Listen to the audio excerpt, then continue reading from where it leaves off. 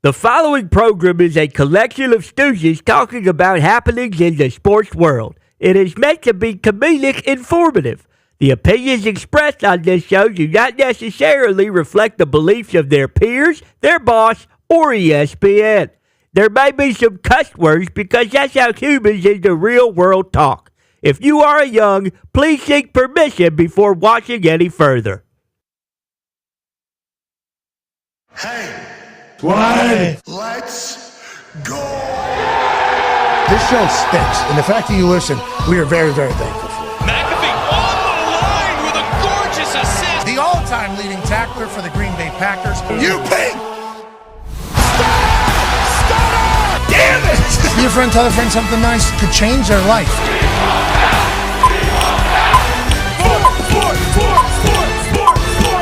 Hello, beautiful people. And welcome to our humble abode, the Thunderdome, on this Superstar Wednesday, May 28th, 2025. This program begins now. Sports are happening all around us, and let's just get right to it. You saw the massive creature that is sitting on the stage that refused to say anything once the beat dropped, which is A-okay, because I've heard he's a great teammate. We shall see today. The Toxic Table is here at Boston Connor and at Ty Schmidt. What a treat it is today to have what a legend with us here on the Thunderdome stage. Unbelievable treat. I mean, you're talking about turning just a dreary Wednesday into arguably maybe the greatest collective day of our lives. Superstar Wednesday, of course. Yeah. 9-year NFL vet Darius J. Butler is sitting where normally one half of the Hammer Dahn Cowboys AP Tone sits, and that's because we got a surprise guest that flew in here to Indianapolis, Indiana. Just shocked. As soon as the door flew open, we just felt this presence. Wouldn't be a Superstar Wednesday without the superstar of superstar. Yeah, you're right. The superstar of all superstars. Your favorite superstar's favorite superstar. That's right. Ladies and gentlemen, joining us. I don't know all the accolades, okay? Too many. We did not write them down. No, we did not. He's been Defense Player of the Year before. He's MVP before. The guy obviously is a hero. He saved the city legitimately. Yeah. Raised over $40 million for the city of Houston. And didn't do it because, you know, he wanted the glitz and the glamour. Did it because he felt obligated to do as such because he was the representative of the city of Houston for so damn long. As he was the first-round draft pick for the Houston Texans, they actually booed his ass out of town. Yes, they Crazy. did. He gets drafted in the first round of the Houston Texans. They say, who is this white from Wisconsin? Yeah. Get this guy the hell off our team. What would he end up doing? Well, he'd become the greatest player in the franchise's history. Yep. He'd become a man that was not only phenomenal at tackling quarterbacks. Oh, man. He was so good at it. 120 plus. Wow. Yeah. So many of those. Future first ballot Hall of Famer because of what he did on the defensive side. But let's not get twisted on the offensive side, too. He's catching touchdowns. Exactly. And then on special teams, because he's so abnormally large, okay, he was given maximum effort, which abnormal amount of effort given at all times. Ladies and gentlemen, maybe the superhero of the superstars, J.J. Watt is here. Yay!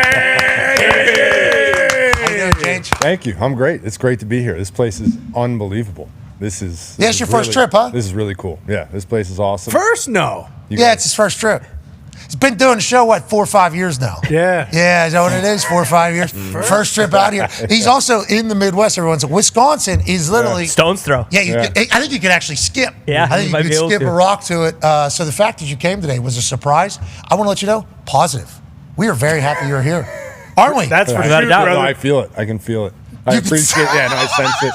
I can tell. It's just such a... You guys are so jacked. You're so excited. We are. When Yeah. you walked in here, we were super excited about The it. only one not Jack's Tone Diggs because he can't share the stage with one of his favorite players of all time. Yeah, ladies and gentlemen, let's head over to Hammer. Dahn. See, JJ, Jesus. I'll get there. AP Tone over there. Love you, Jay. Hey. Town, we had no idea this guy was coming. No. Just a nice little fresh surprise that J.J. Watt makes an appearance, and obviously it's a perfect time to have him because there's a lot of NFL news happening, and whenever we start talking about the Pittsburgh Steelers and their situation, AP Town, we will certainly bring you in. Now, J.J., let's chit-chat about last night. Did you see what the Indiana Pacers did to the New York Knicks right here in Indianapolis, Indiana? Game 4 of the Eastern Conference Finals. Now the Pacers are up 3-1, and I'll tell you, being in there, having a chance to sit second row, but also courtside at the same time, right alongside the Pacers bench. It was Promos, right? Yeah, well, JH, you always like to bring up a little bit of heat. Just you know? promo. Yeah, it was one promo. Did not know I was getting a microphone. Would like that to be known. Because there was money paid for the seats that we were sitting in. A lot of them. A lot of it. Okay? Yours? not my money, was going to be my money. And then it was somebody else said, we could do that. And I said, yeah. Actually, you should. How much it is, with how much it is, you could certainly do that. So I thought there was a chance, like, hey, just come, enjoy the game, do the thing. Yeah. So I'm watching them do the shots around the arena of people. It's like, damn, there's a lot of people here. A lot of ex-Pacers here. Great to see Danny Granger was back in the building. Jermaine O'Neal was back in the building. Obviously, Mike Epps one of the best jerseys of all time. If you owned a Jermaine O'Neal jersey back in the day, that was the straight. Jermaine O'Neal was beloved in this city. I mean, obviously, big pop for him. There was a lot of superstars out. Everybody was seemingly there. Jelly Roll was there last night. Yeah. I mean, Triple H, I was obviously alongside. 50 Cent was in the building. So they're showing all these people. And I'm like, okay, cool. Yeah, they're not expecting me, to do anything. Because that is that is a moment in there. You've had to experience it, obviously, numerous times. D-Butch, I think, probably has experienced it at a Florida Panthers game, which we will get to. They're about to go and win this entire thing again. But, yeah, I was like, cool, I don't have to do it. Then fourth quarter comes, guy with camera comes, and he goes, hey, can we put you on the thing? What am I going to say? Am I going to say no there? I don't think so. I say, sounds good, man, sounds good. Cool guy, too. Good vibes, good energy. He's carrying around a camera all night. You do his thing. So then the MC in there, who I do know, comes over with the microphone in the ears thing, and he's standing next to me, and I go, are you interviewing me? And he goes, no, I'm giving you the microphone. I'm like, oh, I'm kind of promo here. Okay. So now we got about 30, 45 seconds. So I start looking around. I see Spike Lee down there, literally covered up in like a babushka. I don't know what it was. He had like a thing over there. I look down at him, and I look over to the right, and it was so cool to see Timothy Chalamet there. First of all, the way Timothy Chalamet has become like, unbelievable. As a child, they have shit from him as a kid, with trying to meet Amari Stoudemire and everything as a Knicks fan, now becoming the face, and also becoming like the guy whenever it comes to being a thespian and being an actor, and how he wants to do it and what he did at College Game Day. Seeing him was sweet, like very cool. Ben Stiller, I grew up watching Ben Stiller. Yeah. He's out there for the, I mean, it was just a cool moment. But it was very clear what I needed to do, what the assignment was as soon as I saw him. Because these guys are all front row. I mean, they're a part of the show. They're getting things said to them. They're getting things said back. So, 30, 45 seconds, decided to come up with something. Let's send these guys out of here. How we were going to get there, didn't know. Sons of bitches was certainly not something that was on the mind until I was in the middle of it. It's like, feel like we got to bring a little bit of a hammer here. But we'd like to let them all know, mad respect for coming out. Mad respect for the amount of sport they're showing the New York Knicks, and also all love. Timothy Chalamet knew, certainly, because he's been inches away at the College Game Day thing whenever I stood, and then he clapped. He, as I had the mic, I look over, and he's got a shit-eating grin on his face. I'm like, well, I think he knows what's about to happen here. I don't think Ben Stiller knows, and Ben Stiller did not love it. From what I read from Ben Stiller's not at all. Boo-hoo! Okay. What do you say? Shut up! He said it would not happen. Wouldn't not happen in New York. Okay. Wouldn't happen in Madison Square Garden. And he said it was weird. Some people were calling me classless in this entire thing. It's like, hey, this wasn't on TV. Okay, was the assignment was, hey, we blew the game in the fourth quarter in Game 3. Okay, I knew that. We got a lead right now going in. Let's make sure we turn this shit up a little bit. Let's turn this shit up. I get Carlisle going too. He no-sells it, no look at all. But then, I didn't even think about there being a negative reaction, which once again is how I find myself sometimes in a situation where it's like, oh, that was sweet. This whole place just went bananas. Boys on the bench just went crazy. Sat down next to my wife. She was like, hey, that was a lot of fun. Nick Khan goes, okay. And then Triple H goes, unbelievable. You're the best. That was whatever. I'm like, thank you. It was really cool. And then obviously, it goes how it goes, and that's how the world is. But I just want to let everybody know, hey, the assignment was to turn that sumbitch upside down. And that's all it was. I do apologize that some of them said, some of the aggregators cut it off before I said, let's send them home with their ears ringing. They just said, let's send these sons of bitches back to New York, like I was kicking them out of town. That worked. Well, it was a little bit harder than what I was delivering. Works today for sure. What I was delivering was the ears ringing. Has anybody been Get loud is what I was saying. Send these sons of bitches back to New York with their ears ringing. Cut it harder. That's literally what I was saying. So it's like, I think it got aggregated a little different where I'm saying send these sons of bitches out of our fucking city. I was not saying that. Has anybody been handed the mic in the fourth quarter of a playoff game before? Like a fan? That's unbelievable. Oh, thank you. I didn't even think about that. And people, I don't know if I've ever seen that, like a legit major game, fourth quarter. They're like, it's not like, here, we're going to hand a mic to this guy and we have no clue what he's going to say. Yeah, and he does not know he's getting a microphone either, unless somebody else was told that I was getting a mic and just didn't relay the message. Yeah, and you legitimately had to hype up those guys so much. Like, it had to be just So bonkers. on that note, James Johnson, who needs to be talked about more. Dog.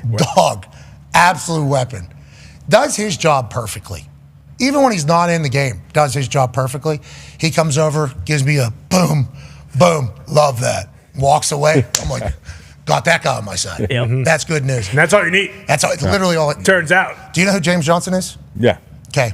So he is the enforcer for the Pacers, I believe is how, I don't know if that's how everybody views him, but that's how I was kind of introduced to who he is. Hey, this guy's been brought in here basically to make sure Tyrese and the boys, we got a guy in here. Can hoop, has played multiple times during the playoffs, but he is a black belt, I think, in judo. I don't know. He's a dog. Yep. And he's also 6'10", whatever the case is. Huge. Sweet look.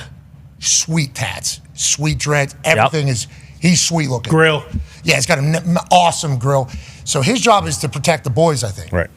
I thought that was just physically. But in the NBA, because of how close everybody sits on top of you, just like in the NFL, I assume you've had fans yell at you a lot about J.J. Watt, you suck, whatever it is. Right. There was a guy, 3 Knicks fans, front row right here. They bought those tickets behind the Pacers bench to do exactly what they were doing at the beginning of the game. They were yelling at Tyrese. I mean, they were giving it to Tyrese. This is over Triple H's head because Triple H is sitting right next to Tyrese. So this is happening over his head, basically. And that James Johnson guy, as they're at a timeout, this guy's getting after Tyrese. He just looks at him, calls him a very strong word, I will say. Very, very strong word to the Knicks guy. Now the Knicks guy's attention is completely off of Tyrese, and now it's talking to James. And James delivered a verbal assault of this man that was a first-round knockout. Yep. Stronger than sons of bitches? Yeah, much stronger.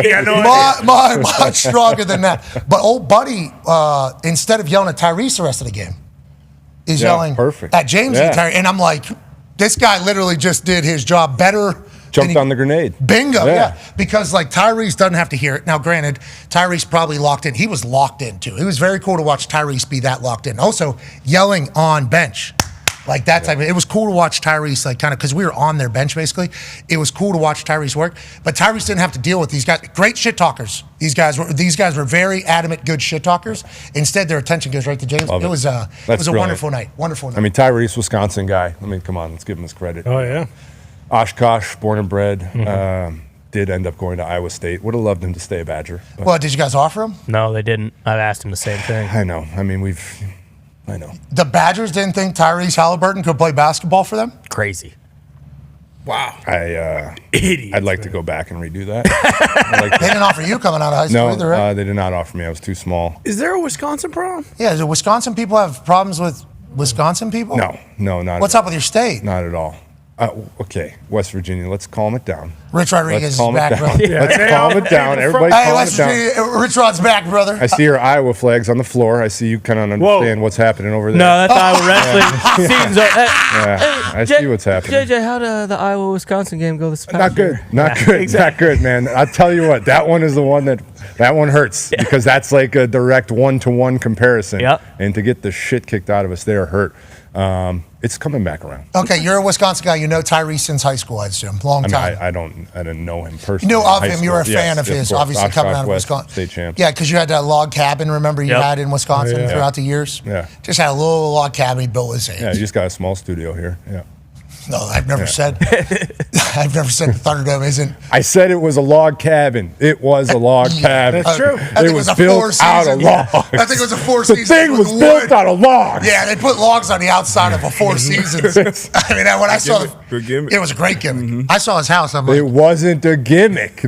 I said I had a log cabin. I lived in a cabin made out of logs. Yeah. It was a little bit large, but it was still made out of logs. I didn't know there was a size limit on cabins. I think it's the LED lights around the TV in the log cabin. You know, That's just what it my is. thoughts Great of what touch. a log cabin is. You know, you don't have the Jordan shoe rack. The wood-burning No. stove. Yeah, you don't have a pizza maker. I had a wood-burning stove. I had a That's kinda wood-burning rude with the stove. logs. Yeah. Nonetheless, beautiful home over there. Yeah. Okay? And you followed with Wisconsin, so you knew Tyrese since he was a high schooler. I have not known him long enough, but I do know that he's potentially a superstar. Well, I mean, Now- probably take the potential off. Well, there's debate. Not everybody. There's a lot For of others. debate. For others. down. That's the small market shit. Yeah, agreed. That legitimately is what it is, isn't it? No doubt. So, they pulled up the definition earlier, and we thought that was a good play. We figured we'd do the same thing. Let's hear what Merriam-Webster has to say. And that's the authority. Yeah. Merriam, for a long time, has been saying, this is what a word is, this is what a word isn't. Whatever you say. I've actually had somebody tell me that Merriam-Webster a little lazy on a definition of a word before. One of the greatest lines I've ever heard from somebody. That's a lazy definition. I'm saying you're calling Merriam-Webster lazy. Kind of mailed it in. But that's the authority that Merriam-Webster has. So let's read the definition for a superstar, shall we, JJ Let's Watt? do it. One. Okay, this is the first one. Sure. This first definition of a superstar. A star, parenthesis, as in sports or the movies. TC. Tom Cruise. Right, yeah. Right. Sox and baseball. Biggest, possibly. And parentheses, who is considered extremely talented. Is Tyrese Yes. considered extremely Check. talented? Check Let's go last night. Does something nobody in the history has ever done before. Got to a point where Tyrese actually said during his post-game press conference, he said, I feel like we're making up stats now to make me look good. But yeah, whenever you have a triple-double with 30-plus points and no turnovers, people are going to say, wait a minute, this guy's doing something we've never seen before. He's on very short lists of very great players to do all the things that he's doing basically every single night. Biggest game of the year, Eastern Conference Finals. Everybody on earth knows that whoever wins this game is probably going to end up winning the series. If the New York Knicks come into Indiana and steal 2 after winning 2 in the Garden, it's over. It's going to be a New York Knicks series. The Knicks are going to the finals in the biggest game with Triple H there. Yeah. With his pops back in the building. Bingo. With Fifth, Exactly. His boy. Jelly Roll, Yeah. Timothy Chalamet, Ben Stiller, Trevor. He has his biggest night, triple-double. So I'd say he's extremely talented. Let's go back to that definition, post-comma. Stop me if I'm wrong on any of this, JJ. I will. You got a big ring. Has great public appeal. Well, I guess in New York, probably not, right? Yeah, in Madison no, Square Garden. Or Milwaukee. Yeah, but is there anywhere other than those cities? Like, do places exist other than those cities? L.A. Couple. Los Angeles, I guess that is a place that exists. Boston. How about, Miami. does our city exist or It not? does. Indianapolis would be included. Sometimes in that. people public? forget. It's a noun. Sometimes people tend to forget. So let's go to public appeal. Is this guy liked? Oh, let's go to one of his game winners from this playoff run, series winner. Yeah, I'd say he has some public appeal around town. Yeah, but Indianapolis isn't anywhere near as big as other cities are. Okay, so it's not a public place anymore. It's not a public forum. He has public appeal. That's James Johnson hugging him, saying, I got you, dog. If anybody talks in the front row, I'm going to say terrible things to them, and they're going to get mad at me. Instead of being mad at you, I'll keep them distracted. So he has public appeal, right, JJ? That would be the I think he second does. part of that. I agree. Now let's go to the third one there, and can usually command a high salary. That's a funny one. That's a funny one to be included in. Yeah, it's a superstar. Definition. Boss. It's true. Yeah, it's kind of the Trey Hendrickson conversation right now. Yeah, which we will certainly get into. Average star, not really paid. Sure. Superstar, going to command a high salary. Is Tyrese getting paid? I believe he's a max player, yeah. Oh, he's a max player. So we're just works. checking all the boxes of what Merriam-Webster says is a superstar, Yep. I would say. Yep. So we just want to let Tyrese know that our tiny little program here in this tiny little city that does not have racist WNBA fans. Yeah. Confirmed. That's what WNBA Confirmed. says. That's Yeah. what they said. Wow, that's crazy. That maybe would be good if it makes it to the finals, as opposed to everybody saying it'd be terrible if this team makes it to the NBA finals on television. Okay. You don't think you're creating a potential we want war with you type Yeah, right. narrative? Chip. If your team wins, it's terrible for the entire league. Your fans are racist. Your guy is not a superstar. Your player is overrated. It's like, okay. We're hearing a lot. But just know that Tyrese Halliburton, Pascal Siakam, Nembhard, Neesmith, TJ McConnell, and the boys have this city rally and this city ready. Last night was a great indicator of it. And Tyrese, you're our superstar. We're appreciative of it. Love you, Tyrese. We're appreciative of it. I mean, New York, they're naming streets after every single player on the roster. In New York City, I mean, that's a very large city. Yeah, they haven't won shit. What do you do Whoa, here? whoa. In a Bad. long time, this team has given them a lot of hope. I will say, watching Jalen Brunson live is outrageous. Very Yeah. good. He's able to score whenever he Yeah, wants. it's incredible. And it's like if he even gets an open look, it's like back when Steph Curry was doing his thing. If he just gets an open look, it's like, oh, that's going to fall. Like it's not like he might miss this one, especially when he has that little mid-range shit he does. Unbelievable. 3, if he has any room, it's going to fall. He is great to watch in person. Very legit. Very. Karl Anthony Towns, I think he's getting a little tired. He had that 20-point fourth quarter in game 3. He obviously had some big plays last night. Watching the amount of running, I'm like, how is he? You're big. Big men. Big men Huge. Yeah. Big. I don't know how you keep up with it, to be honest. No, I don't. I like 6-second plays. I'm a big 6 seconds guy. Oh, he's not retired yet. Joining us now, ladies and gentlemen, is a man who is retired.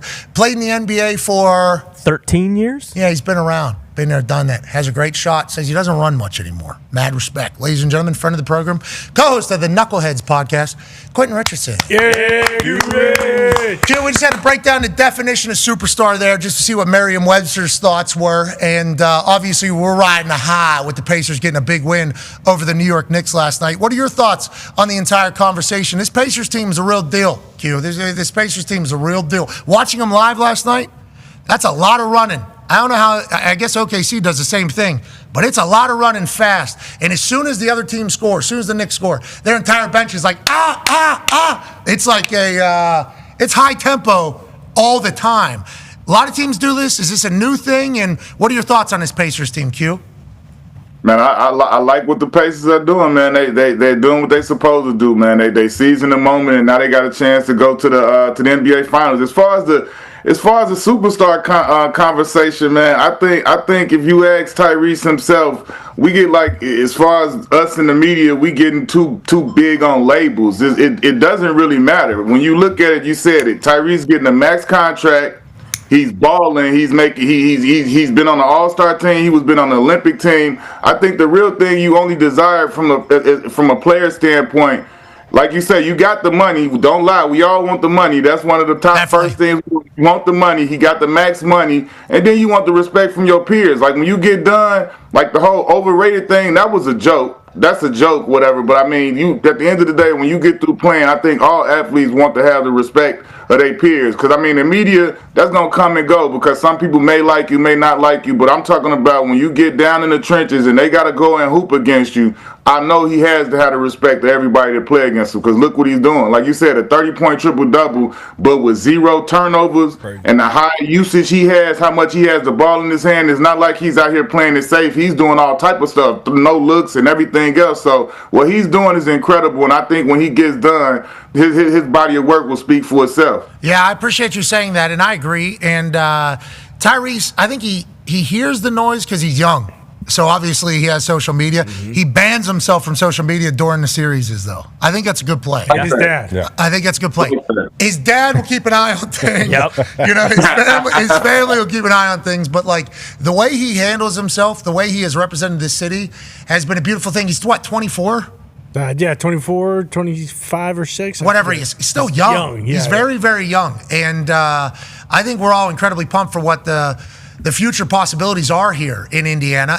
OKC, Indiana, I don't want to look ahead. Obviously, we still have to win the series against the New York Knicks. Winning in Madison Square Garden would be bananas. Okay, that would be spectacular if that was to take place. If they win another one, hey, that's okay. We'll come back here to Indiana and do our thing, hopefully. And I have nothing but respect for that Knicks team. The way they've been able to battle and play is insane. And Karl Anthony, he's so big. Mm-hmm. Karl Anthony Towns is so big, Q Rich. He is. I don't think I expected how. Like he's round. Yeah.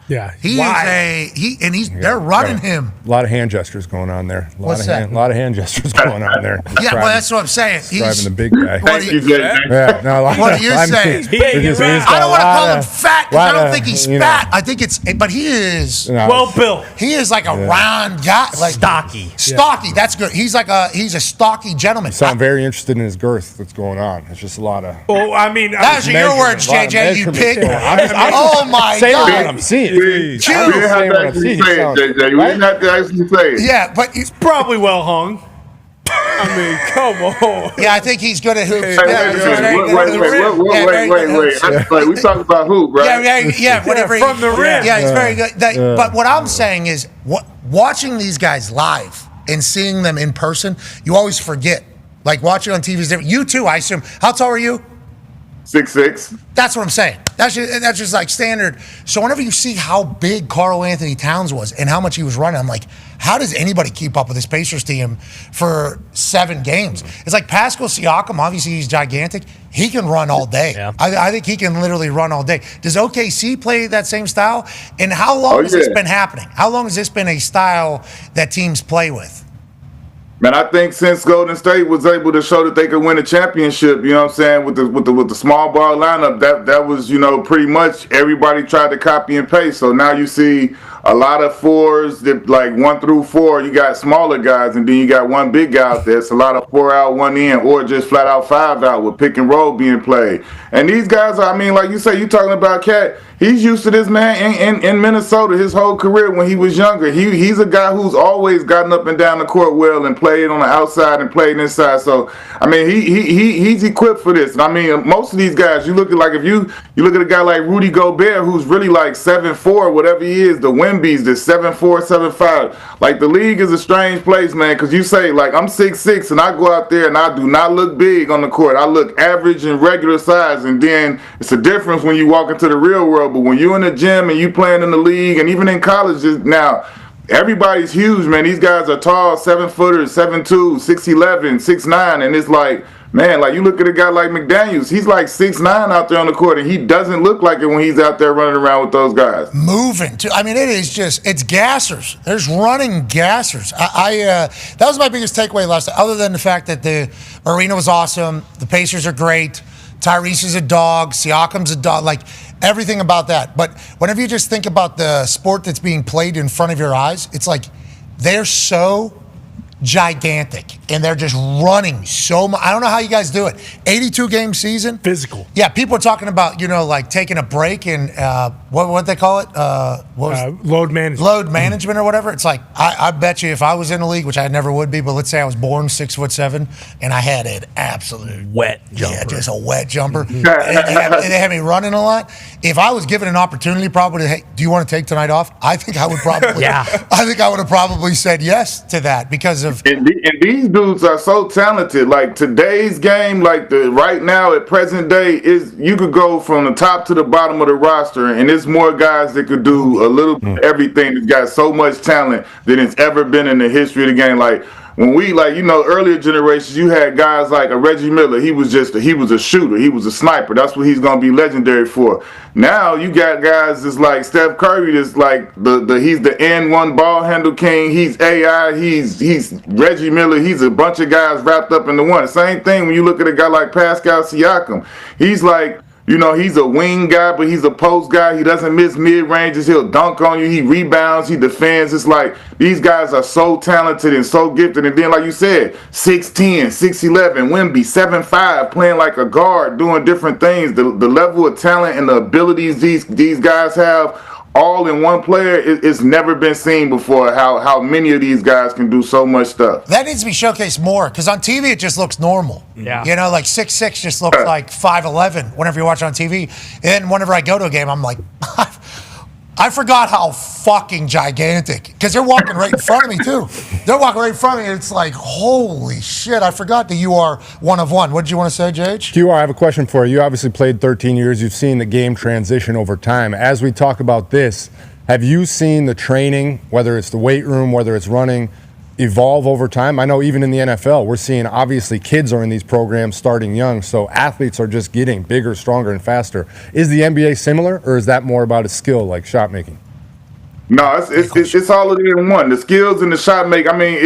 It's obvious, we replicate what we see. So now they've been able to see all of these different things, and they're able to put it all together. But the training has absolutely gone bonkers. Like, these kids are getting trained at such a high level at a young age. That's why they're able to do so many different things, because they get in the gym and they train. The difference between this generation and our generation, we didn't train nearly as much. We went to parks, we went to courts, open gyms, and we played all day long, played against each other. And that was like our work.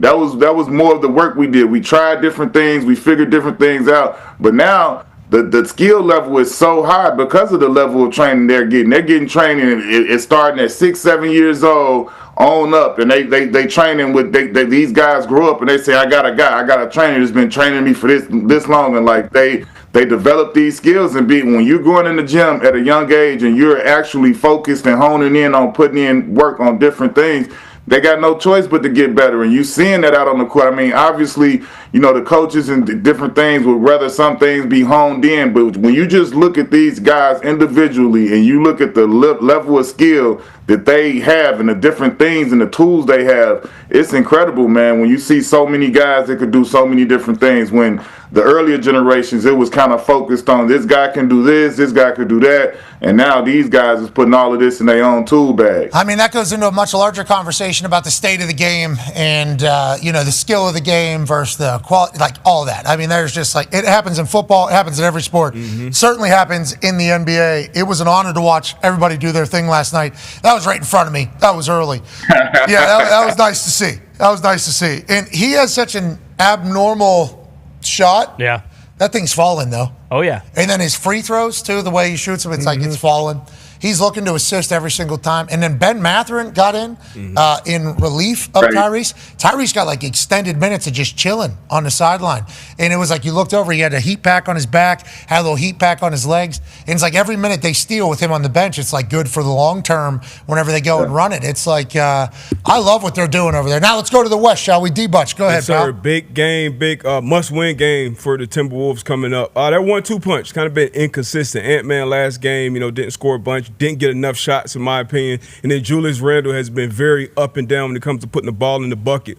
What can they do there to get those two guys going against OKC? Obviously, man, I think Ant's shot output kind of predicated on what everybody else is doing. Like when if everybody else isn't playing well and nobody's posing any threats, that gives the OKC Thunder more room to load up and to shadow him and to put more eyes on him everywhere he's going. That's what he's seeing when he's saying that he didn't feel like he had a bad game because he made the right plays. Because you got to understand, as the ball handler, when you come down or you come off a screen or you going to make a drive, and when you look at the basket and look at the lane, you see 3 to 4 different sets of eyes, and you see long arms in the lane. You see guys shading over and different things like that. That's trouble. You don't just drive into that. So to his credit, he was making the best plays, but he still, as the superstar of that team, as the guy, he has to find a way, with the way they're playing them, to get more shots up and to be more productive for his team. As far as Julius Randle goes, this was the reason that I was nervous in this series, because he had been outstanding throughout the end of the second half of the season and going down the stretch in these playoffs. The first 2 series, he was out of control, balling, hooping for them. And he needed to stay at that level for them to have a chance in this series, and that hasn't happened. So for me, that was going to be the difference in the series. If he could go and still be that guy averaging 24, around 6 and 6, they will be in a different predicament, because then Anthony Edwards will have more room to do his thing. But with him not being able to do that and being up and down, and the other players being inconsistent as well, they've been able to load up and give Anthony Edwards all the problems in the world. Hey, that's why depth is such a important thing this time of year, right? Because if one of your superstars isn't, making everything like they had been for a while, somebody else could step up. That's just Pacers team. The Pacers team in a nutshell is we just have different guys that'll step up every single night. Tyrese is the facilitator, is going to make it all happen. That's why he doesn't always have the most amount of points, because he's running the offense. He's the coach on the court. He's point guard, obviously, who can also score. Obviously had 30 plus last night. But it's like we have a plethora of, feels like Oklahoma City too, deep. Right? Yeah. Is that the right thing? And if you look at the Pacers, what did Sham say?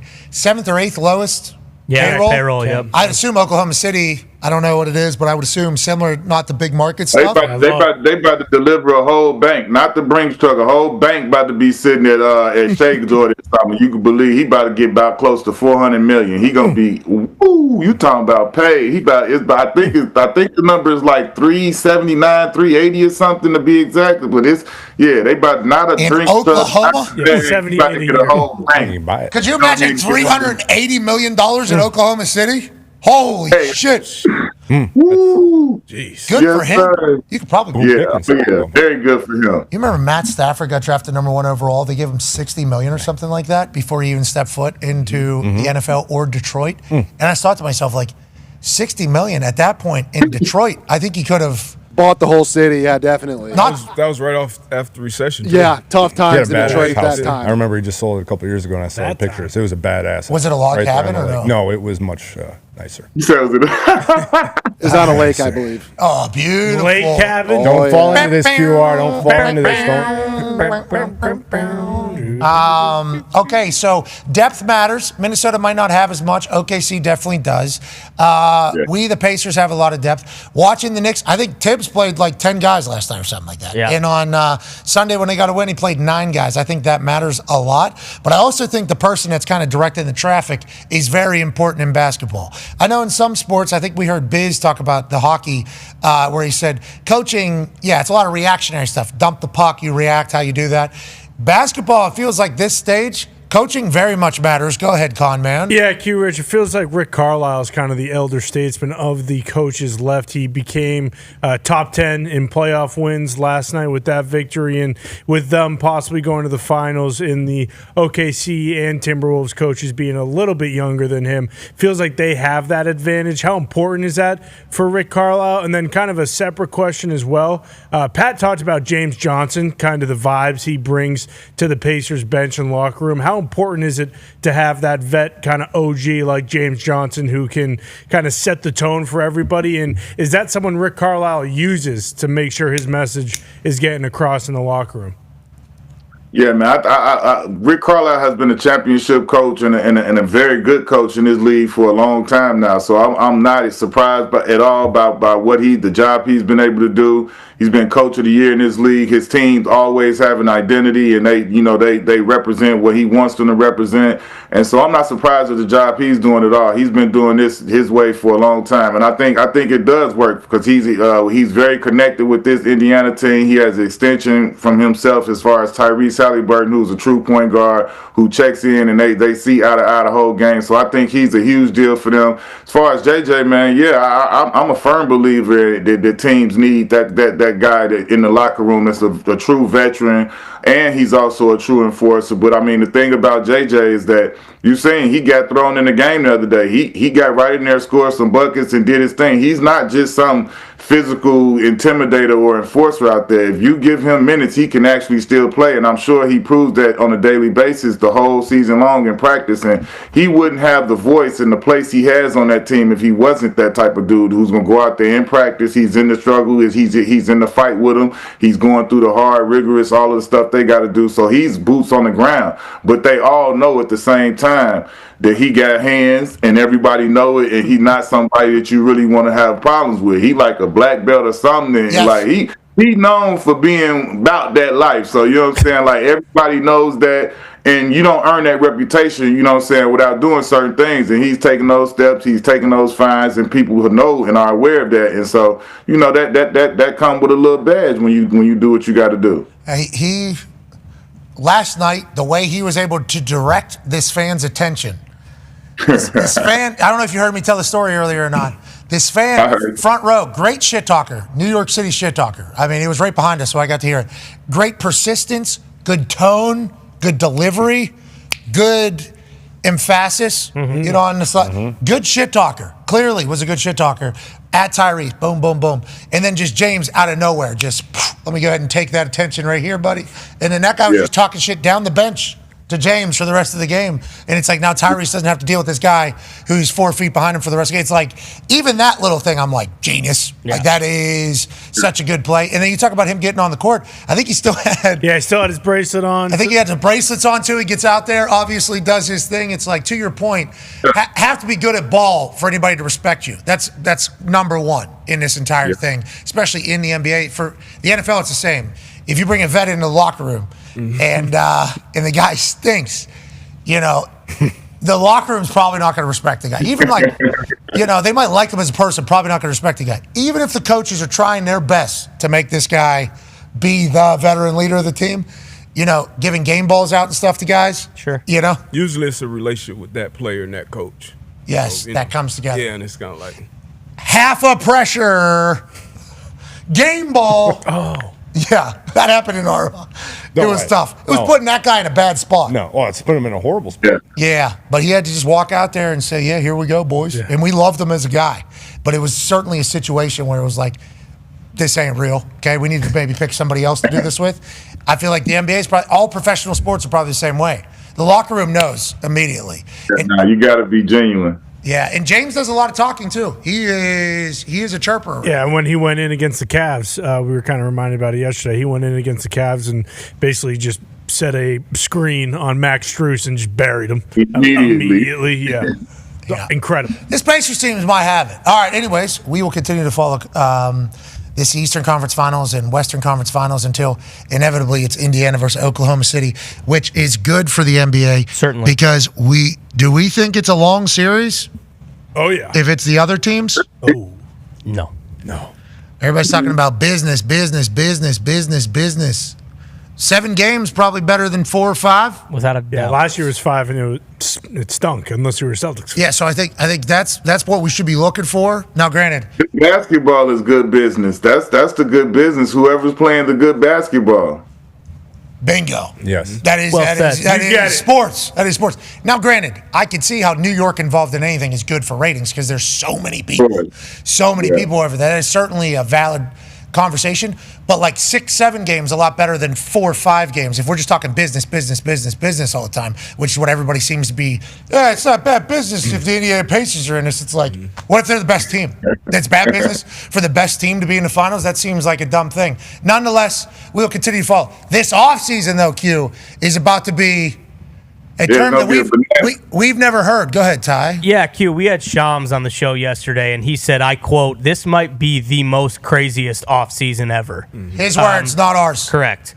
Now, when you take that into account, do you agree with that? Do you think we're going to see a bunch of players changing teams that kind of changes like the dynamic of the NBA as a whole? Obviously, some of these teams like the Pacers and the Thunder probably aren't going to look a whole lot different, but there is, a possibility that KD's on a new team and Giannis is on a new team and all these different superstars.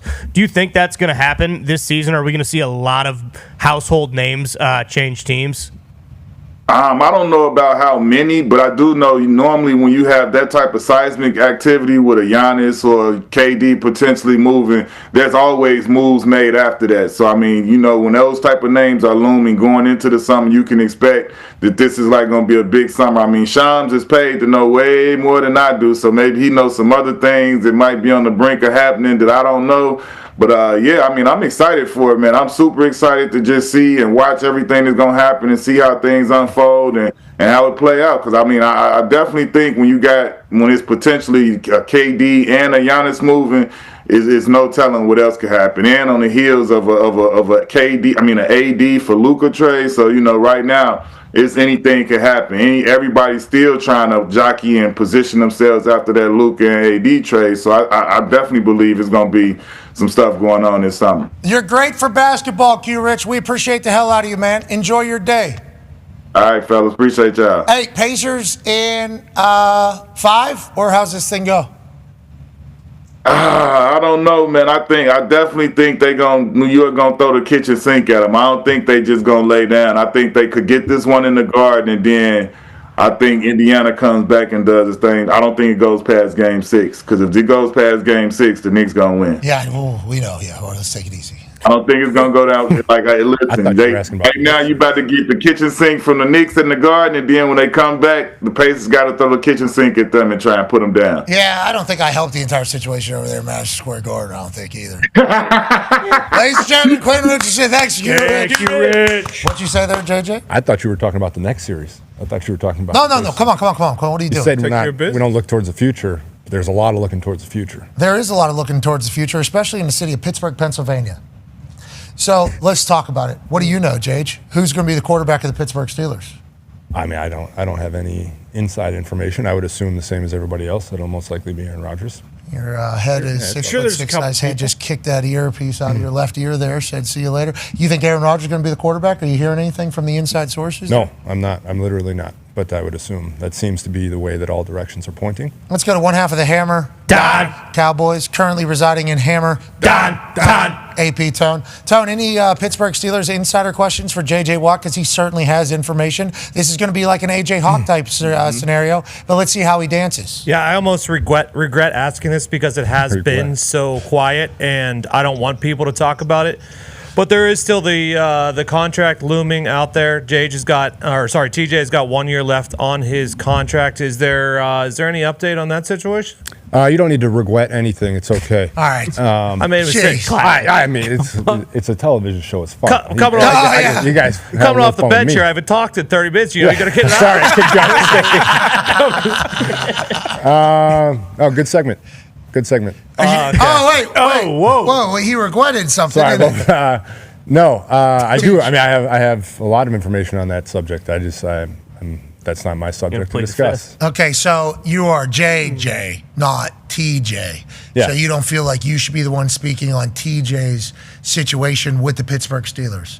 Let's talk about defensive ends and quarterback tacklers as a whole then. Okay. Because TJ's probably seeing the same thing. We won't make you say it. We will say the things that we assume TJ has seen in the situation that TJ is currently in.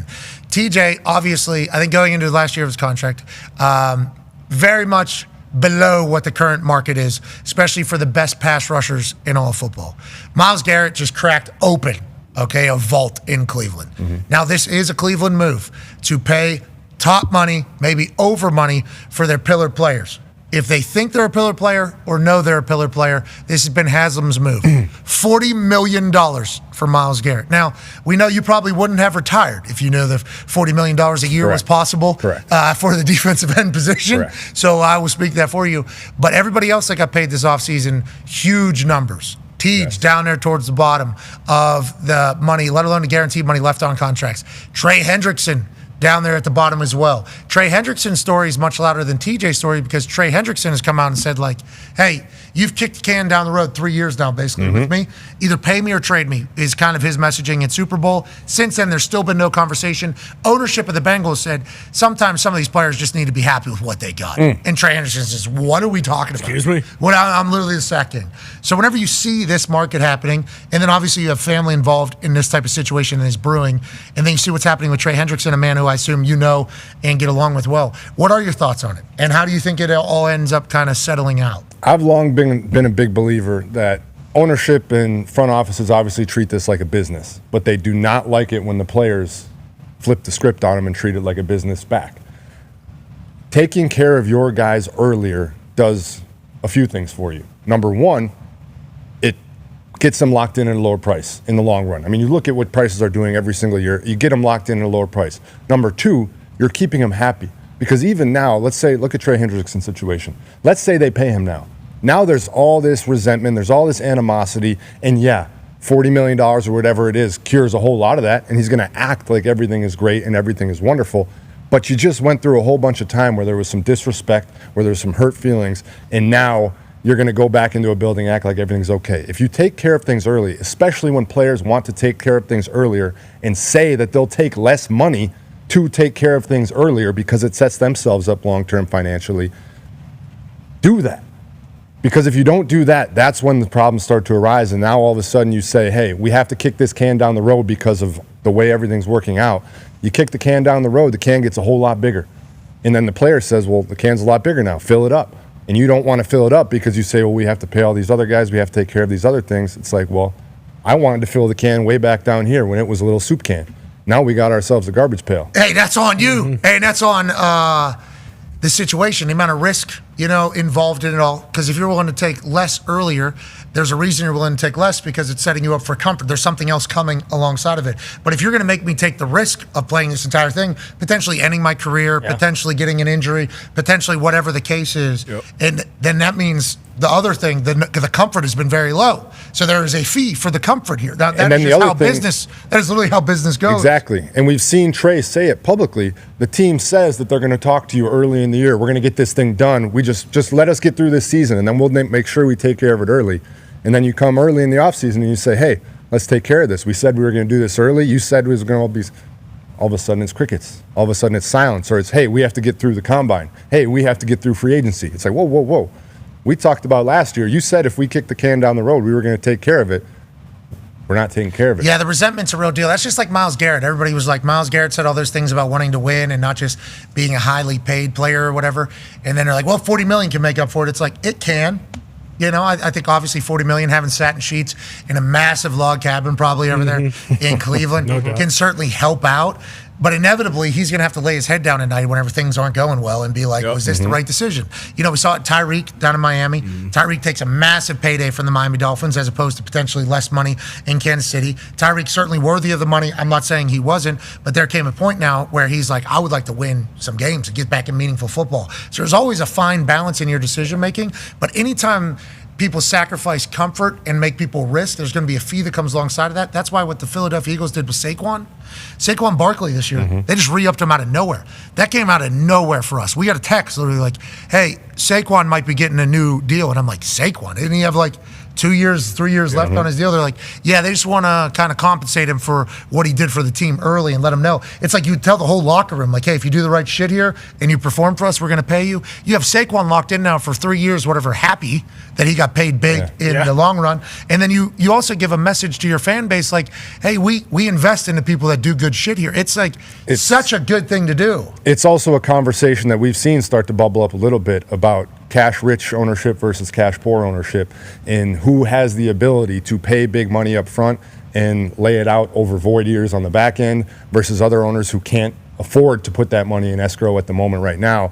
That's a conversation I know that they're seeing at the league level that they're trying to start to find a solution to, because there's teams and there's ownership that has the ability to do some incredible things from a contract standpoint that other teams literally can't do. You hit the nail on the head too. Like, it's bigger than just that player. That message to the locker room, like, that's a big deal, especially for a guy like Trey Hendrickson, who has been everything, not only on the field but off the field as far as character. He's done everything right. You talked about Saquon. Buffalo did it with Josh Allen, giving him a brand new deal with, I think, 2 or 3 years left on his deal, and it just says, hey, you do the right things, we're going to take care of you, continue to do it, and you'll fall in line. Philly, not only Saquon, they signed AJ, Devontae, I think Malata, Zach Bond got a new deal. Zach Bond got rewarded for his year. So, like, hey, you show Sirianni. up. And to JJ's point, take care of it early. Yeah. 2 years down the line, it's going to be a completely different ball game. It's a perfect point. You're sending a message to the locker room. If you handle your business, if you do your job, we will take care of you. I look at the Texans with Nico Collins. His deal right now looks like one of the best deals in football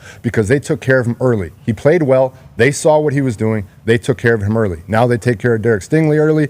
Next year, they're going to have to worry about CJ Stroud and Will Anderson. They'll take care of them. It's just one of those things where if you show the locker room, do things the right way, we'll pay you, all of a sudden your culture handles itself. Because nobody in the locker room's in a corner talking about, I wonder if they're going to pay him. Are they not going to pay him? Everybody's just like, oh, wow, this place treats us good. We should treat them good in return. What is the big issue, trying to deem who's worthy of being a pillar person? Because you're paying your pillars.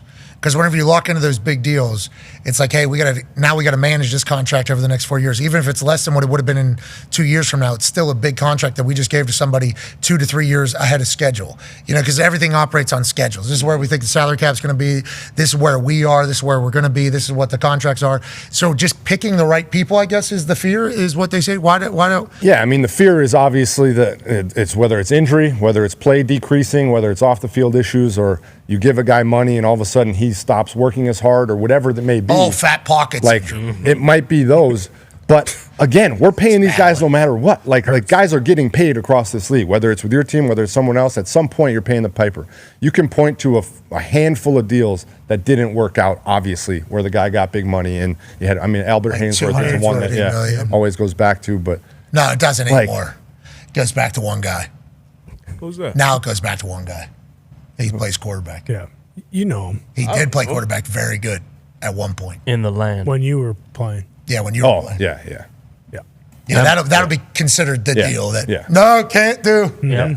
230 of them. That's the thing, though. You got to not only pay for what that player has done, but what you project them to do. So that's why when you get players, especially once you start getting around that 30 mark, a lot of these people who just crunch numbers and they might not necessarily know ball or know your work ethic or know your offseason and how you train, all these different things, they make those decisions like, hey, he's at this point, let somebody else pay him or overpay him. And you got to be in a position where you got to – and if you're wrong – which it does happen. You know, you're gonna be asked. You're gonna be there to cash. Well, and even like the message to your own locker room, but like also a message to the league. Like if you're a free agent and you're deciding between Philadelphia and Cincinnati, and you're thinking about, hey, which team is going to reward me when I go there and play super well? You're not going to think the Cincinnati Bengals because of what has happened. And even for like AJ Brown gets traded to Philly. they pay him a bunch of money, and then they give him an extension.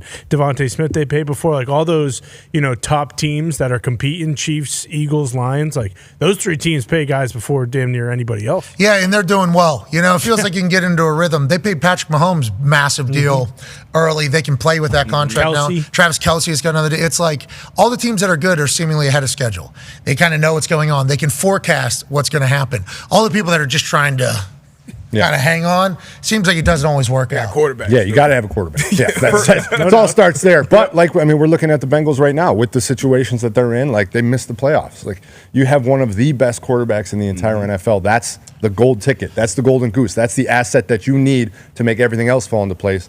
They just weren't able to make everything else fall into place yet. Do you have any questions for JJ Watt? All you got to do is head over to X and use the hashtag AskJage. Yeah! Hashtag AskJage, and that actual picture of JJ Watt will be a part of answering your question. Now, if you make it good, there's a better chance it's going to make the program. Shitty questions don't get asked, but there's no such thing as a bad question. There are certainly dumb ones, though. Certainly. And you should know that. Jage, in your opinion, with the Trey Hendrickson situation, I don't think he really is like this as a person, but do you think it would service him a little bit better if he was maybe like a little bit more of a prick? Because he's been so amicable the whole time. Like I said it a couple weeks ago, like it's kind of the basketball Squeak Scolari situation where he basically said like, hey, listen, if you guys rip on me 16 or 17 more times, like I'm out of here. I'm done doing this. Like, and again, he's a God-fearing man. We've had him on. Like, it doesn't seem like that's really his MO, but do you think that's part of it too? The ownership's like, well, like we can kind of push this guy around because everything we've done, like he's kind of been okay with it. His stance hasn't changed at all. I mean, you also have to look at it a little bit like the Tyrese Halliburton situation. Small market. He's been playing phenomenal football for years. I mean, led the league in sacks and those things, but he doesn't have the national star power that some of these other guys have from bigger markets, bigger cities, or more talkative, boisterous personalities, things like that. So then, yeah, like you said, it almost puts you back in that little box where the ownership can say, well, he's not going to make us think about it. Why wouldn't we keep doing that? I think that's probably part of the reason that he's been talking as much as he has lately and trying to lay it out. It's such a hard spot as a player because I fully understand. Fans are sitting there like, you're complaining when they're offering you $25 million. You're complaining when they're offering you $30 million.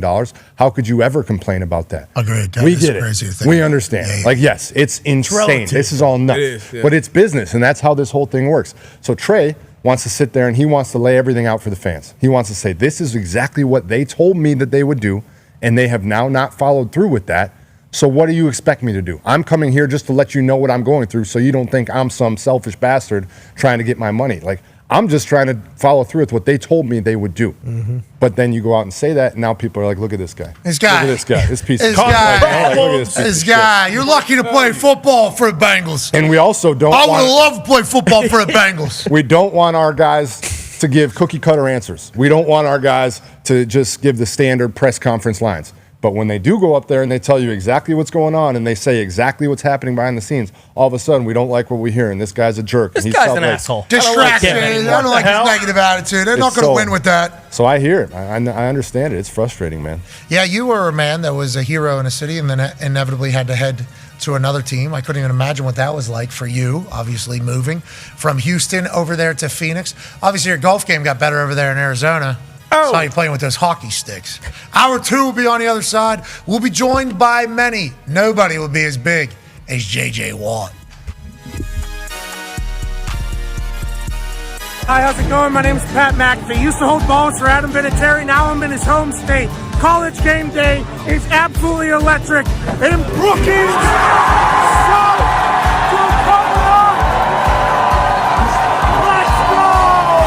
College game day has made the voyage to Brookings, South Dakota to experience a game with the best fans in college football.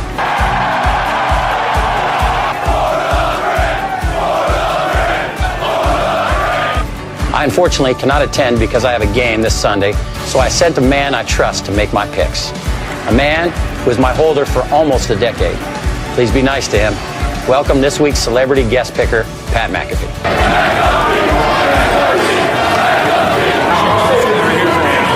Go big, go blue, go Jacks. Hosting Auburn Yes, everybody saw this. The best fake punt in the world. What do you think, Pat? I absolutely loved it all the way up until execution time. That is not one we like to show in the brand headquarters and punting and kicking world. Oh, dance off. Oh, let's get weird. Yes. Duck that, huh? Bang! Right on the top of the dome. That makes it a lot easier when you got a dummy standing right in front of you like that. Running. Oh! High Daniel Russo! Wax on! Wax off! Knee to the face! World Series. Go! Yes. Go! Yes! These teams stink. With that 15, they celebrate by doing shotguns. And I'm a big fan of that. I'm going with the University of Virginia Cavaliers. That was great. Whoa! I will never, ever in the history of my life cut against that ball. Oklahoma State is the winner here. Not so fast again.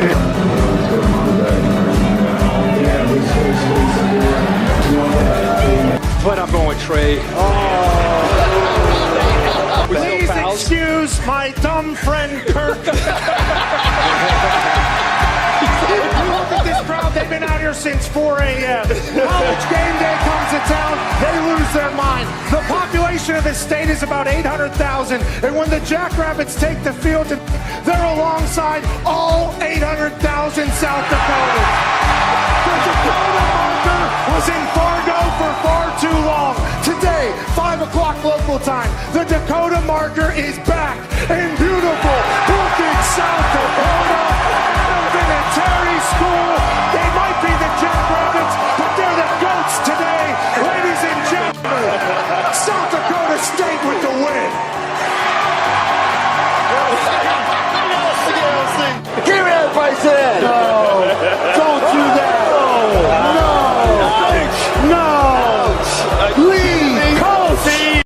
The following program is a collection of stooges talking about happenings in the sports world. It is meant to be comedic informative. The opinions expressed on this show do not necessarily reflect the beliefs of their peers, their boss, or ESPN. There may be some cuss words because that's how humans in the real world talk. If you are young, please seek permission before watching any further. Hey, Why? let's go. This show stinks, and the fact that you listen, we are very, very thankful for. McAfee on the line with a gorgeous assist. The all-time leading tackler for the Green Bay Packers, you pig! Damn it! Your friend tell a friend something nice could change their life.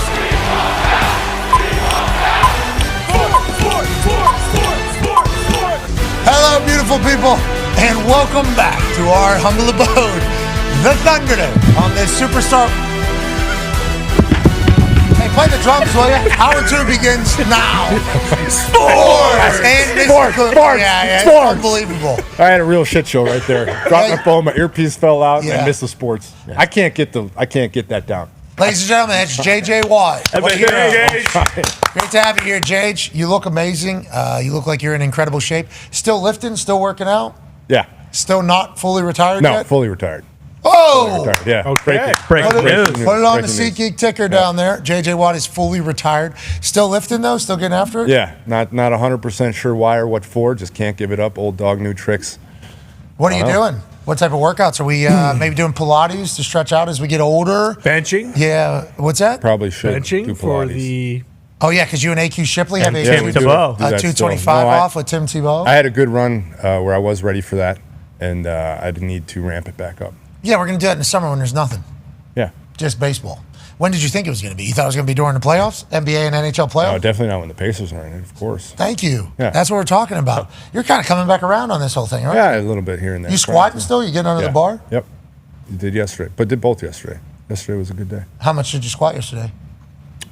465 for 3. Just a couple maintenance cents. Do you have one of those like super padded bars? No, I mean, come on, guy. Red What is flag. this? What is this? Fifth well, grade? That's what Whitworth does. Are you old school? Oh, you're talking about these guys with the safeties. Yeah, it's great stuff. Great Thought we were stuff. getting one. Thought we were getting one of those.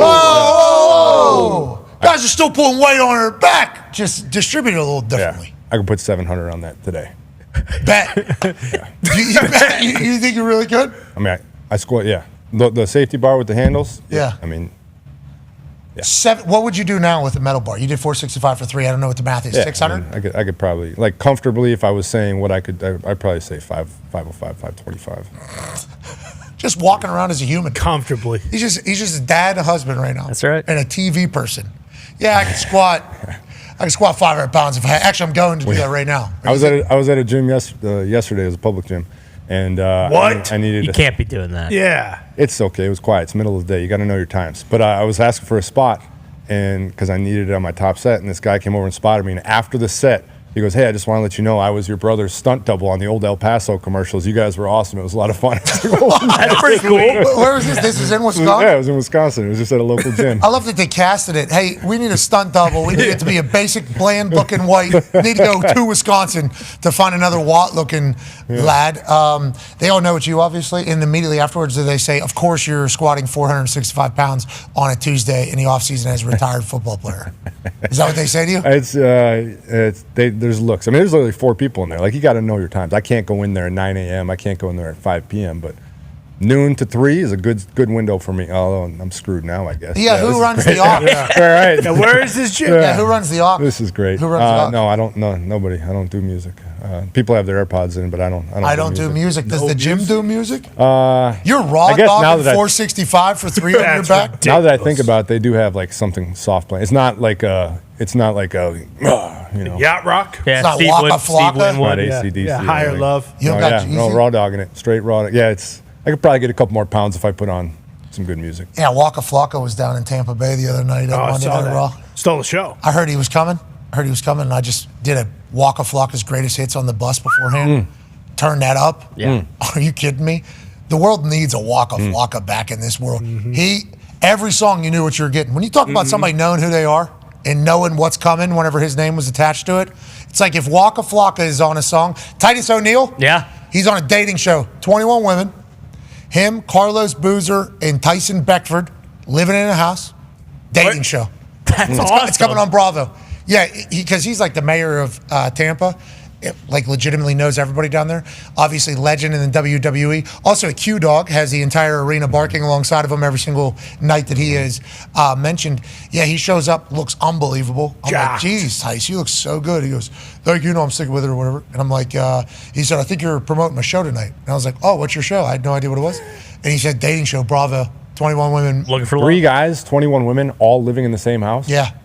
That sounds a little less like a dating show, a little more like something else going on there. Look at this crew. I don't know how he's going to catch footballs, that guy. I do. You think he's going to do a great job? I think so, too. Yeah. It's off-season. He's refreshing the mind. Let people be who they are. That's 9-year NFL vet, Darius J. Butler right there. Good luck, Titus and Boozer and Beckford on Final Love. Hopefully you win. He'll be on Bravo. I think what? Hopefully they win. I think it's in Finding Love. Yeah. That's Talks Table, Lovers of Love. How do they lose? At Boston Connor, at Ty Schmidt. I think in those reality shows you can lose. Oh, yeah, without a doubt. The clap, maybe? I think you can certainly lose. There's a few ways to lose in that. Yeah. I wonder if it's going to be full on. A lot of ways to win. Yeah. A lot of ways to lose. I wonder if they're going to be flipping tables and stuff. They'll be flipping something. You were I don't know how this is going to transition this way. I don't know what's. Were you ever asked to be like the Bachelor? I don't know your. No. Good question. No, it is a good question. No, I was not. Because there for a while you were the cock of the walk. Remember, he was on everything. Yep. Yeah. You're on everything. You're correct. You've actually talked about this with other people getting offered so much money to do such little work, you feel obligated to say yes to it, and then all of a sudden 6 months later when everything comes out, everybody's saying, I'm sick of this guy. And it's like, well, I didn't know this was all going to be at the same time, and the amount of money I was getting paid to do no work, I had to say yes to. You've actually talked about that being a part of your life, but that was a part of your life. Yeah. Were you offered movies? Were you offered any reality shows? Were you offered any of those things? Yeah, a little bit of everything. In New Girl. Yeah, New Girl. Yeah. Loved it. It was great. A little bit of all that stuff, but like you said, it was more about finding your way. I had to go through it all. I had to find my way. I had to understand. I had to go through a lot of hate and shit. I got to look back at things that I would do much differently if I could do them again. But that's part of figuring it out, and that's everybody that goes through it. You're fortunate enough to have to figure it out because you got to, and I'm sure you've had very similar things as you go through this entire thing. Oh, yes. Yeah. The only way you learn is to go through it. Yeah. And then you either quit or you just keep going. And it still gets hard. I mean, still today, somebody will slap an offer down in front of you, and you'll be like, Man, that's a shitload of money. I mean, I've turned down very, very, very significant amounts of money because I just What are we talking, didn't millions, agree with tens what, of millions? Multiple millions for certain things that I couldn't do it. Couldn't agree. I bet, JJ. That's it's growth tough, right man. there. That's growth. Yeah, that is growth. That's all you're looking for. It is very difficult I've never been on the JJ Watt level of things, obviously, but somebody will put something in front of you. I mean, it happened during COVID a lot. Yeah. Hey, here's a fucking coin. Yes. Here's $2 million. man. Basically, what do I have to do? You just gotta basically promote it for a couple months or whatever. Don't worry about it. It's not real. No, they never said that. I know, but they said we'll handle everything else. Basically, here's $2 million, and I'm looking around like a lot of people are doing it. And I'm like, this seems too. The PNP loan. Yeah, the PPP loan, triple P loan. Yeah, PPP. Loan. This seems too. You start to get in that pharmaceutical world. There's a lot going on there. Oh, I know what you're talking about. All of a sudden, How do you mean? No, you You talk about Billy Gardell? Listen. Ozempic. Billy Gardell changed the law a lot. Hit me up, Ozempic. What up? That's a guy looking for an easy paycheck. Joining us now, live from Manhattan, Ohio. He's a college football national champion, a Super Bowl champion, a man that used to say click clack. Yeah. It's great to see him. Big back. Yeah. Ladies and gentlemen, AJ Hawk. Yeah, Baby Hawk. Hawk, Tone saying, hey, listen, Ozempic, you want to show a guy transforming, I'll be your Huckleberry. There it is. I didn't think Ozempic initially when Jage said he turned down millions to do something with the pharmaceutical industry. Me either. That wasn't my first guess. Yeah, I don't think. I think we all know what it was. Yeah. I think we all know what it was. Jage and I are getting the same offers, AJ. I was playing my strengths, okay? He said, hey, I'm a kind of frumpy looking guy on TV. Billy Gardell, a little bit bigger than me, same city, same town, same accent. Certainly. I'm trying to figure out if I can actually say what it was or not. We know what it was. We all know what it was, buddy. No, you don't. We all know what it was. No. Nugenics? No, that's not what it was. We all know what it was. If it was Nugenics and you turned that down. You and the Big Hurt? Yeah, Frank said, I'll take that off JJ Watt. What is it? Come on, man. No, I don't. No one's listening. What's it rhyme with, Jage? We could always just dump it, too. Yeah, we'll dump it. Yeah, totally. Yeah, we'll dump it. I don't think it rhymes with aeroids. No. It rhymes with bar fan. Huh? Bar fan. Bar fan. That's the. I mean, you can get it from that. Narcan? Yeah. Oh, you're trying to save people from overdoses? I think that would have been okay. It was a back and forth. What, you like overdoses? Yeah, like it was like a it was a hefty back and forth where you're like. When also you kind of feel bad taking the money, I assume too. You're saving lives. You're taking money because people are overdosing. Like I mean this. That would have been a very like I might be. We just did a good commercial for Narcan's, right? Yeah, you're welcome. You can send the $3 million now. No, but it is weird because you feel weird taking the money. Well, yeah, like I'm like I don't. It's an emergency. It. Yeah. Yeah. I understand. I understand completely. Man, you are a fool. Why did you do that? But like those are the, Yes, that would be a tough thing. That's why, like you have to have those conversations with yourself. That's more of like an initiative as opposed to like a paid promotion. Yeah, I don't know. They're going to say something worse. Yeah, I thought it was. They're going to overdose whether you do it or not, Jage. They're still going to overdose. True. So. Yeah, but if you give them a solution for the overdose, maybe there's more overdoses because now you have an answer. I think they know that solution is there already. Well, and you got to hope that somebody's around why are you the getting the person commercial then? that has. Why do a commercial? Well, because they're paying you $3 million. Because you get money. Yeah, that is why. Listen. Now I'm pissed because now I'm down $3 million. And we already talked about it. This is bullshit. Yeah, hey, good news. Send it. I will accept it now. Burnley's back up. Yeah. Boom. Congratulations. You guys got real quiet when we started dominating the whole world. Well, you think we paid attention? We did not know we got quiet. Just to let you know that. To be clear, found out you got up today. Yeah. Congratulations. To all of your team. We're very happy for you. Thank you. So you guys are back in the Premier League. Yeah, it's literally one of the greatest seasons of all time. Our guys are incredible. 100 points. Only gave up, I think, 14 goals the entire season. Of all time. It's unbelievable. We talk about financial stuff, coming and going.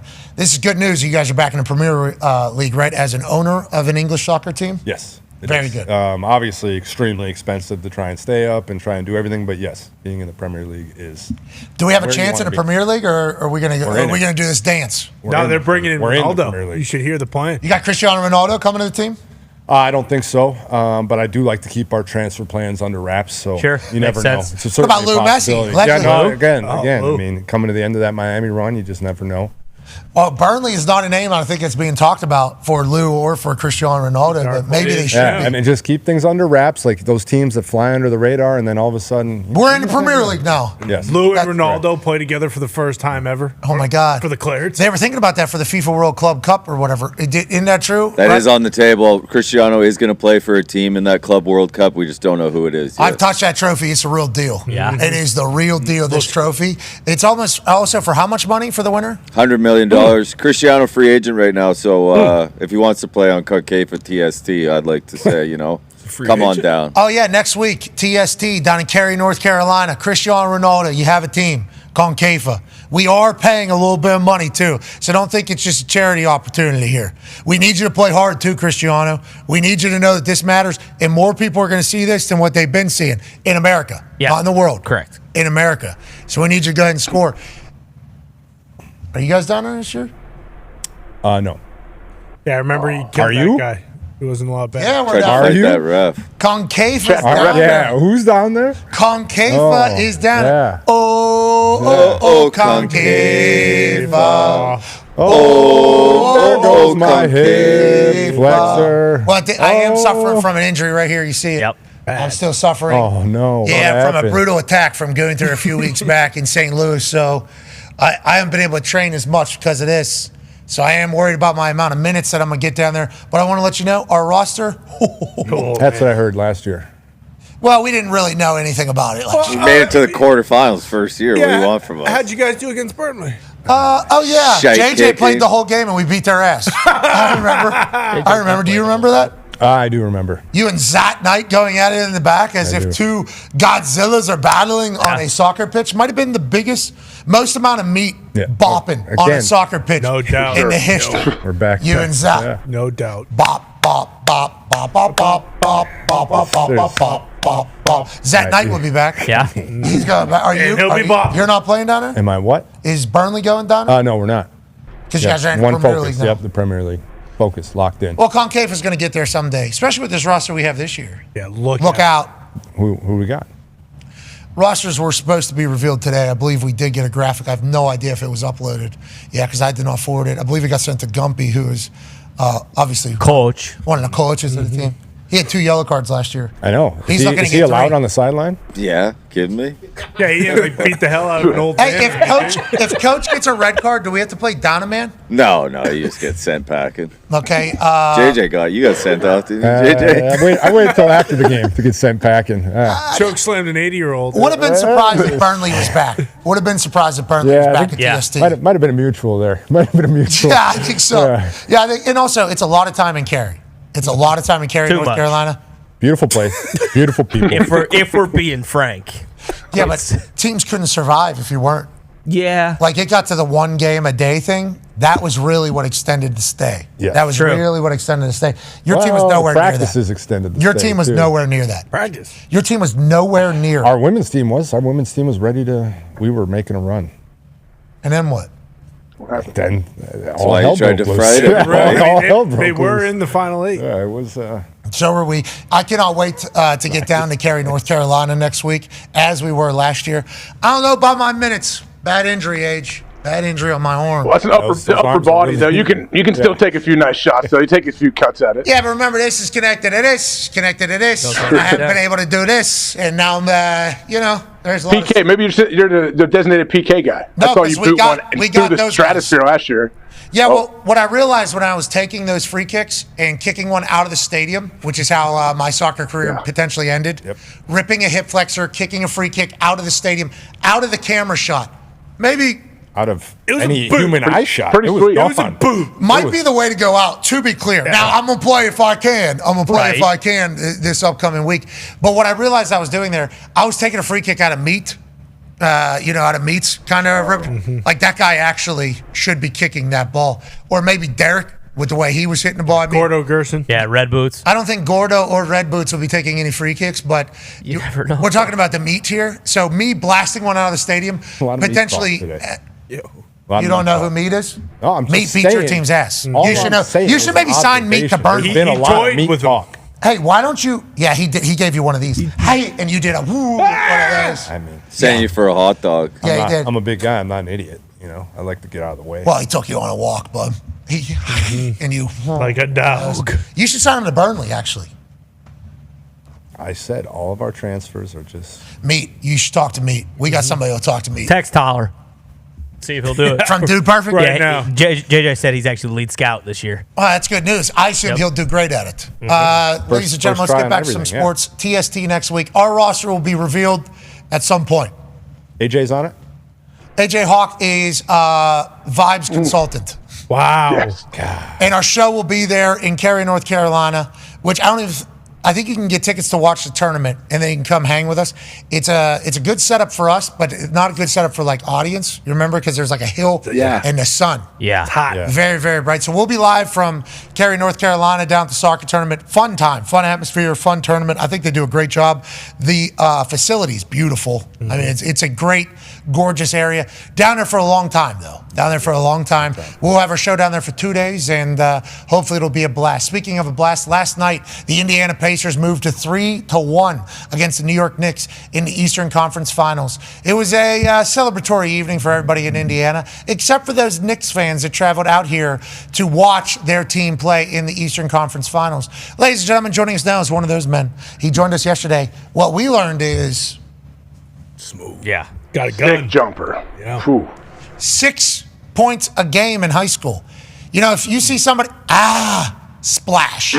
By the perfect rotation, elbow tight, forehead to hoop. I mean, just absolutely perfect fundamentals. 6 points a game, that's playing. Oh, yeah. You know, if somebody averages like 1.5, 1.2 points a game, something like that, they're coming in garbage time. They're taking a seat. 6 points a game is we're getting some minutes. Oh, yeah. We're getting some minutes out here. Now, we're not getting the rock in every situation, but we're fucking bopping the wood. Oh, yeah. We're bopping the wood on defensive side. And if we're in the corner and they need one, bang, we're knocking it down. That's this man. Out of Freehold Township High School, ladies and gentlemen, Emmy Award winner, Peter Schrager. Hey, Schrags, did you consider spell checking that tweet before you fired it out? Just a quick check. What happened? It's a journal. What'd I do wrong? What was wrong here? 6 points per 3 years, game. varsity. Varsity. Yes. Public school education, JJ. There it is. Same here, brother. Same here. Varsity should have showed up with the blue line underneath or the red line under it, but you capitalized it, so then they probably thought it was a title. Man, I'll tell you what, smartphone, not smart enough in this situation, but our eyes, there's a trick, I think it's called something. If you just have all the letters of a word and the first letter's right and the last letter's right, your brain will normally piece it together. Right? I think that is called something. I forget what it is. But Varisti here, I didn't even notice until you pointed it out, JJ. Very JJ Watt move there. Very. To see the Varisti. Yep, sorry. See the Varisti. Schrags, I was impressed with your shooting ability. I was also impressed with the New York Knicks watching them live. Now, obviously, the Pacers get a huge win. Tyrese Halliburton goes bananas. Okay, he certainly did that in front of Triple H, Jelly Roll, 50 Cent, and a litany of people that traveled out to Indianapolis, Indiana to watch this Eastern Conference final game, yourself included. What were your thoughts on the way out of there, and what is your thoughts on the series now after getting a chance to experience that? First off, incredible game day experience. I came in there as one of the few Knicks fans wearing the Knicks colors, and I've been in other buildings where you wear those colors and you get heckled the entire game. And all these Pacers fans were awesome. Everyone was respectful. And I'll tell you what I loved about it. 30 minutes before the game, they're all in their seats. And you've got Avicii levels just blasting, da-na-na-na-na, and like everyone's like ready to go, and it is a party. And I'm like, oh, like this is not going to be one of those where the fans come trickling in with about 10 minutes left in the first quarter. And okay, I'm getting this isn't LA. And in a lot of ways, I've seen that Delta Lounge at the Garden. Third quarters, maybe it's not a full house to start the third. Everyone's still mingling at halftime. These Pacers fans brought it, and I felt like there was from no point did the Knicks have control. We were up one with I think about a minute left in the second quarter, and I'm like, all right, let's go into halftime with a lead. And then the Pacers, they got that lead, and then Pat, you talked about it to start the show. I don't know if the viewers at home have a grasp on the promo that you did and just how much it changed the energy in the building, because the Knicks were coming, and it was down from like a 13-point game to a 7-point game. They give you the mic, You do this promo, you cut this promo, and you call out the celebrities, and it seems like we're all loving it's all great, and you tell those SOBs to get on home. And it is such a moment in that building. If you watch it to the end of this video, and I'm not going to make myself part of the story here, but you call out everybody. They cut to the crowd on this Jumbotron, and it was my section. And I'm wearing my dumb Knicks hat, and I'm just sitting there giggling as you're taking everybody apart here. Watch this. Freeze frame it right here.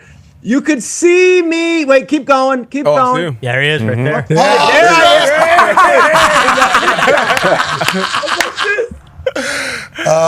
am. I'm loving it. I'm like, this is amazing. Now, I make a plea to you. You've got enough connections through the NBA, through WWE, through ESPN. Yeah. Dude, if you showed up at the Garden wearing like a TJ McConnell t-shirt jersey or something, like sit courtside, keep this thing going, Pat, I think you would be embraced in a way that everyone would love it, because here you are, you're going to pay it forward. We're going to come to your building now. And B, I think if you haven't been to a game at the Garden yet, a playoff game, a do or die game, you will love it. And C, if your boys do win, which they might, you'll be on the court when the Pacers beat the Knicks in the Garden, bro? Yeah, that'd be crazy. That would be crazy. First of all, appreciate you for coming to the city, hanging out with us yesterday, enjoying the game. We got some photos of you kind of going through the game last night and experiencing all the highs and lows sent to us, because you were spotted by people that we knew. We love that you just came. Yep, there he is. Yeah, just bummed out. Staring around a guy's ass. I think there was a chance that maybe some outfits around you weren't necessarily your favorites as well, but I appreciate you. There's a dude wearing Birkenstocks with no socks. There's like his toenails in my face. I don't know where you people from Indiana get your foot. This guy shows up wearing Birkenstocks. That guy with the Pacers jacket, nice dude. He was standing up the entire game. I'm staring at his you know what the entire game, and finally I'm just like, I'm gonna sit in the aisle on my hand, like I'm just watching like this. But I respect it. Are you wearing a button down over your Knicks shirt? What'd you say? I can't tell from here. Is that a button down that you're wearing? That is a flannel sweater, button down type deal. Which I was not even wearing a Knicks shirt. I was just wearing regular generic clothing. Knicks hat, JJ. It's reporting the brand, but didn't want to go overboard with it. But this dude with the Pacers, like I thought this was Detlef Schrempf or this was Vern Fleming with this old school Pacers, windbreaker. He was wearing Birkenstocks, his toes all out. And I'm nice like, heavy on the Birks. All right, bro. You saw this guy, because this guy was standing in front of you and you were sitting down. You were just eyeing this guy. Okay, so I'm going to stand toenails. Then he gets down to his feet. This guy. What? This guy's in public like this. Unbelievable. And then the Pacers start to do what they do. It was a magical night last night in Gainbridge. I was thankful to be there, lucky to be there. We were appreciative of you coming out there. Going to MSG, that's a funny thought. I know how much we paid for our seats there at Gainbridge Fieldhouse. I couldn't even fathom multiplied by 3 what Madison Square Garden would be for those tickets. You talked about all those connections. I think even those connections have to pay for these things, from my understanding, and how this is all going. Might want to get Narcan on the line. Need 2 commercials to get out there to Madison Square Garden. But I thought about it last night, especially after I was getting heckled, and I heard a lot of people say, like, this type of stuff wouldn't happen in New York. I think I saw Ben Stiller say would not happen, which I don't know if he meant wouldn't not happen as if it would happen, because that's a double negative there. I don't know. Wouldn't happen maybe, and then he added the not in his tweet. I was trying to see if Ben Stiller was actually like, was he mad? Yeah, he definitely was. And someone also tweeted the video from last year of when the Knicks went up 2-0 in MSG. And they're chanting F you, Reggie. Yeah. And then Josh Hart comes over to clarify what they were saying. They're saying, you, buddy, is what they're saying in that entire thing. And I love that. I enjoy that. That's what I think sports That's cool, right? But I found it awesome that, like, there were, because I said send these sons of bitches homes with their ears ringing is what I was talking about, because I wanted it to be loud, because I missed that part also. Everybody missed that part. I did say it. It's clearly in the video. Did he say it? Pete, did he say that? Yeah. I missed that part. I blacked out once I heard SOBs send them home. I was like, oh. See, everybody gets distracted. Everybody gets distracted. You did turn this shit up. Yeah, because I heard the third game, okay, which some people might have missed. Sure. Most people in that nobody arena. sleeps through it, right? Mm-hmm. Nobody Somebody sleeps through it. Yeah, some people did though, because the Indy 500 day was a long day. Yeah, race day. And, it was the way it was. Get in, get out there, and what Paulo did for first time in the history of Spaniard drivers wins the Indy 500. There's a lot of emotions there. So some people weren't maybe there for that game, and were supposed to be, certainly paid for a seat there, and didn't make it to it or whatever. I heard bad news out of Cambridge though. I heard it was I heard at the end of the game it was a little bit down. It wasn't as loud. So I literally... They weren't vrooming. Schrager was at both games. He obviously had much more fun on Sunday than he did on Tuesday. He said it was. He said, I didn't expect it to be as docile as it was. Now, the Pacers were up 20, basically, for the entirety, so maybe they got bored. Also, a long day. Tired. So whenever they hand me a The microphone... Indy 500, everyone had their vroom vroom T-shirts on. Did you do the Indy 500? Fans. Schrager, did you do the Indy 500? No, I did not. No. Yeah, it would have been a long day. Wouldn't have been able to do it. That would be a hell of a day, though. That's an Indianapolis staple day. Yeah, That's a banner day. You're racing and pacing. Exactly. Now, I just did some racing and snoozing. And woke up, saw the game, watched the entirety minute from tip-off all the way to the final, and then fell back asleep in that entire thing. But, yeah, I missed it. So whenever they give me a microphone for the fourth quarter, it's like, oh, I heard. JJ's right. I've never seen that in any sporting event. Forget just NBA basketball fourth quarter. It's like, I've never seen a fan.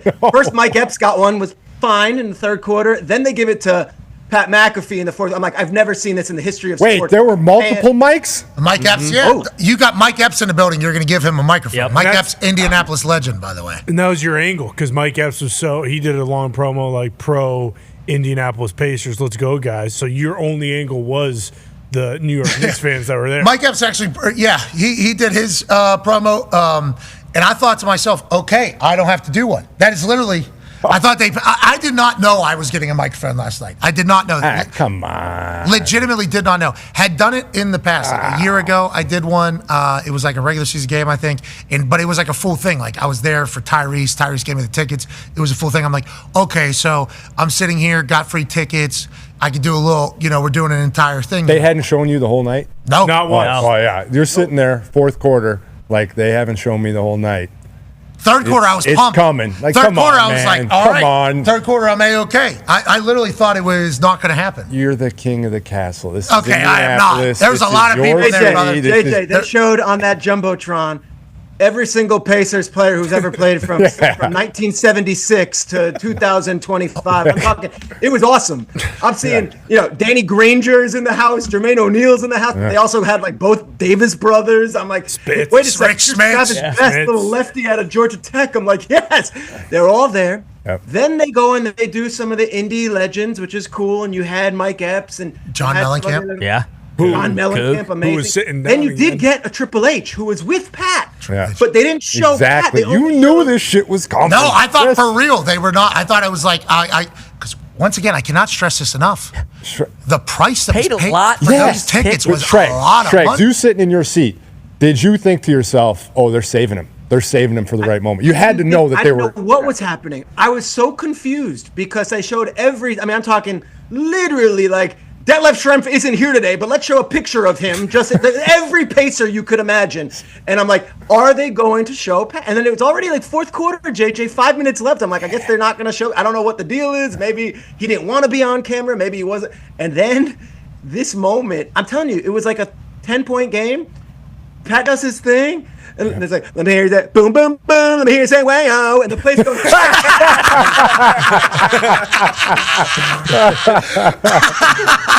Yeah, they brought in Mariano Rivera. They saved you till the bottom of the ninth, and they brought out the big arm, and they said, get him in here. It was an honor to talk for the boys, and I like this team so a lot. cool. I literally knew 45 seconds before that I was talking, though. I would just like that to be done. That's a whole nother angle. Guy, good MC, great MC, brings the You're juice. right. Great MC. Great MC brings the That guy juice. was amazing. He shows up with the microphone, and literally, like 30 seconds before that, I'm like, are you doing an interview with me? Like, how's this going to go? He goes, no, I'm giving you the microphone. I'm like, okay, shit, here we go. We're off and running. And then all of a sudden, you got to do what you got to do.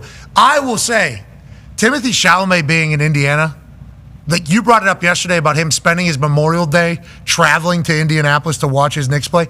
It was very evident that he is a passion. Like watching him react to the Knicks was so cool, especially because he's going to be the biggest actor on earth. He's the next one, right? He is. He's one of the next ones, right? yeah, for sure. He's the next one. So, like, him loving sports as much as he does, awesome. Spike Lee obviously been doing this for decades and decades. And Ben Stiller, I don't think I knew he was as big of a Knicks fan as he is, but he clearly is. Traveled all the way out to Indianapolis multiple times to watch it. So, like, I thought it was, like, cool to see them. So, yeah, I mean, me shouting them out was in a...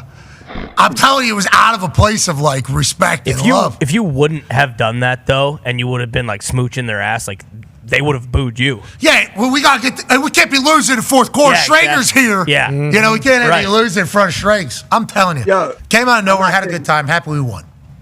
Chalamet, when he won like the SAG-AFTRA award, and he goes up there and gives a speech. You saw this where he's like, "This ain't a joke. This ain't a hobby. Like I want to be the Michael Jordan of acting." And like anyone else says that, you're like, all right, tool, like get out of here. It completely resonated with everyone. It's like finally someone with some bravado who's coming in here. Stiller, to his credit, this guy lives on like the Knicks Twitter page. Like there's guys like I Hate Sean and Jonathan Macri and like Anthony MSG, like Knicks Twitter people. And Stiller is on Twitter, like engaging with them all day, all night. Him, 65. So he's legit, man. Like these guys are real deal. That said, if you came to the Garden, I'm telling it's not just like next to him. Do you have an extra $300,000? I mean, I don't even know what that could be. I honestly, here we go to SeatGeek. Let's look for some. It's gonna be tough to read. Can we zoom in on that at all? New York. 47,000. 69. That's not bad. $69,000. You got that. Is that for one ticket? Yeah. Yeah. So those two right there, 47,000. That whole row's open. You can get it. They said, "Hey, listen, you can get it." 69,000 for about 15 seats. I mean, you're. No. You need to be courtside. Yeah, you need to be I'm courtside. talking, I don't need you 7th row. I need you courtside. $47,000 a ticket over there. I mean, you've given away you and Stiller 10 times that on a kick on College Game Day. Come on now. Yeah, but Henry Henry and Daniel, they deserve that. They had great kicks. You and Stiller next to each other. When is that? This is Thursday? Yeah. Might have something going on Thursday, but if I can, I will certainly make it. Really? Yeah. Dude, I would love this so much. That was incredible. Schrags, are you going? I'm gonna go. If I get back to SeatGeek. Get back to SeatGeek. Let's see where Schrags. Hey, can you zoom out a little bit? Schrags, can we zoom out a little bit? Let's get a little zoom out. A little zoom out. Where are we at, Schrags? How's that ESPN deal? Where are we at? Top six. I think he'd go. How about right behind there? 3742. That seems like good seats.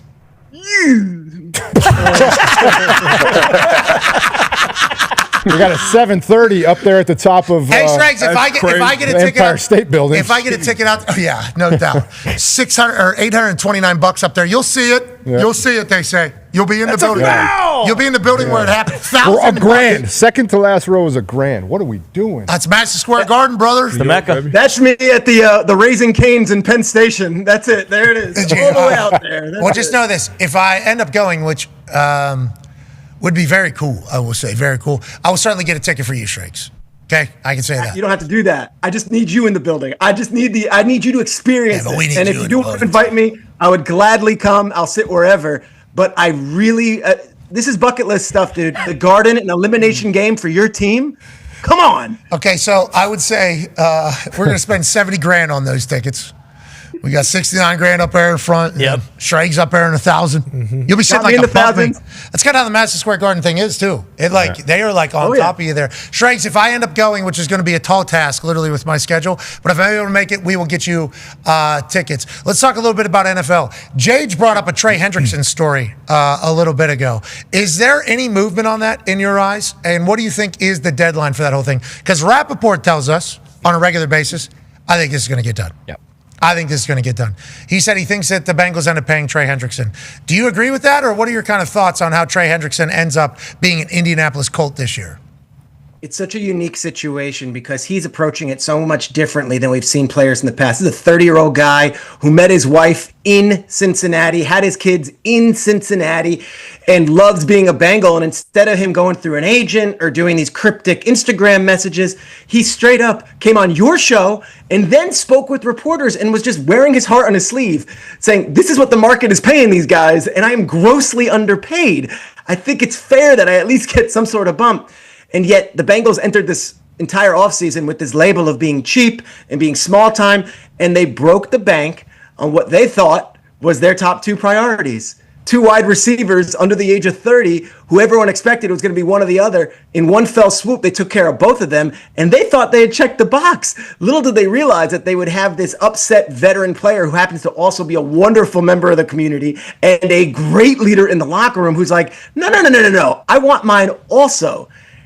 Ian might have a different read on it than I do. I just know they went into this offseason with priority 1 being Jamar Chase, priority 2 being T. Higgins. I'm not sure they saw this Trey Hendrickson thing approaching like it has. It's been a locomotive, and I don't know if it gets settled by the time we're at training camp. $40 million a year is the number Myles Garrett's getting to play the same position in the same state, in the same division. Yeah. So that happening, Haslam, I genuinely believe that when Haslam agrees to these deals, he does think about the other owners that can't keep up. And especially in the AFC North, in the entirety of it all. And Myles Garrett getting that deal done, there's somebody in Pittsburgh that's upset. Let's not ask his brother about it. No, don't do that. He'll be pissed.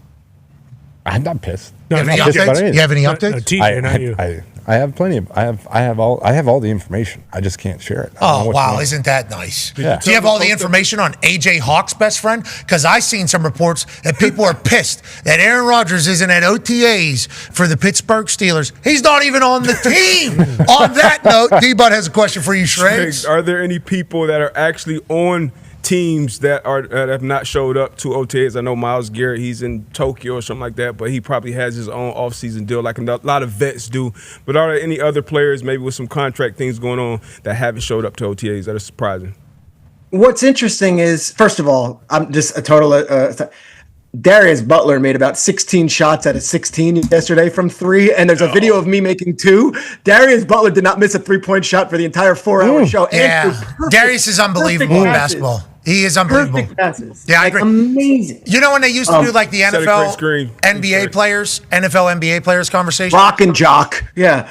Okay, that actually happened on MTV, I believe, and the 4-point shot that was way up in the sky was obviously something. Nobody ever mentions D-Butt as representing the NFL playing basketball. This guy still runs 5-on-5. Oh, yeah. Still to this day. Legit on a regular basis. Playing defense, though. Yeah, but you're practicing in here. You get reps in. I mean, the guy's unbelievable. Shrek, you're right. He's unbelievable at basketball. Incredible, and like a very generous passer, too. Gorgeous passes. Now, look, I played in the Jersey Shore in a conference called A North, which, if you're from New Jersey, you know that was like the conference in a giant public school conference. So when I average 6 points a game, that is a badge of honor. That is something I am proud of. I started as a junior, get this. Then I come in as a senior as the captain, and my coach, Brian Golub of the Freehold Township Patriots, about 3 games in, is like, we got this sophomore dude who was dunking, and I probably played like 2 minutes a game my senior year, which was good leadership. Good leadership. I was the James Johnson of that team. I was talking smack to the other coaches and the other team, and I was there as a leader. So you ask about A North. I mean, that's Quentin Nelson played in A North, and we had a bunch of dogs out of that conference, and you know, CBA and Red Bank Regional, like real teams. So I'm honored. I'm honored. So ask around. It's good. As for the players who didn't show up, Kirk Cousins not being at practice was a little interesting because there's all these different little milestone markers during the offseason, and the Falcons could have moved on from Kirk Cousins. March 10th, he got a huge bonus. He collected that. The draft, everyone's filling out their stuff. They didn't trade him. And then right up here to OTAs, it's like, all right, well, there's some. And for Cousins, as Schefter reported, and Raheem Morris basically was being coy with reporters, like, I didn't see Kirk today. So I don't know where that heads. Jade just said, why would he be I mean, like, we kind of knew he wasn't going to be there, right? No, Kirk Cousins, leader of the team. Drake still showed up, showed leadership. Yeah. You know, right. I was a 2 points per game senior year guy. I showed up to all those practices. I wasn't making $30-40 million, JJ. So I don't know, maybe. But you could make the argument that it's literally probably worse. I mean, it all depends on how the attitude. If he were to show up, you're saying, but because then it creates who's taking the reps, how are we going to break this down, all these things, and there's conversations that don't even. I mean, that's my take on it. That's actually a really interesting perspective, and I love that we have that player perspective on that, because to me, as an outsider, I raised my eyebrows. Well, that's interesting, because they could have moved on from him, and then he's not there, and he's always been such a classy veteran, and all along has been like, I'll do whatever as necessary. But I had not considered that, where, hey, maybe if I'm there, it clouds things for Penix. Let him be the dog. Let him be the A guy. Let him run this entire 3-week process, and then I'll show up at training camp. That could be very well the case. I think it might be one of those situations where it's like, we're not all going to play this little charade where I'm going to go out here and take reps from guys who actually need reps and who want to get reps. Like, we all know what's happening here. I'm not actually going to be like, they have their guy. They've made that clear. Just go ahead. Go with Yeah, him. and Kirk can go build fires with the boys. Yeah. With the kids. Coop. That's a good fire, Coop. Yep.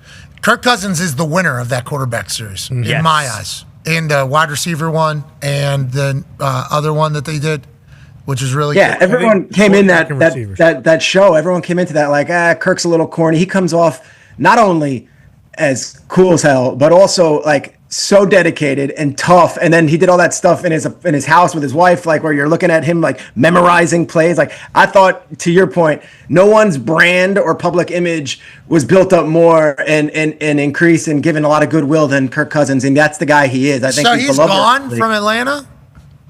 No, we don't know that. That's the thing. It's like everyone assumes he's got a no trade clause too. Yeah, he controls where he goes with the no trade clause. Great call. And also, there was all these different milestones where they've already paid. Like, they're giving him millions just by being on the roster throughout this offseason, every single milestone, and he's still there. And to a man, Raheem Morris is like, he's going to be our number 2. He's going to be there, and that's what we plan on having as our backup in this room. Now, as long as Pittsburgh doesn't have a quarterback, I'll always keep my eyes open on that. And I know that just because they never actually overlapped, the fact that Arthur Smith came from Atlanta and knows Terry Fontenot and knows Arthur Blank and knows what those guys, and like they didn't end on horrible relations. To me, there's still a connection there. And then, oh, by the way, Mike Tomlin's best friend in the league is probably Raheem Morris. So to me, there's always an open line of dialogue, which is the most important thing. These people know each other, that if Rodgers pulls the chute or does something, who knows, TJ Watt's quarterback could be Kirk Cousins if you're just looking to fill the seats on the carousel. Pulls the chute, does that mean retire? Or yeah, I don't know. I made that up. I don't know what that even means, pulls the chute. I thought it was pretty good. I thought sounded great. Yeah, because like, wah, and then you pull the chute. Yeah, and then you just kind of. He's in the free fall right now. It made your point. I think it was a good line because it definitely. Cue the Avicii levels. Oh, I love that song. What was the song that played immediately after I spoke? Let me say way out. Boom, boom. And like, guy in the Birkenstocks lost his mind when they played that song. 7:30 at night. You've got your best Vern Fleming, starter windbreaker on. What shoes am I going to wear? Socks. Get them out of here. Give me the Birkenstocks. Yeah, I want to be comfortable out there. Might have to go walk a trail. Might have to eat some granola. Maybe chew some bark. Yeah, maybe chew some bark. You never know. You never know what you're going to have to do. By the way, cool as hell, nice guy, tatted up, the whole thing. I liked him. Of course. Just stared at his feet the entire game. Yeah. It was better than if you on a core, huh? With Pacers getting a big-time win over the New York Knicks. You talk about the Pittsburgh Steelers, maybe with Kirk Cousins. The story was if the Cleveland Browns don't take a quarterback at number 2, they're going to trade for Kirk Cousins. Now, they have a lot of quarterbacks on their roster. Go ahead, Ty. Yeah, Schrags. Now there's rumors floating around that there's no way that the Browns are going to, go into maybe even camp or start the season with the 4 guys they have. Is there any chance that another team is interested in one of their quarterbacks? And if they were to trade someone, like, are we strictly talking either Joe Flacco or Kenny Pickett here? Like, is there any chance that either one of the guys they drafted this year could potentially be moved before the season?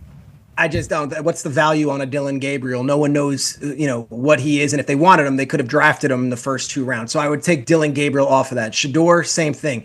The issue becomes with Flacco, he was a free agent, and Stefanski knows him. And I do value the personal relationships here.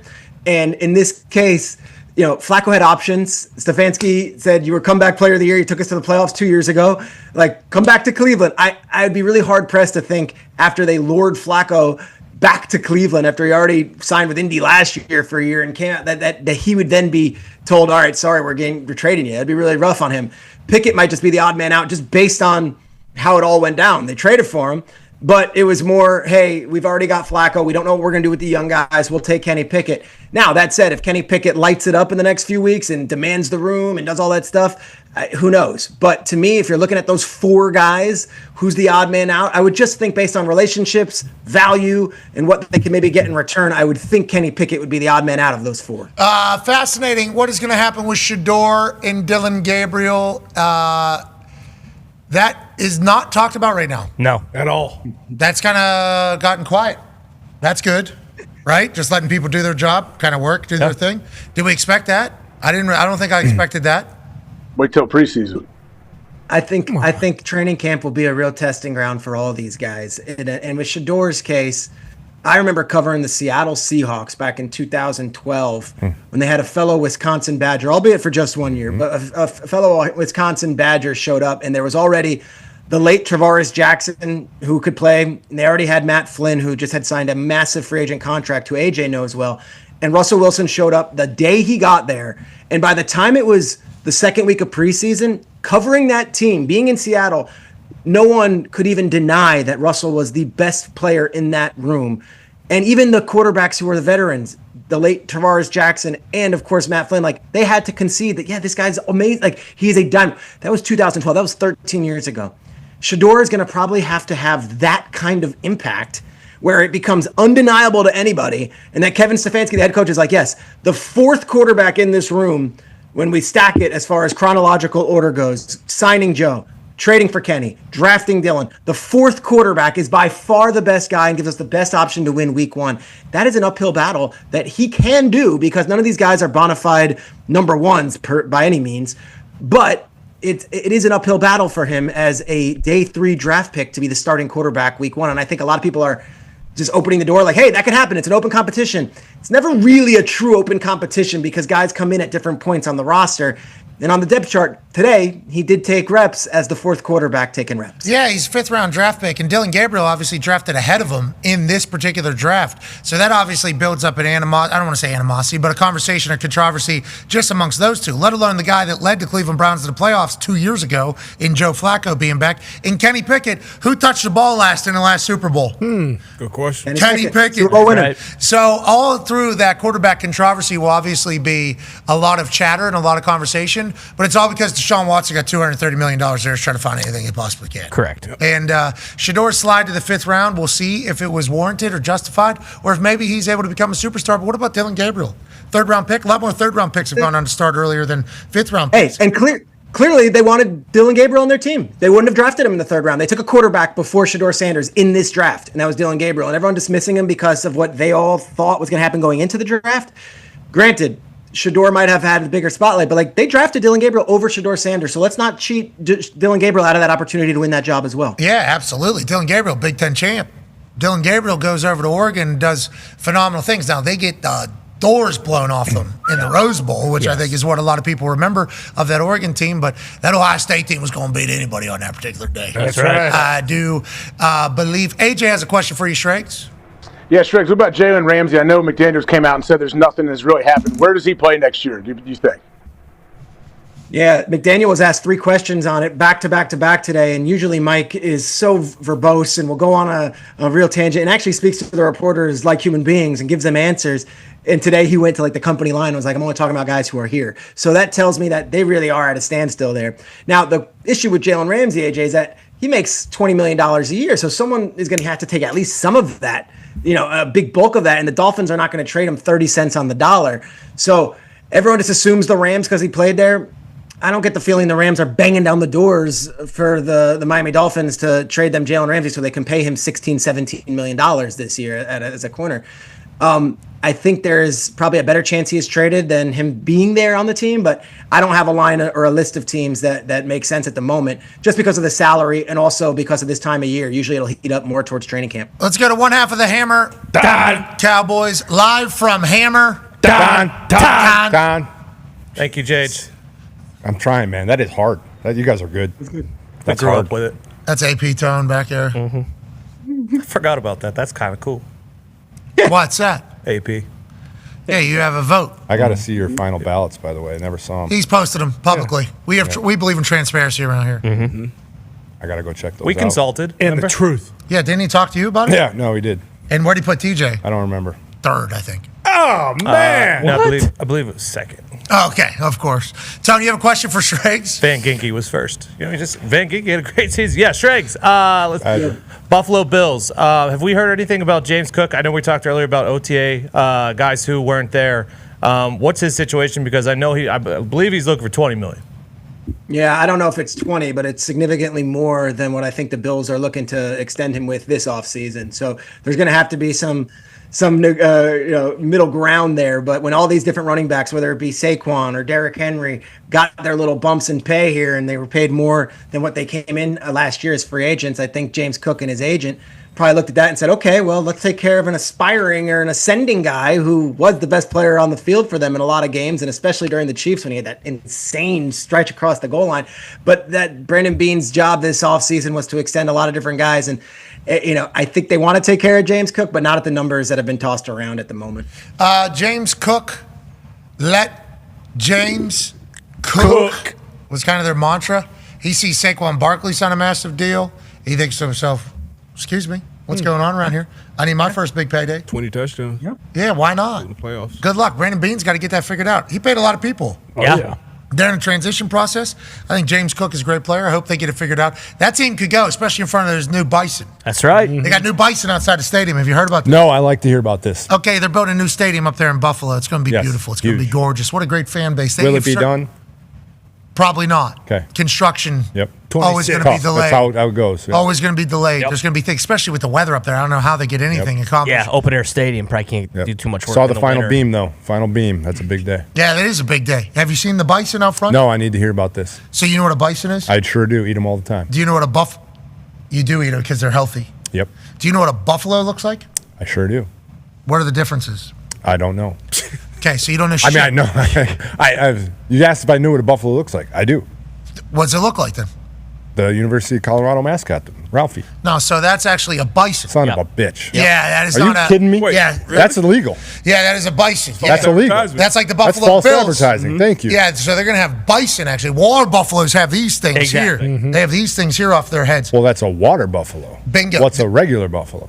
So good question. That's just what it is. Yeah, it's a bison. Everything we've been calling a buffalo is actually a North bison. Dakota State should take Colorado's mascot to North their Dakota place. State is the bison. Yeah, So they should have take that. Well, what the hell should be running around Folsom Field? For a buffalo? Yeah. One of these things. Yeah. That's a water buffalo. They're not called the water buffaloes. That's what a buffalo is. Buffalo is. So there's no regular buffalo. No, it's a bison. What Everything we've thought has been a buffalo has been a bison our entire Are you life. sure? Yes. Remember we did this Yeah, whole we did entire this. thing. Yep. Because whenever they put the new statues. Anyways, there's new statues coming in front of the Buffalo Bills. They're bisons, which is what the Colorado Buffaloes have. So the Buffalo Bill on the helmet is a bison. Technically a Buffalo Bison. But they're technically that's fine because they don't call themselves the Buffalo Buffaloes. Yeah, they're just from so Buffalo. it's fine. Yeah, it's just Bills. their mascot. Yeah. Anyways, they're going to have bisons. How tall are these things going to be off front? About 18 feet, I believe. How many of them? 3. I don't Okay. think it's that high. We have It's bulls outside of NRG Stadium in Houston. Bull versus bison. How Who big's wins? the bull? Very large. How big? Do you know the I feet? mean, I don't know. Does it feel like it's big enough? It's big. Can yeah. you walk between its legs? You could walk under it. Yeah. Can you hop on its back, ride it like You'd have to. a bucking bull? You'd have to climb. But you could get up her. I would say you could. 2 J.J. Watts could toss up her. Yeah. So it's about 12 feet? I would say 12 feet's probably accurate. No, I think it's a little taller than 12 feet. You think that's It's on right? a pedestal. It's on a At pedestal. the chest or the head? I think the top of the head is probably 20 feet. So that seems like a big ass. That's a big. That's a big ass Yeah. bull. On a pedestal. On a pedestal. The pedestal, Yeah. I am counting the pedestal. Yeah, because that's the base of the trophy. Correct. So do people take pictures in front of it? They do. See, this is the research that Buffalo needed to do for their bison on the Why do they don't have these things? Everybody thinks that the bison is going to be too small. We don't have a They're rendering? gonna be. We have renderings of everything in today's world. The renderings have them very large. Yeah. And then the real size came out, and everybody's like, wait a minute, we got baby ass bison. Oh, no. And now Show the mammoth. continues. Then the mammoth, they're going to have to put some mammoths outside. That's Those are going going to to be have to sick. be Great recommendation, by the way. Thank you. We did a good brainstorming. We're going to end here on ESPN. We'll continue digitally. The show stinks. We know that. You don't have to tell us. But if you'd like to continue to watch, we'll be on YouTube, ESPN Plus, Disney Plus, and TikTok Live. We can't thank you enough for allowing us to do this for a living. The Indiana Pacers are 1 win away from going to the NBA Finals. It's going to be a tough one over there in Madison Square Garden. This thing seems tough. Their fans are dedicated and loyal. But so is the Indiana Pacer faithful. Be a friend, tell a friend something nice that might change their life, including Ben Stiller. We'll see you tomorrow. Goodbye. All right, we nailed it. Okay, let's get back. I was just trying to fill there, Schrags. I was just trying to fill there because we had a hard out. So I went to the Bison talk. There's no way that's correct. All right. That's Google it, nuts. Brendan. Somebody Look it up. filled me. I don't. That's insane. We had a tough day. We did it live on the air. Really? That's the only reason why I know this. And did somebody from the University of Colorado reach out and say this? Yeah, they did actually. You're right. They did. They called our show because we did in a brainstorm session live on air, and they said, "You guys really cracked We got to the get to the fucking bottom code of on this one." University of Colorado. Somebody out there. I mean, Dion's on socials everywhere. He's gonna see. Look, you got to brother. see this. Look, brother. We need the Buffalo answer. That's Why- Bison. Plains Bison. Bison. I agree. That looks exactly like Ralphie. Yeah, You're correct. Woods Bison. Bison. The Buffalo's got the horns. That's what they are. All right. Wow. Got a Cape Buffalo and a Water Buffalo. Two very different things there. Yeah, similar horns though. Just one's a little bit more worn in.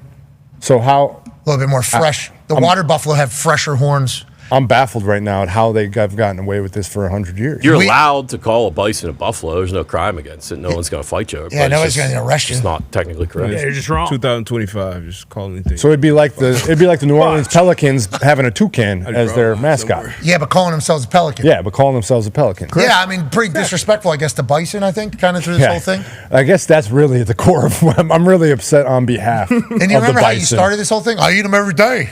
That's what you're eating, brother. You're eating a buffalo. Oh man, my son eats them too. He loves bison. Uh-oh. Probably take I mean, that it doesn't matter. It's very good for you, but maybe. Oh, why don't you I'm more. I've met Ralphie. I've visited the University of Colorado. I feel like I was lied to. You were. I don't think they know. His name's not even Ralphie. Oh shit, you're right. I don't know if it's a he either. No, we don't know anything. That's we a don't whole know nother anything. Yeah, well, we do actually, because we told you this. I feel like you got to get Ben Stiller on the show. Random thought. I don't know if that's going to happen. Has to happen. I'm be he honest. needs to clarify his tweet, and I need to know if he's actually upset or not. I don't think he's Stiller on. He needs to Get Stiller. clarify. Yeah, Trey. United I was reading the Smithsonian. tweet. I was literally reading Connor has cinematic questions as well, I do believe. Yeah, gripes. If you Yeah, will. but Ben Stiller has created some bangers throughout my life, which is why when I saw him, I was like, this is pretty sweet. And then I was reading his tweets. I'm like, Ben Stiller's not actually. I personally didn't think. Bro, I he's don't gone think so. serious. Yeah, I didn't think he was actually pissed. He will come Severance, on the show, escape- I believe. Severance is him. He's serious. Escape from what is it? Anamora, whatever. That was Danamora. he hasn't done- Danamora. He's not a silly guy necessarily. No, he's a director. Okay, he's not He's not an Tropic athlete Thunder. either, Pat. Who He's not gives an a athlete. He didn't know how to go fuck? back and forth with athletes like you do. He's not Hollywood Kid. He's a little different. All right, okay. We appreciate the His hell out dad of you, was an Strings. Can't I love wait you to see guys. you soon. You're the man, ladies Thank and you, gentlemen. Peter Craig. Schrager. Great. He's got to do a Sports Center hit in 2 minutes. Great guy. He's got to fix that hair. Yeah. Has a hat on. Yeah. Gonna Can't be have wearing a tie. cap on Sports Center. Can't be doing that at all. No. Okay, let's get to a break. On the other side, we have a national champion joining us. We have a man from a family of lacrosse players joining us that we just learned about recently, should know about. Dog. CJ Kirst is his name. JJ, do you know him? I do now. Comes from a great family, cross players. That is accurate. Well done. Yeah. Big Kirst, what he was able to do with the stick. Man. And then second Big Kirst, Yeah. Yep. Nasty mitts. third Big Kirst. Three Kirsch. Great So player. many of them. Like the Elias family. Elias Nah, a Sports little Bureau? different. They didn't grow up in Pittsburgh. Yeah, the Kirsts are actually from Not Pittsburgh. I think Jersey. somebody here should have done research on this Kirst family. We're I going to do know that right all now about 'em, quickly. yeah. We're going to do that right now quickly. Yep. Absolute dog. The Kirst family, from what we've been told from other people we know run the lacrosse family, I got a lot of questions, so perfect. good family represent lacrosse is what I'm being told. What I'm being told is good family chit chat about lacrosse. Just had one of the greatest years in the history of college lacrosse, tied the goal scoring record in the history of college lacrosse, and won a national championship. This guy had 6 goals. What was it? How many Yeah, goals? 6 goals to tie the record at 82. Also has the most points ever in a career. Has the most goals ever in a career. And yes, I did remember they are from New Jersey. And he's 6 goals in the national championship. I saw this highlight reel the other day. I was He's a freight train. Yeah, he's a dog. CJ Kirst. Cannot wait to talk to him on the other side. Congrats to Cornell. We continue to be a pro lacrosse show. Absolutely. A pro lacrosse go show. Yeah.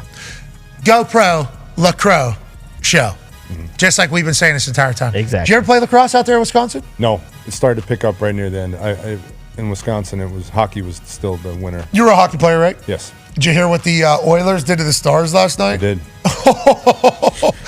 Oh, it's over. It's over for Texas hockey. Not over. We'll win Game 5, then we'll see what happens after that. But we ain't dead yet. They're playing La Bamba up there. You want to know what happened with the Oilers? The Oilers get very hot and they get very cold. You just got to get them once. Congrats to the Oilers. 4-1 win over the Dallas Stars last night. Obviously, we were paying attention to the Pacers-Knicks game because we were actually there. Got a chance to catch the highlights. It was only 2-1, then 2 empty netters. Yeah. So score a little bit different than how the game actually went. But 4-1 still a massive win for the Oilers as they move 3-1 against the Dallas Stars. And it does feel like we're heading towards a potential rematch. Yeah, all 4 series, 3-1. For both in the NBA and both in the NHL. All right, let's get to a break on the other side. We got a national champion joining us. We can't wait to talk to him, learn about him and his family. Can't wait to learn about lacrosse more. I've become an NLL guy. Yeah. Oh, yeah. The kids all know about it. The kids all know Kirst. Believe me, they all love watching. Oh, really? The lacrosse kids? You're in touch with the My kids. son, all of his friends mention they talk about him. Yeah, for sure. He's got a lacrosse family. The Hawks. Top to bottom. Yeah. The Hawks do lacrosse. I don't doubt that at all. I bet they beat the shit out of people with those sticks. They do, yes. Yeah. Well, in the girls' game, you're not allowed to, right? No. Yeah, girls is stupid. They should let them play like the boys. Legit, right? I was watching. My daughter plays and she wants to wear pads and hit like everybody else, but they don't. The girls, the rules are crazy. Like, It's vastly different, right? It's like a vastly different game. different, yeah. Because I was Different watching. sport. I was watching the college because the college girls was happening over the last couple of weeks as well. North Carolina. Congrats to UNC. So I was watching it and it was like, oh, this is a lot different. And there wasn't. It was. It's like flag football versus real football. Oh, we'll get into that too. Jage. Jage got some thoughts on that. Jage got some flag football thoughts. AJ. Uh-oh. Thank you. What position you want to play, Jage? He wants to play actual football. You can't hit anybody. It doesn't matter. I think that's his whole. Don't give a We'll talk shit. about that. We'll talk lacrosse. Be a friend, tell a friend something nice about change your life. Take fight.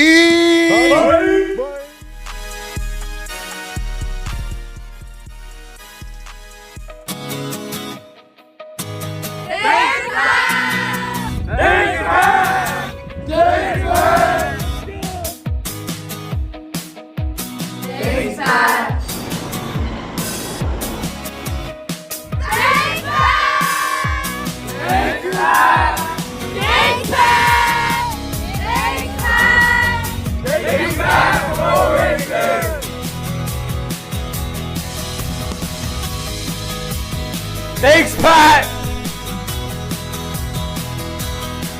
Take it back, baby! Thanks, Pat! Thanks, Pat!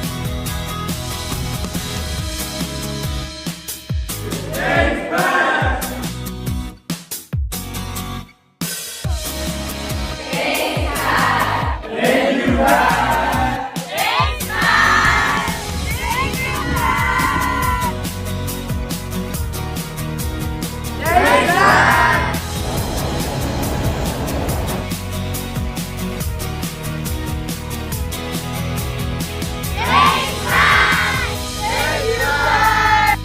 you, Pat! Thanks,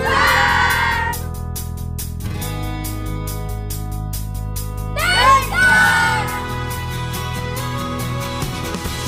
They can run it. They can spin it. They can kick it. This Buckeyes team is playing football at a level nobody else in the country is playing right now.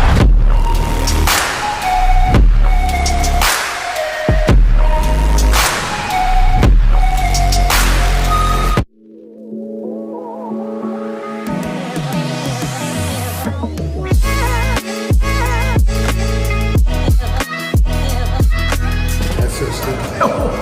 That's crazy. I'm nice. You got to do that. And also take us off the fucking. We do not deserve to be up there. They all commit and love what's going on in that weight room. They all commit and love what Jim Harbaugh's preaching. And everybody in the building's happy. Everybody's like excited to be there. Mark first row. Mark Freshman in the first row. Second row was on here. It is infectious, what they got going on. And how many owners are spending $300 million? on a new facility, just for the practice facility. This is Butler Birdies. Wow! Oh my God! Oh shit! In the bunker. That's a great shot. But then for them to do it upright for the last couple, it's like, look out for the Chargers, dude. Mm-hmm. Look out for the Chargers. Coach.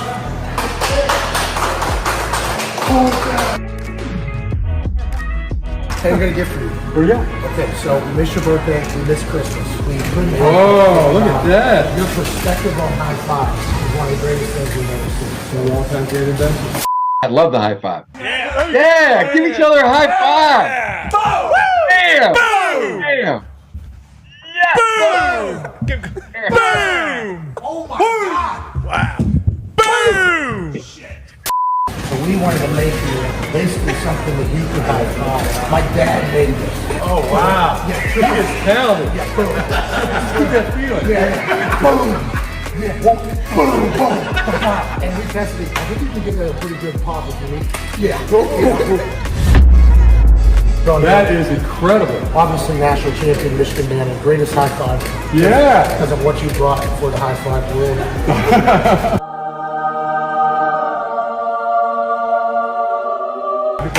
Oh, yeah. He tried to give a handshake to that particular high five trophy. Did break the hand off. We had to put it back on. There you go, handshake. Oh no!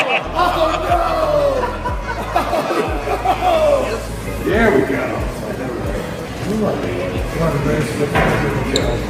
We have so much respect for you.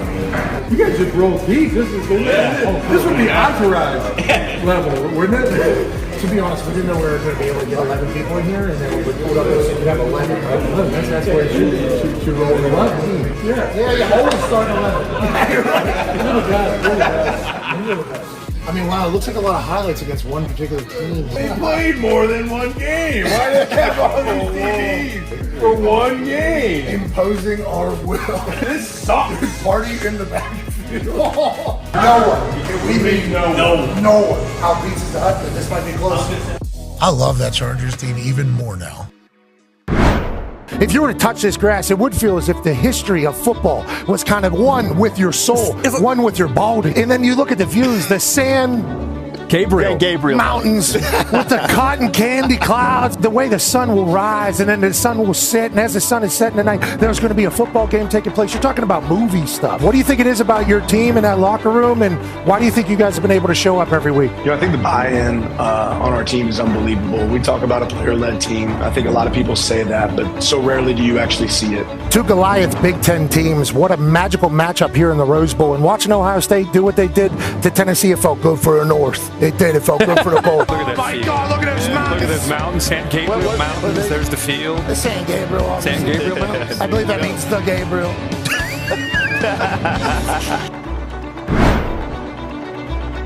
All parties and all agree that it's in the best interest of everybody and public safety that we postpone the game for 24 hours.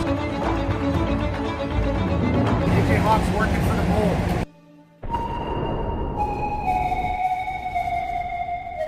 Hello, beautiful people, and welcome to beautiful Pasadena, California, the granddaddy of them all, the 111th Rose Bowl, which will be taking place on the most beautiful field in the history of football. The Oregon Ducks, who are the Big Ten champs, will take on the Ohio State Buckeyes.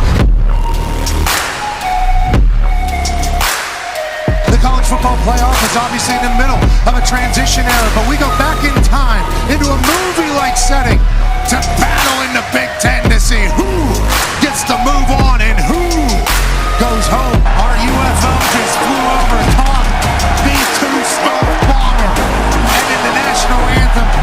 And on a day in the United States of America where a heinous act has happened, it's a nice reminder that we'll get your ass. You might take a shot, but you're never gonna win. And 10 for Will Howard. Same exact play action. Drops it off to Jeremiah Smith. With space. He's a monster. Jeremiah Smith. First touch is a touchdown. Time. Shot down the middle. And Puka. Ooh, touchdown. See the split safeties right here. So Will Howard knows his read, looks him off, steps up in the pocket. Great throw. Takes a shot, and what happens? Jeremiah Smith comes up with the ball. Handoff, run to the left. Jordan James. Will Howard, time. Oh no, Jeremiah Smith's wide ass open. And that's a touchdown. Ohio State is kicking the living shite out of the Oregon Ducks. If Jeremiah Smith is on your team, I think you can win every game. Trey Hendrickson. He's at the 30, the 20, the 10. Touchdown! They can run it. They can spin it. They can kick it. This Buckeyes team is playing football at a level nobody else in the country is playing right now. Now there's a low snap. Goes left, throws back to the right. Jeremiah Smith's on the field. So that's another first down. Thus far, this game has been absolutely shite.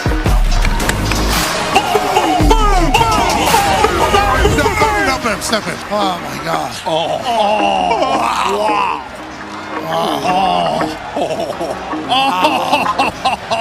That is so beautiful. You got Matt Hardy on the left there. AJ, chance. I see it at the 47. Unfortunately, my youngest son puked all over himself, went to the hospital, so my whole family's not here anymore to hear that. No. But I'm getting some updates every once in a while. He seems to be doing not much better. He puked over the whole section. Jeez. Instant urgent care, instant hospital. Oh, no. What type of shite was he eating? Is someone making salmon down here? We came down here and smelled like fish. Look at this. For those that have never been here, I would recommend coming and checking it out. Although this particular game was absolute shite. Woo! Roll ball.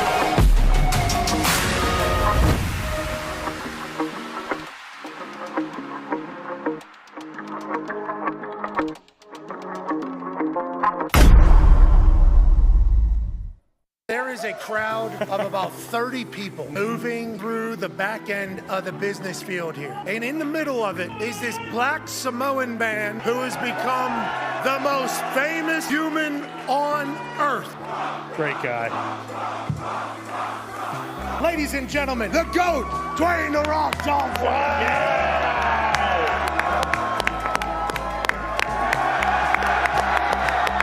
There's thousands of people skipping class to come see your big ass. Listen, there is thousands and thousands of you skipping class. It doesn't matter if they go to class. Moana is one of the best animated films of all time. What? Okay, can't wait for the live action. Thank you, yes. But You're welcome. We talk about Moana. What can I say except you're welcome? And we talk about Mana. Honestly, listen, kid, I could go on and on. I could explain every natural phenomenon. The tide, the grass, the ground. Oh, that was Maui just messing around. I couldn't let it buried its guts. Sprouted a tree, now you got coconuts. What's the lesson? What is a takeaway? Don't mess with Maui when he's on a breakaway. And the temperature here on my skin is a map of the victories I win. Look where I've been to make everything happen. Look at the me Maui just tickety-tapping. That's it.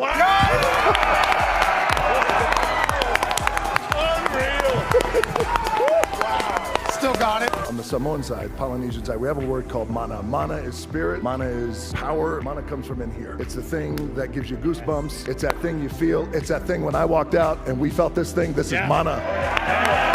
This is mana.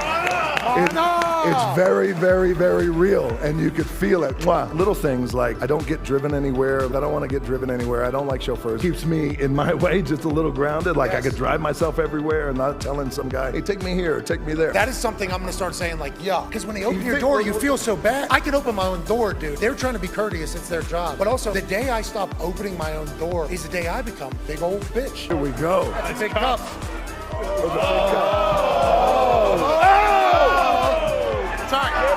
Sorry, Mike. Here's the iconic sound. You guys know it. This special Terramana toast goes out to Passion. Congratulations on your show. Very proud of you. Very proud of all you boys. And to all of you, love you guys. Thank you for the support. Keep kicking ass. Cheers.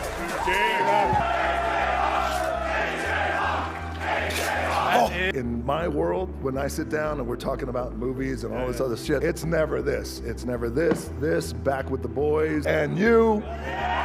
So I appreciate it, and this one's to you. Thank you, boys. See you, pal. Cheers. Thank you. All right, we're going to take a 5-minute break here. Oh, hold on, one more. If you smell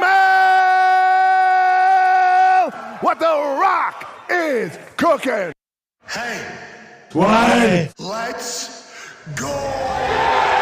This show stinks, and the fact that you listen, we are very, very thankful for. McAfee on the line with a gorgeous assist. The all-time leading tackler for the Green Bay Packers, you pig! Damn it! Your friend tell a friend something nice could change their life.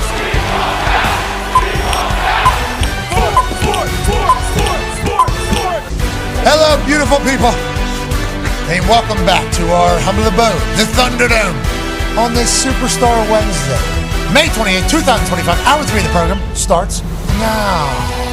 Sports. That threw me off, D-Butt. What'd I do? I thought I was about You to look go like Hulk in with Hogan it. right now. Oh shit. You look like Governor Jeff Landry right now. No. Oh, okay. Sports, you know. Oh, Okay. I thought that was the, and then I'll get it. Maybe Hey, you hour, took maybe the hat hour off. 4. Maybe hour Excuse me, 4. the hair looks I know. phenomenal. Flowing. Great reveal. Wow. I'm happy. Why you didn't want that on TV? You said I'm not ready to date. Oh, because you with new hairstyles does become a thing. You remember when he did the? Oh yeah. You remember that? This is hat hair. I mean, this was just on, but yeah, it is pushed back. What was your tweet after the debut of a new hair? You ever wonder if anybody will notice when you change your hairstyle? Yeah. They do notice. Yeah. I believe is what you. A lot of people noticed. Yeah. What was Super it? Bowl? It was the Super Bowl. Yeah, it was the Super Bowl. Yeah. This hair, phenomenal. Ah, thanks. You're I'm looking like a superhero. Working on it.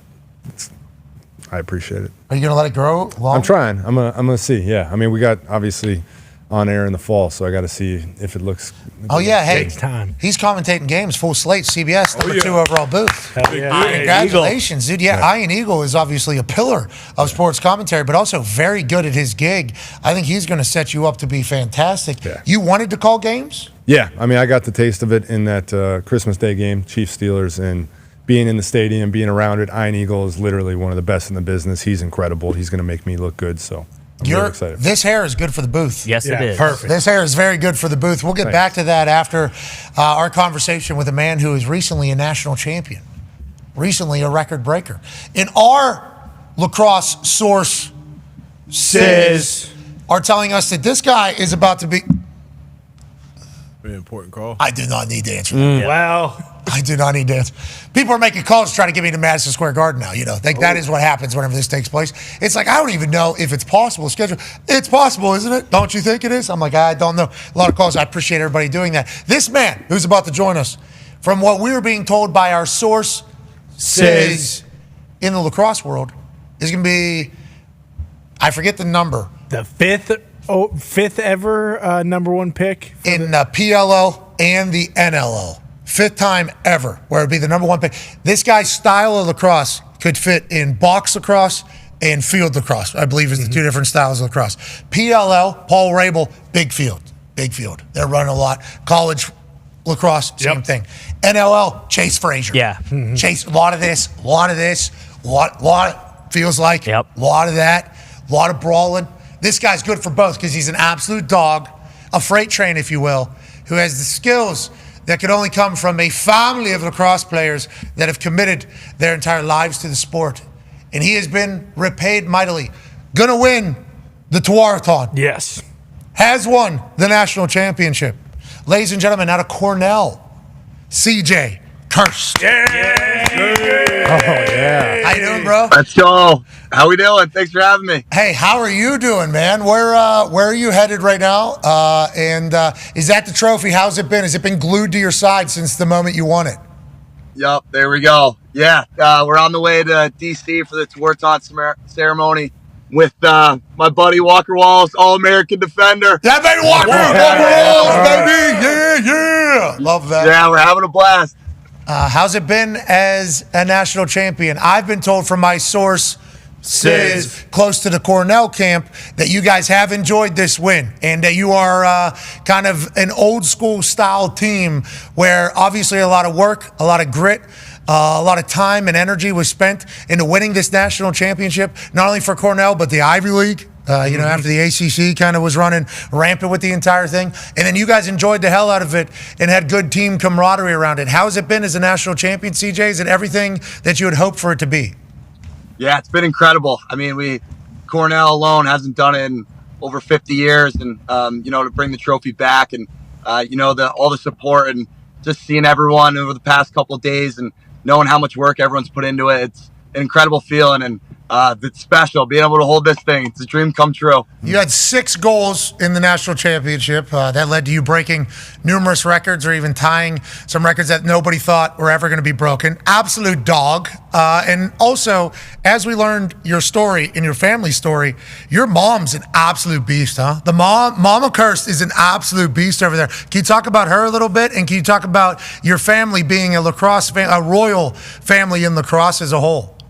Yeah, no, my mom's the best. She's our rock. She's been there, supported us every step of the way. Incredible motivator, and all my brothers as well. Connor, Colin, Cole, Caden. Being able to give them a hug after the game was an incredible feeling, and I wouldn't be here without them. So I'm super thankful for all of them and all the support they've given me over the years. So your family fully committed to lacrosse? Did you guys play any other sports? And when did you figure out, this is the one that Connor, Cole, Caden, and CJ, and you said right there. I was so close. Yeah. Anyways, when did you guys decide that lacrosse was going to be the sport that your entire family was going to dominate? Yeah, no, we grew up playing everything, everything you can imagine. And then, our dad played in college. He played at Rutgers. And then he coached us when we were little, and all our buddies always loved lacrosse. And when we were younger, that's what we loved doing, and that's kind of what we gravitated towards when we were little kids. So that's just what we love, and we always played lacrosse. Rest in peace to your father. He's looking down, watching you guys dominate the sport, and I assume he's incredibly proud and happy with what the boys have accomplished. Your brother plays at Rutgers, I do believe, currently, so obviously the family is being represented in the sport mightily. Go ahead, AJ. Yeah, CJ, can you take us back to those? I know you guys had some battles in the backyard I've read about where you guys just go beat the hell out of each other with those lacrosse sticks and everything. What was that like, and how did that kind of propel you into the trajectory you're on? Obviously, #1 pick to the Water Dogs, everything that you've just done. When you look back, did that prepare you for everything going on? Yeah, 100%. I mean, growing up, having, my older brothers never take it easy on me, and then having Caden as my younger brother and trying to, be hard on him. Yeah. That's what motivated me to get here. I mean, that's the reason why I'm here, playing with them, and especially being that little kid dreaming about playing on a big stage like this, and, just competing with them and seeing how hard they worked, and I wanted to be just like them. And, super thankful that, they taught me everything they know, and that's the reason why I'm here. So, I love them to death for everything that they've given me. I love that you continue to compete while getting your ass beat. That is, that's a little brother syndrome in an entire thing. And if you keep going, obviously the benefits will be there from all of it. Why do you think your style is good for the PL and the NLL? We looked it up. Only 5 people in the history of lacrosse have been the projected #1 overall picks for both. Very different styles of play, I do believe. Why do you think that is the case for your style of play, and have you always been like this? Yeah, I mean, box lacrosse alone is probably, the most physical and the hardest version of lacrosse there is that's out there. And, being able to play that in Canada a couple summers ago and learning how difficult that is. And then, being able to, play in college and, learning the game at the highest level.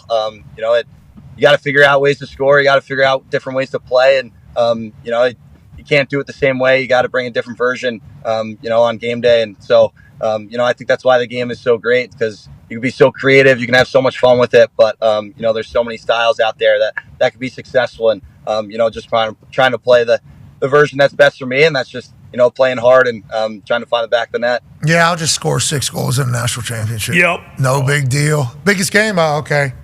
Need to play the best? You got it. How many times you guys want a touchdown? Walker Wall's in the back in defense doing All-American. He's the big fella. Yeah, the big fella's pickpocketing. He's got one of those long sticks. Oh, yeah. He's got one of those long sticks. We heard about the Kirst boys beating the shit out of each other in the backyard. You should have seen what Walls was doing. He's chopping down trees with Yeah, he was. He was chopping it down as a boy. He was really getting Let's go. Connor has a question for you, boys. Yeah, CJ, hopefully I don't screw up this name, but I believe George Boiardi is a big story with the Cornell lacrosse team. They kind of talked about it on the broadcast about how you guys, when you're in the gym, working out, you don't do 20 reps, you do 21. Can you just talk about him and kind of the importance and the motivating factor of his passing 21 years ago? And also, did you get to speak to his family after the game? Was there anything with them once you guys secured the national championship? Yeah, George Boiardi is, what Cornell lacrosse is all about. You think about, all the years that, everyone has put on the jersey and, all the long red line that we say with all the alums. And, George is the ultimate teammate. He's the best leader and motivator anyone's ever been around. And, he unfortunately passed away on our field, Chilkoff Field, trying to block a shot. And, for this to be the 21st anniversary of George and be able to get it done and bring this back to Ithaca is incredible. And, to get all those hugs and text messages now from all the alums to see his family hold the trophy. It's just an incredible feeling. And, everyone who's ever had the opportunity to step inside our locker room and touch the sign and, be a part of this special program, everyone is just so happy. And, we did it for George. We did it for Coach Moran. We did it for Ian McEnany as well. We got it done. We brought it back. That's an awesome story. Hell yeah. I love when we pay tribute, Yeah. Good things happen. Now, lacrosse feels like a tight group. Obviously, still paying tribute there. And, I watched Vino celebrate this Cornell team all year. Oh, yeah. And the alumni are kind of, I think they're always behind or have become fully behind this particular team at Cornell. Feels like a beautiful thing. Couldn't imagine how tight the team is, especially with Walker Walls on. Come on, the back end. Who knows? Yeah, boys. And that entire thing. We don't know the ins and outs of the culture there. So JJ has a question for you. This road trip looks incredible. Obviously, you just won a national championship. You got your boy Walker driving. Who's on the aux? What's on the aux? And what kind of snacks do we got? Good question. Yeah, no, Walker's taking care of all that. Just made a big pit stop at Sheets. Picked up a couple of things, chicken tenders, whatnot. But come on. What else we got? Did we order? Did we do the MTO order? Yeah. Give him that. Yeah, here we'll get. Oh yeah, yep, there it is. Yeah, Walker knows the deal here. Where are you from, Walker?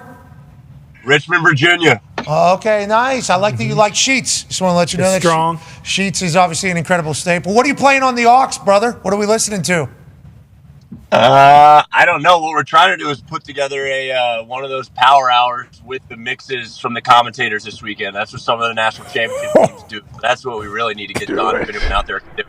How's it been the last few days? You boys have been celebrating there? I don't really know Cornell types. Bit of a runaway. I apologize. What is the celebration? Because I heard you guys played in. Obviously, Foxborough was packed. That was insane. I assume the support from school was pretty wild. Has the celebration been awesome? I assume it has been.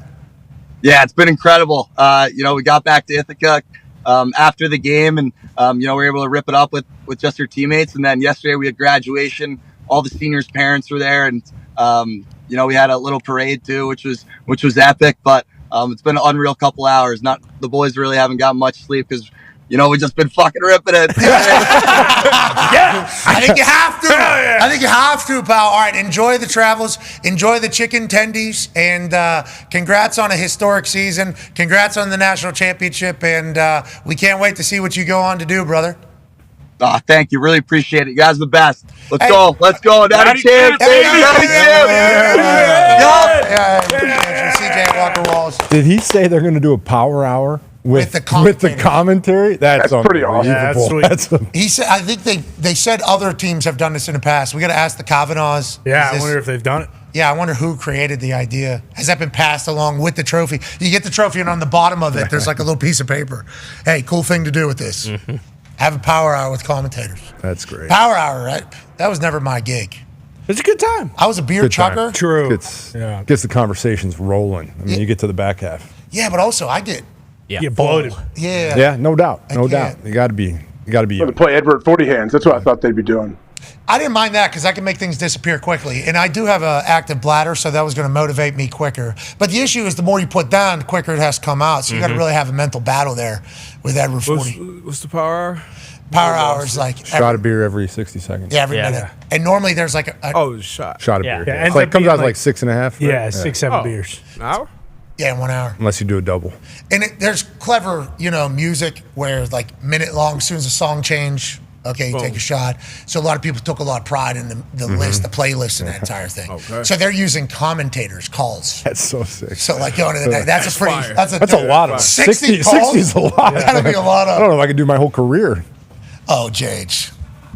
The amount of those moments, they could have just shifted to different, turned down for walks. Yeah. You know what I mean? In the moment. Now they might do it for your hair. They might. I'm telling you, this might be the best I think JH. it's going back to the hat. No, elite lettuce. You're not losing it. Your hairline. No, is- I'm not losing the hair. It's hat. Throw it out. But I don't think you can go much longer though. Just no. If you're going to be on TV, you're going to have those middle This stages. is my second day ever trying this. So I got to figure Have it you out. thought about I gotta doing a figure it out. ponytail in the booth? See? That will not happen. Exactly. Okay. I mean, it is tough. To Pat's point, once the sides get to a certain point, it's hard. It's pretty brutal. Sanchez looks good when he had it. The flow out of the back, like some good lettuce. Yeah. Mark did have a good ponytail. He had good hair, strong hair. In the booth. Sanchez? Yeah, Sanchez had a ponytail. You put that thing on the side sometimes too. This looks really good, though. I think it shapes your gigantic head, right? Because you got one of those big ones. You got one of those big It's mullins. a large head. That's partially why I keep lifting, because I feel like if I let my body get too skinny, alien type. yeah, I'm gonna look a little weird. Head's gonna be so big. Yeah, like an alien. Yeah. Freak. But I think that's good hair right there. I don't think you would look like a freak, but I think like Connor implied there. But I do think that looks good. I think that'd be good for the booth. Thank you. I'm excited for you to be in the booth too. That's a lot of travel, bro. AJ, isn't it? I mean, AJ and I have called 2-3 games together, and my only thought is this is so much time doing all this stuff. Dude, you travel 4 times a week. What are you talking about? Yeah, but you might be up going for to New York in the morning. Like, you don't know. Like, you probably travel. in the afternoon if I had to guess. Yeah. We're looking at this quick turnaround here. Got a lot of conversations going on. Got a baby, got a wife, got a family, got a business, got a lot of things going on in that entirety. next week. But I signed, next week is absurd. Next week, I don't even want to get into it. Next week's travel schedule, absurd. But I signed up for it knowing that. Your thing was like, I don't want to travel. Remember, because you're only doing like 6 CBSs or 7 CBSs because you didn't want to have to travel around for it all. Then you jump into commentating. It's like, that's a lot of. It is, yeah. And ownership. Yeah. I'm looking forward to it. I'm looking forward to it. I love being in the stadium. Like, I love the NFL. I love the football. I love being actually there. I love the audience. I love the players. So I'm really looking forward to it. So the Netflix thing, Christmas, was like. Yeah, it was definitely an eye-opener. Yeah. Because I haven't been back in stadiums really much like that. And it was just, there's a great vibe about it. I really enjoy it. And I love talking ball. I love having the elongated time to discuss the game and to talk people through what's going on and to talk them through the situations and what coaches and players might be thinking. I'm really looking forward to it. Have you been practicing? Have you been doing fake games? I mean, I did the one last year. Obviously, I've been watching a ton of games. I sit down, talk with the producers, talk with Ian, and we're going through it all. But yeah, I mean, a lot of it comes down to making sure you know the rules, the situations, things like that. Because the actual football stuff is A, stuff from your own head, but B, from conversations you have with coordinators. And Do you already players. have your schedule? I mean, I know we're the second booth, so it doesn't come. You don't know your schedule until sometimes the week before. So the answer is no. Correct. Thank you. I mean, I know Jesus when Christ. I'm going to be gone. I just don't know. What day you getting in town? Yeah. You getting in there like Thursday or Friday? Like sometimes it could be a long weekend. No, Saturday? CBS has been great. They're very good with me. Good. We'll do Saturday and back out Sunday. I'm trying. They fall out all the time. I mean, You got it's it. awesome for us that you're in the booth, honestly, because sometimes, I'm excited. like some of the booths are a little difficult. Yeah, shite, if you will. The reason why they're shite, Give me your top things you like about a commentator and your top 2 things you don't. we have no idea because if you might do something in your own way that's better than what everybody else is doing, it's hard to judge. Sometimes I like somebody doing something and then somebody else trying it, I hate it. So it's like, I think you got to If you find. care, if we feel like you care, I think for me at least, when I see like, hey, this dude loves ball, like I can get into it for sure. That's why people rip on Romo now. They loved him early on, but then now he kind of is just like freewheeling, and people are like, "Oh, this guy doesn't fucking prepare at all. He does play golf all week and gets out there." And That's the negative about Tony, which there always is going to be. Whenever you're calling games, there's always going to be negative about you, by the way, because you're going to have to call the worst moment in a team's history. Yep. So you're going to be the one that's going to be the voice over that. You're going to be the one delivering the news to the fans that love team that, hey, they're fucking up here. As somebody that has pointed out some things to a team in the city that I'm in, a team that I'm pretty close to. Their fans got pissed. Their fans are still pissed. The Colts fans are still mad at me for pointing out the very obvious about, hey, this is not how a professional football team operates. Very obvious. Very low-level professional football conversation. Like very, very low. And they get pissed at me because I'm the one delivering that news. That is what you're signing up for. Yeah. You know, that is something that you're signing up for. So I think what you have to remain is confident, because you're going to want to change with what people are saying to you. But no matter how much you change, you're going to piss people off. Yeah, no doubt. Stick to your guns for sure. Like Brady early on was not good. I think it was pretty clear. I don't think he was comfortable. Yeah, whether it was comfortability or just not knowing when things were going to happen and how much time he had. But like he just stayed Tom Brady, and then by the end of it, he was really, really good at broadcasting. And you're J.J. Watt, just like he's Tom Brady. Yeah. Like no. And AJ, I don't know if I'm supposed to say this or not, but it's your sport. So like Gorms used to tell this to me whenever I was getting started. He's like, nobody can tell you how to talk about your sport. Like, it's your sport. Who's going to tell you your sport better than you? Well, this isn't an interesting thing to talk about in your sport. Well, if I think it's interesting, it is. Like, because it is your sport. Like, you are one of the pillars in the history of the game. You'll be a first ballot Hall of Famer. So whatever you find interesting about the sport, I think you should hammer home. But you shouldn't alienate the doofuses. Mm-hmm. You know what I mean? Like, that is something to think about. I'm very well aware of that. I think that being able to talk to the audience like you're a fan as well, and being just as excited, to AJ's point, the passion, the energy, but also interjecting that experience and that knowledge that you have, and some of that insider ball. And that hair that you have, Hair. they're going to come to they're going to do booth shots. Yeah. All I know is some booth shots on JJ's hair. you call a Steelers game, I'm going to need you to kill TJ. Yeah, if he deserves it, let's go ahead and talk about it. Can't just be like, oh, my brother is freaking awesome. No matter what I say in that game, I will be considered biased. And no matter, like, there's definitely, it's to your point, every single game you're going to get crushed on social media. Crushed. Possibly from both sides. And that's just the way that it goes. I'm Crushed, well equipped bro. to handle that now. Crushed. Oh, yeah. Yeah, like, you just look any commentator's name. Yeah. It's crushed. I mean, no matter what you do, I mean, Pat gave away $2 million and got crushed. But I mean, with you, like, you actually brought it up before the Steelers-Chiefs game. You were like, Right. I'm gonna. You said it in the booth before the game started. Like, well, it's gonna be fun because no matter what I say today, like, it's gonna turn out bad for me because TJ's playing in the game. And I'm not going to act like he's not my brother. Yeah. Like that. Like, we're not going to pull wool over each other's eyes here. I'm not a moron. Like, I know that. Yeah, but what if you say, you know, this is why that contract issue is such a big deal, you know? TJ's clearly not as comfortable. His off-season was a little bit off. No, He's not that hurt. It's not off. I can tell you that. I was just watching him train the other day. He looks. Oh, okay, we got a little info. Okay, we got a little info. He looks good. He looks very Let's good. go to Hammer, Todd, Tone. Tej looks good. That's what we're hearing. He's training just like anybody else that could potentially be a Pittsburgh Steeler, Tone. Tej always looks good. That's never going to be a question. I knew there was going to be a little more piss in his vinegar this offseason. It felt like, Yep. Little more piss in his vinegar. In his vinegar. In his vinegar. Vinegar, not vinegar in his piss. No, yeah, he has vinegar in the shelf. Yeah, and he takes that out, and he says, let's have a big off season, pisses in it, puts it right back up there. Bingo. You guys never heard that one before? That's weird. No, just because, the season before, he definitely should have won Defensive Player of the Year and got robbed in that one. Didn't win last year, and there was it got a little bit loud over the last few games. So I knew Tej was going to come in and get ready. Especially, he's got Mace's back too. Mason and him had a good conversation this last summer and said, Mason, I'm gonna need you. And TJ said, I got you, dog. Mason knew this last summer he was going to be this current summer we're in. We're not in summer yet. Memorial Day just happened. This summer, brother. Okay, so you're saying 2 days ago, yeah. Mason and TJ had a conversation? Yeah, I got an inside source. TJ has a goatee. Is that what we're hearing too? That would be cool. A goatee? Yeah, like Mace's like Mace. goatee. Well, Mace's got mustache now, but hadn't seen it. Oh, this guy isn't even paying attention to Pittsburgh Steelers at this point. His brother's on the damn team. Who would you rather have, JJ? Someone who's come in prepared, made flashcards for the team, been there with the wide receivers and stuff like that, or someone who's squirting squirt guns at Lollapalooza? He's not Lollapalooza. He's having a good time at a concert for Mike Stud. Yeah, eating bark. Now, chewing bark, Terry Bradshaw says after he hears this guy talk, it makes him want to chew bark, which maybe that's good for the health. We don't have protein. Probably. Yeah. Teeth. We have no idea what he's Gotta be indicating. beneficial. But yeah, what do you think? About chewing bark? No, Don't give me a jaw like which AJ. which hypothetical quarterback would you rather have? Now, the one that's at Lala Blues and playing with squirt guns is a first ballot Hall of Famer. Very, very good. Probably going to make the team better, but, comes with some baggage maybe. What? Fake? What's the baggage? He wants to wear number 12? Well.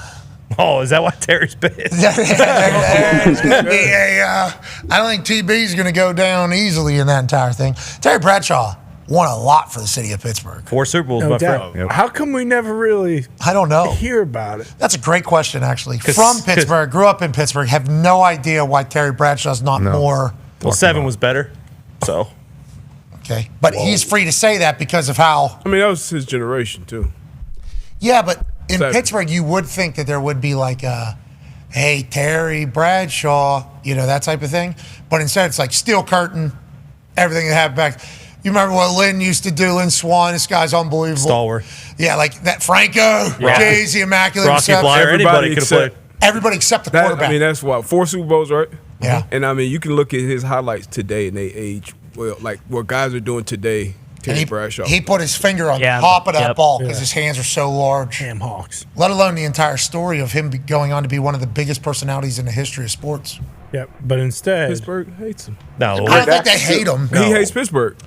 I don't think he hates. I don't think he goes back a He whole might. lot, does he? Yeah, I don't know if he hates. No, Pittsburgh. there was the end of his career. There was a bit sour because he had an injury, and he thought Steelers organization might not have done right by him, and he didn't speak well a couple times about. It's a. He didn't speak 40, well. 50 years ago. Terry didn't say People don't good forget, things. AJ. TB didn't say good things, on the way out. Mhm. That was half a century ago. Him and Chuck He still Noll said 'em. didn't really get along at the end. It was the rumor. So Chucky Noll. and Or Chuck the Noll, beginning, No, either. I mean, and the beginning. Chuck Noll brought us 4 Super Bowls, by the way. So So Terry, This is quarterback. I can't Well, think Chuck Noll was at the wheel. We all know it. all right, this is okay. So there's a Tom Brady, Bill Belichick situation in Pittsburgh way back, and just the generations of Yinzers were like, we don't speak it, Terry. We like I Chuck. just can't think of another, like, Aikman, Cowboys, Marino. He didn't even win a Super Bowl. You're right. He's royalty. Terry's on TV every Favre, week. Green Bay, no matter what he does, he's still royalty. I wouldn't say that. A-Rod. Like, I mean, I can't think of another quarterback, multiple championship in the city with that type of relationship. Ladies and gentlemen, TB, thanks for what you did for Pitt. I wasn't alive, didn't really talk about it much, but the Immaculate Reception is right there in the airport. thank you, Still Franco. there? Ball on the ground and all. No. No. Well, You can put a playing card underneath there, brother. yeah, I'm sure. All right. Thanks, Tone. Really good work out of you today. Thank you. He's also somewhat forgetful. If you remember when we were supposed to have him on the show at Super Bowl week, and he spent the next 4 days just walking around the convention center trying to where the hell's McAfee's set at? They couldn't find him, is what we were told. Yes, correct. We had a camera set up at Radio Row because we decided not to go down to Radio Row because the year prior we had 4 people in a 2 foot by 2 foot space at Radio Row. So pointless to go down to Radio Row, but we'll set up a camera down there. You see, we beat the game 2 foot by 2 foot space. We'll put a camera there, then we can just stop people when they come by. Got Terry Bradshaw tomorrow. Oh, Huge. yes, can't wait. Probably would have talked about this. Yeah. What we were just talking about in there, and then 5 minutes before you're supposed to come on, we can't find Terry Bradshaw. What do you mean you can't find Terry? He was here, we can't find him. And then they were told that Terry couldn't find the camera. So we thought there was a chance he was just wandering around Radio Row. They found him later. He's out in the middle of a field, just throwing a football. Yeah, exactly. Bench. He's great on Fox, has been for so long. When he traveled, I think he went to Japan. Good actor. Yeah, he's yeah. He showed his cheeks in that Matt McConaughey movie. Yeah. Is that why they don't like him? I think Pittsburgh people would be cool with him showing cheeks Definitely. in a McConaughey movie. Pittsburgh people ain't afraid of I that. genuinely, we brought that up this morning. Why is Terry Bradshaw not? And everybody's like, he did something. We'd have to talk to an old. We'd have to talk to an old timer. That was legit. And then Tim McAfee comes in. I go, hey, how come Terry Bradshaw? Hey, he was good to me. Yeah, I liked him. I was moving somebody into the building that he worked at. He came down, him and his lady at the time, something Starbucks. And he said hello, wished me luck, and he's always done right by me. And then Tim just, I don't know why we don't talk about him. Let's call Kaboly. Let's call Mark Kaboly. Oh. Kaboly will have an answer. Good call. You know Kaboly? How do you feel about Kaboly? I don't know him well enough. to having a Jage hates Mark Kaboly. Oh, yeah, sounds like it. That is what I just heard there. I know he's a friend of the program. So. He's correspondent of the program. It is 2:45. He might be on second nap. Shit. He might be in the middle of second nap. I'm not sure. Well, siesta. It is right after. Second nap, third lunch. You know, you might. Yeah. Well, they're right. You know, they coincide. Yeah. If he has a mayonnaise sandwich on deck, like, ladies and gentlemen, joining us now, correspondent for our program, also a WWE columnist. Ladies and gentlemen, Mark Kaboly. Yeah, Mark. Mark, they said you were potentially on your second nap, third lunch. Nice to see you out at work. What are you doing right now, brother? Of course. I'm actually watching probably something I'm not supposed to be watching inside the Steelers facility. So flip the camera. Who is it? Yeah, flip the. Here we go. I don't think you should. You can show us quick. Yeah, probably should. You're Go zoom in. Yeah, I working on No, I can't zoom in. They're probably yelling at me now. Don't zoom in. You got it. Now you're good. No. Closer to the teeth. It's Closer to That's where I can't quite see the nostril. Nose hairs, yeah. You can't see the hairs. Hold on. Wait, I can tell you who it is. It was Will Howard.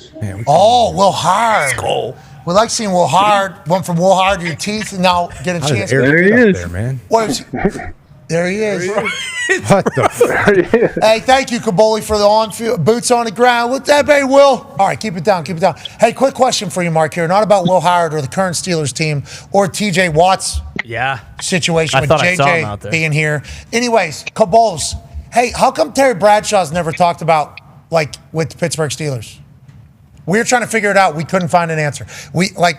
Me, Tone, Nick were just like, never. He did something. That's what everybody always says. He's like one of the most famous NFL pundits. Won 4 Super Bowls in Pittsburgh. I think anytime they show highlights, obviously it's Pittsburgh Steelers highlights.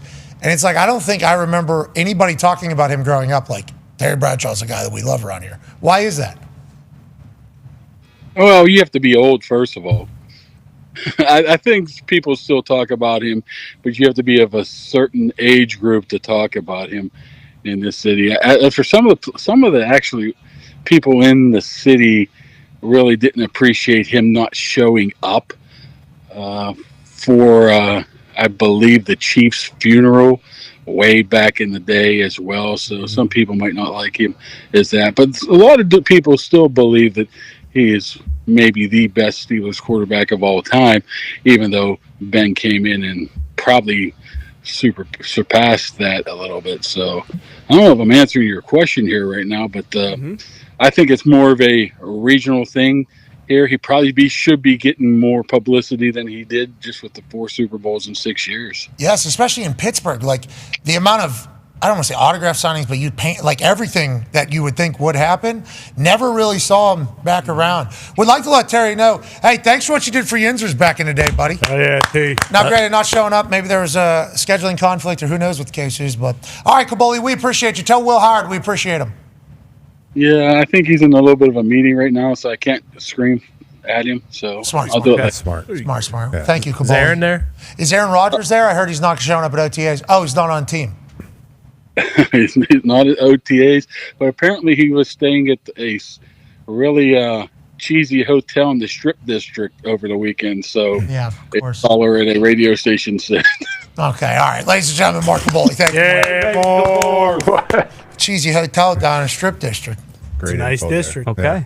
Strip District's very nice. That was the rumor. Someone apparently saw him at a hotel staying in the Strip over the weekend. At a cheesy? What does that mean? I don't. does that mean? I think No. maybe a not so nice hotel. Probably a hotel. He probably meant sleazy. Yeah. Oh, so he just said cheesy. They meant sleazy down in the Strip. Is there? I thought they redid the Strip. There's still some parts. Yeah, but they got that indoor putt-putt bar. That thing. place is sweet. That place was sweet. Got the cool soccer field there. Really? What is it? Indoor? Soccer stadium? No. River. On the Oh, river. the Hans. Oh, you're talking about North Shore over there. Hi, Mark. That ain't the Strip District. I didn't. I was just saying they have a cool soccer field. I didn't believe that it was real the first time you No, showed it's it to me. Downstation Scare. Yeah, dude. Yeah, It sorry, looks down really Station nice. Scare you're talking about, not North Shore. Okay. Let me tell you about Station Scare. All right. Used to be the greatest haunted anything in the history. Okay. You go down there, it was like a state fair, but it was haunted. They had this clown that they would put a microphone in front of. Greatest shit talker in the history. Do you remember this guy, Nick? This clown that used to shit talk? He should be a professional. I don't know what he does. This clown, as soon as you walk in, some sort of athletic feat, he's sitting at the top of it, creepy looking, obviously, incredibly creepy, chirping, talking shit to every single person in there. Then obviously you got a haunted house down there. Mm-hmm. You got to sign waivers. They're going to touch you. They're going to. Yep. Free reign. Yep. Boy. 1-2. Yeah, they're going to get you. Yeah, I was never allowed to go because of that reason. Now they turned You it wouldn't into a sign the waiver? soccer stadium. Parents wouldn't sign No, it? coach wouldn't let me go. He didn't want me getting stabbed by one of the lunatics down there. Yeah, which they would try to get you because their goal was to make you scared. And if you weren't scared from a punch or maybe a shoulder, there's a chance they were going to gut you. Well, and That's coach, Pittsburgh. That would That's scare you a little Pittsburgh. bit. coach then would have to go kill somebody again. You know, he didn't want to do that. Okay, coach ain't kill anybody. You remember when Station Scare had one of the greatest cowboy bars, country bars of all time? What was that place called? Something Saloon? Nick? Saddle Ridge? Saddle Ridge, yeah. There it is. Not a saloon at all. Saddle Ridge was the name of the place. I mean, Tequila Cowboy. Tequila Cowboy is a good spot. That's on the North Shore. That's what I'm That is not thinking on of. Station Ah. Square. Station Square used to be a great spot. Not everybody wanted to go as much as me. I always wanted to end up at Station Square. I wanted to go Station Scare every week. That our last St. Patty's Day there, you wanted to go so bad. So bad. So bad. Get me down to Station Scare because they got that country bar. With that homeless guy. Well, brought the homeless guy out with us. He had a great St. Patrick's Day. Probably the greatest holiday he's ever had in his entire life. Last one, right? Don't doubt it. Nick got Sadly- left on the curb for the homeless guy. That's not true. Nick was with another Yeah, group. homeless guy needs a ride. Sorry, Nick. That's not true. We actually didn't That's get tough. in the cars. That's tough. Cars came outside. We chose not to get in cars. We're going to hang out with this homeless guy. Nick didn't get the message. Oh, man. Nick was with a different group. He was at a different time. There was a different thing going on. The group he was with, I wasn't signing up for. How did You the know? homeless guy earn the spot? He's right there in the corner, has guy sign have a said, name? "Not gonna lie, it's for beer." And I said, "You Please, got it. come All the on. beer you want today, buddy. Come on." Yep. And he joined us. Their buddy Joe Hadley of Joe Hadley's Window Wash. Nah, that is not true. Anyways, Station Scare used to be a great spot. North Shore is a great spot. Station Scare is still good. They got that stadium down there. Strip District, though, Aaron Rodgers just hanging out in the Strip District. I guess that would be a place that Aaron Rodgers would go to, the Strip District. Certainly believable. AJ, why is he's just hanging around Pittsburgh, but he doesn't want to sign with the Steelers? I don't understand. He just wants to see the city. I mean, yeah, I guess so. I guess is he really just checking everything out? I don't know. That is there any like video footage of him at the Strip District? No, No, call her in a absolutely. radio show. Hotel? Call her in a radio show. Called in DV, said he's seen Aaron Rodgers this weekend. Maybe he shows up at OTAs. Then he doesn't show up at OTAs for a team that he's not signed to, and people say he's not even at OTAs. And then the reason why he didn't sign with the team is because he doesn't want to go to OTAs. Exactly. It's a wonderful little story. Speaking of stories, anytime JJ Watt joins us, we like to have the people ask the questions that they've been yearning to ask JJ since the first time they seen him. Maybe it was Hard Knocks when he took over. Maybe it was when he was scoring touchdowns. Maybe it was when he was creating a Hall of Fame career. Maybe it was when he debuted a new hairstyle, whether at the Super Bowl or right here today. This one. Yeah, top notch. A plus. Ladies and gentlemen, it's time for hashtag Ask Jay. All right. What do you say? Hashtag Ask. Jage. Nailed it. How many people call you Jage on a day-to-day? Would you say? 2. Okay. Let's go to some hashtag Ask Just Me. More today, yeah. Me and Teach. Yeah. What's Derek call you? Jage. That's 2. Well, what do I call you? Jage. I haven't seen them today. So you're the first, this crew is the first one to call me Jage today. Okay. How many people in your life call you Jage? Generally, 2. Since I'm here today, 3. What about the wife, though? Wife doesn't go, Jage! She does not call me Jage. No, that would be great. How about Dad? I seen Dad. Dad looks like he can hammer some beers. Oh, yeah. Hammer some beers. He's never had about 40, not 50 big beers. beer guy. No. He's not a big guy? Go give me another fucking beer. No, not. He's not? No. He looks like hard-nosed. He looks like hard-nosed good. I could see it. Pack a No. box. He does not in drink? a No, he doesn't 18 drink. Does he smoke weed? No. Diet Coke, firefighter. Straight is. Firefighter? Okay, so that makes, I'm so sorry. Yeah, Now, firefighter. granted, the fact that he's a firefighter and doesn't drink, I think that is a little surprising. But also, thank you for your commitment to serving your community, Mr. Watt. He doesn't say, Jage, get over here. Nah, he actually does say Jage. Yeah, he does. Okay, I'm happy we can get to the bottom. Yeah, he does. I don't Get to like the that I bottom got of to do investigative journalism with every fucking question. Okay, I just want to let you know that, Jake. What do people call you? Coffee. What? PM. Yeah, PM, coffee. Coffee. Yeah. Patty, patty cakes. Patty There's a lot Mac. in I there. like Patty Mac is cool. I've been called Patty is Mac cool. before. I've been called Patty Mac before. P Mac, Patty Mac, McAfee.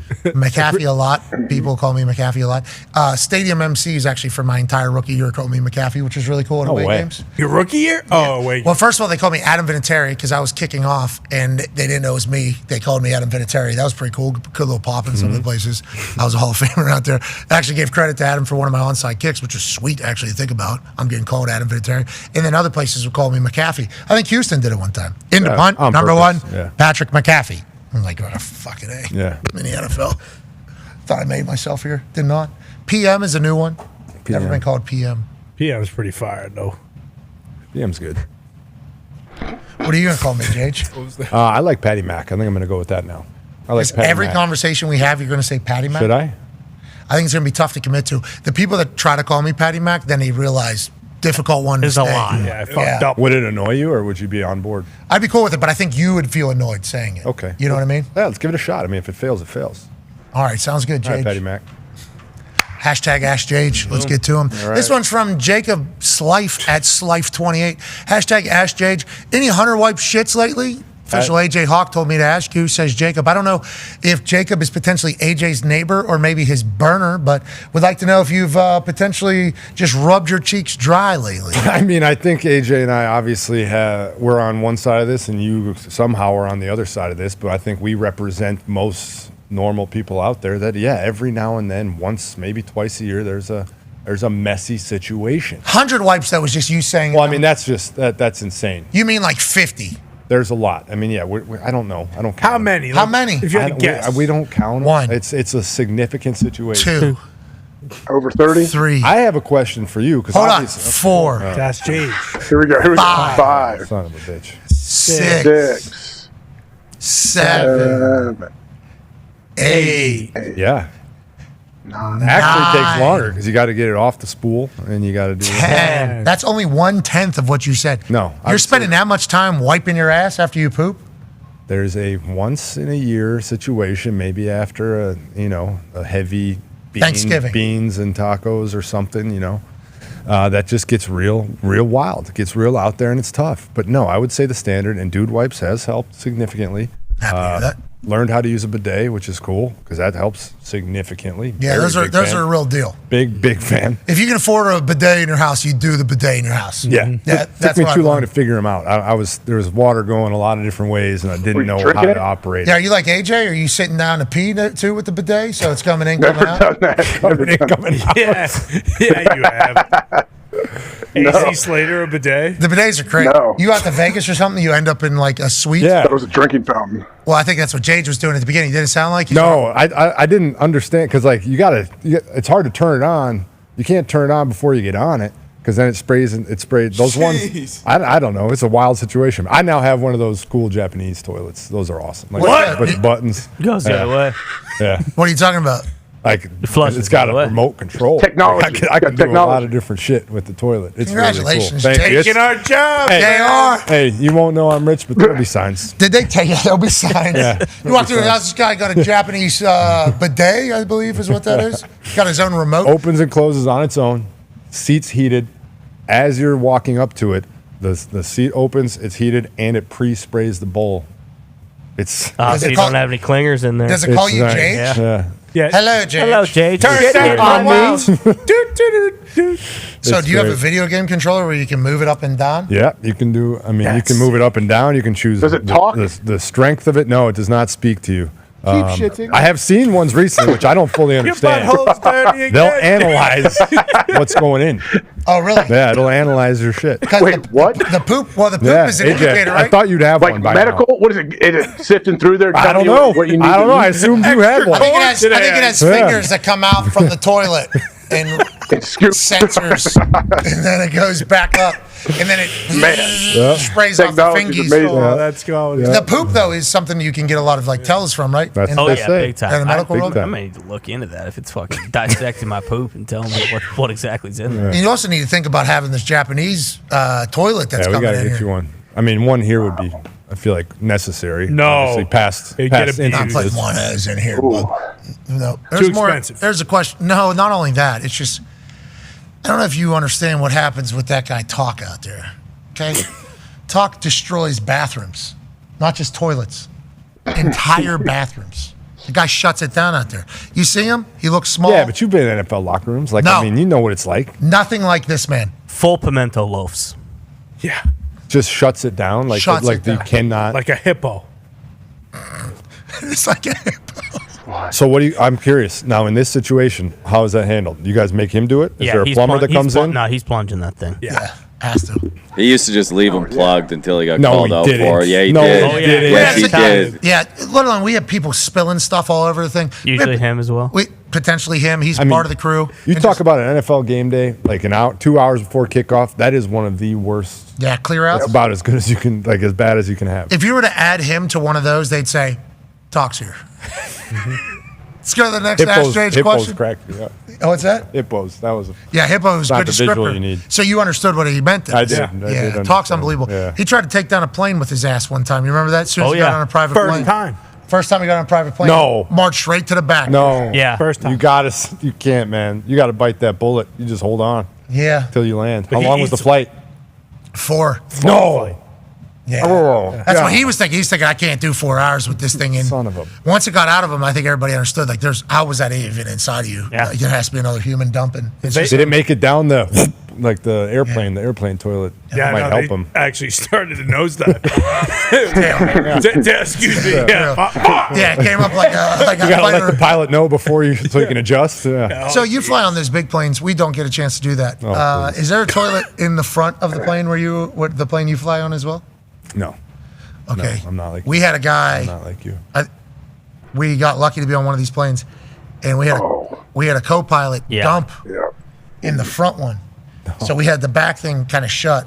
Front was kind of locked away, and poop just started like trickling back the door. And we started smelling poop, so we assumed like somebody ripped ass, and everybody was like, "No, actually didn't. It was like, well, who pooped back there? Go wake a couple people up in the back. Hey, did you dump? No, I've been asleep. Okay, somebody pooped in here. So obviously we opened the thing. Co-pilot standing there. And we're like, hey, did you just dump? No. Did not dump. And it was like, he certainly did. That guy had a good, that was pungent. Oh, yeah. Took over the whole plane. It did. 30, 45 minutes too, because it was just seeping underneath our door into our nostrils as we were playing euchre. Do you know how to play that game? Euchre? Yeah. Not proficiently. Let's get back to Big the- in Wisconsin though. And you don't play? Not that No, big. cribbage. I know cribbage. I think they're very similar. I don't think I know cribbage. I don't know cribbage. Harry Cribbage Potter with the played board. No, it's Quidditch. Cribbage is with a board? Yeah, there's a board. You got pegs. Yeah. Keep going. Go to the next not question. I play cards. You play pegs. Let's get to a hashtag Ask Jage question. Great. Thanks, Patty Mac. That's so cool. I could tell he's already losing steam. Yeah, you don't like I just saying got to remember. No, I have to remember. At C Dives. CD. Hey, you know D? No, I'm catching. I'm downwind of a lot of things here, and I'm feeling the wind. You all right, dude? He's all doped up. Oh, this guy's this guy's downwind, on man. CBD right now. I'm downwind. All right, let's get to the Ask Jage, please. Dangerous. What are your hopes for Burnley FC in their return to the Premier League? What's the key to their success? Hashtag Ask Jage. That's a good question. It is a great question. We are obviously hoping to break the run of 3 up, 3 down of the last 2 seasons. Very difficult to do. The Premier League is obviously extremely difficult league with continuing funds being pumped in at extremely high levels, but we are extremely excited about our team. Really proud of the season that they had, and I think Scott Parker did a great job, and our defense is phenomenal. So hopefully we have a defensive stalwart and some good counterattacking, put some goals in. Your goalie's not going to be able to stand on his head for 2 months straight like he did this last time, He's right? incredible, man. He's a great player, great kid, and I've always said it, and I'll keep saying it. He will be England's #1 keeper someday. Is he still under contract with you guys? Yes. Can we loan him for TST? No, we already got our goalie. No, we don't you need cannot have any of our players for TST. Yeah, because they couldn't make the fucking team. Yeah, we'd have to try. They'd have to try out. You're not even on the team this year. Who? You. Look at the roster. I'm on the roster. Did you register yourself? They were very serious about registration there. I don't know. What Are you're you referring. registered? We're registered. So we got general manager, brother. Are you registered? We're Go? back on Are our you guys perch. registered? I We're mean, you gotta back on follow our the perch, rules. dude. What are you talking about? There's rules. Sounds like if you're not registered on the roster, you can't play. I'm registered assuming on you the might do that roster. on purpose so you don't have to play. Do you want to see our roster? Is that what you want to do? Does it say Patty Mac? Let's see the roster. I'd like to see the roster. Ladies and gentlemen, our official roster. Holy shit. What is that? For CONCAFA. The graduating class of West Virginia 2025. 25. As you see there, top left This corner. is ridiculous. Pat McAfee on the roster. Once again, I am honored to have made the roster of this CONCAFA team. This CONCAFA team is going to continue to win and continue to succeed at TST. Jeff Cameron, I have good news for the rest of TST. I don't believe he will be playing. He suffered an injury in training. What? Much like myself. Damn. Yeah. His is a lower body. Mine was an upper body. Nonetheless, Jeff Cameron will be in attendance. Don't worry about that. Grella back on the squad after a lot of questions. That's bullshit. Pacheco. I'm out. Fuck Grella. I'm out. No, Grella was good. Grella was trying to run up the price. He was trying to extort you for cash. What kind of prices you paying? He was trying to go to Burnley. What Trying kind to of prices extort you you paying? for cash. Don't you worry about that. Our roster is happy. Our roster is No, motivated. I'm telling you right now, you got 45 people up here. This is a locker room mutiny waiting to happen. I'm not getting enough minutes. I'm not getting enough minutes. Why is he on the field? I'm not on the field. That's a mutiny. Brother, what do you think I'm there It's for? a long tournament, brother. We Don't need act fresh like you didn't legs. have one last time. This one's going to be way worse. We didn't have one. We were just fighting each other who were playing. Our best players were fighting. There was Yeah, but how'd they get through it, Gumpy? Yeah, they figured it out. Through team chemistry. Yeah, and with a guy like Drew Ruggles on the team. Everyone loves an underdog, Gumpy. I see your hat says everyone loves an underdog. What kind of underdog? You guys are paying your players more than Ohio State is. What do you mean? What are you talking about? Bournemouth has players that are fucking under contract. They're James. cheating. There's teams openly cheating. And listen, if you want to call us Ohio State, cool. Because there's a Texas out there, there's an Oregon out there. And what did Ohio State do last year? They won the Thanks for the fucking compliment, title. Jage. All right, we'll see what happens. Listen, you got to pay a guy like Red Boots, otherwise he's going to go to the next highest bidder. There were That's the some way it damn works. good teams last year. That Jamaican team was fire. Very good. We had that Very first good. game. That was tough for us. Yeah, learned a lot. We were still learning how to play. Yeah. Rules, like just learning, period, how to play the game. Richard Costanzo, currently college coach for George Mason. Yep.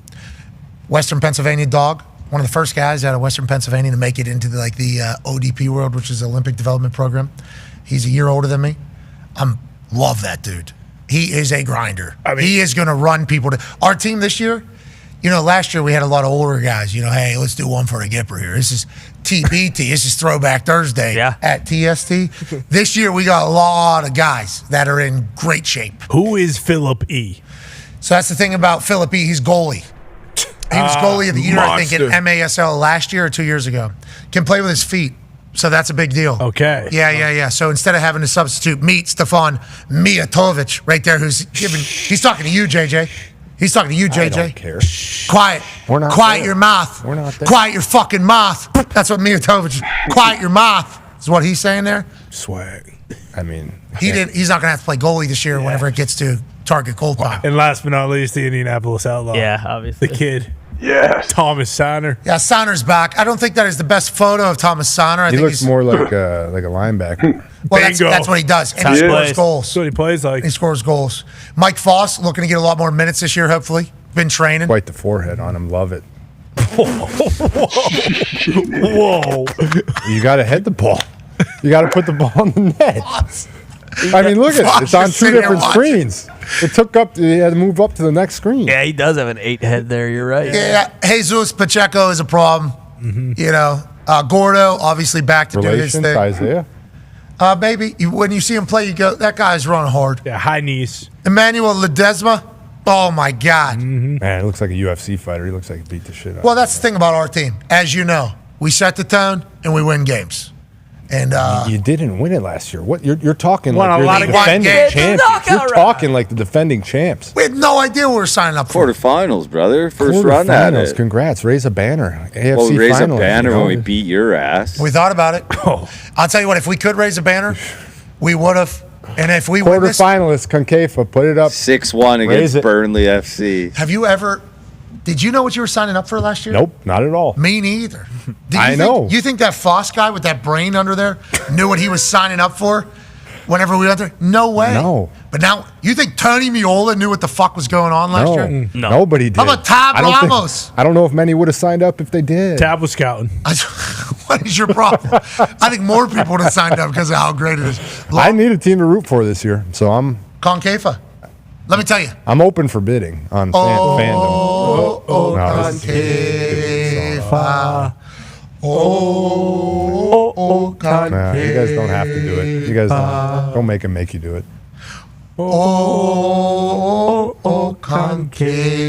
CONCAFA. Quarterfinals. In our first try. Yeah, great. But unlike you, we're going back. Yeah. We're trying to conquer the beast that is TST. And we got a great roster this year. You talk about everybody being upset about playing time? Sure, that's going to come. We want that to come. Okay.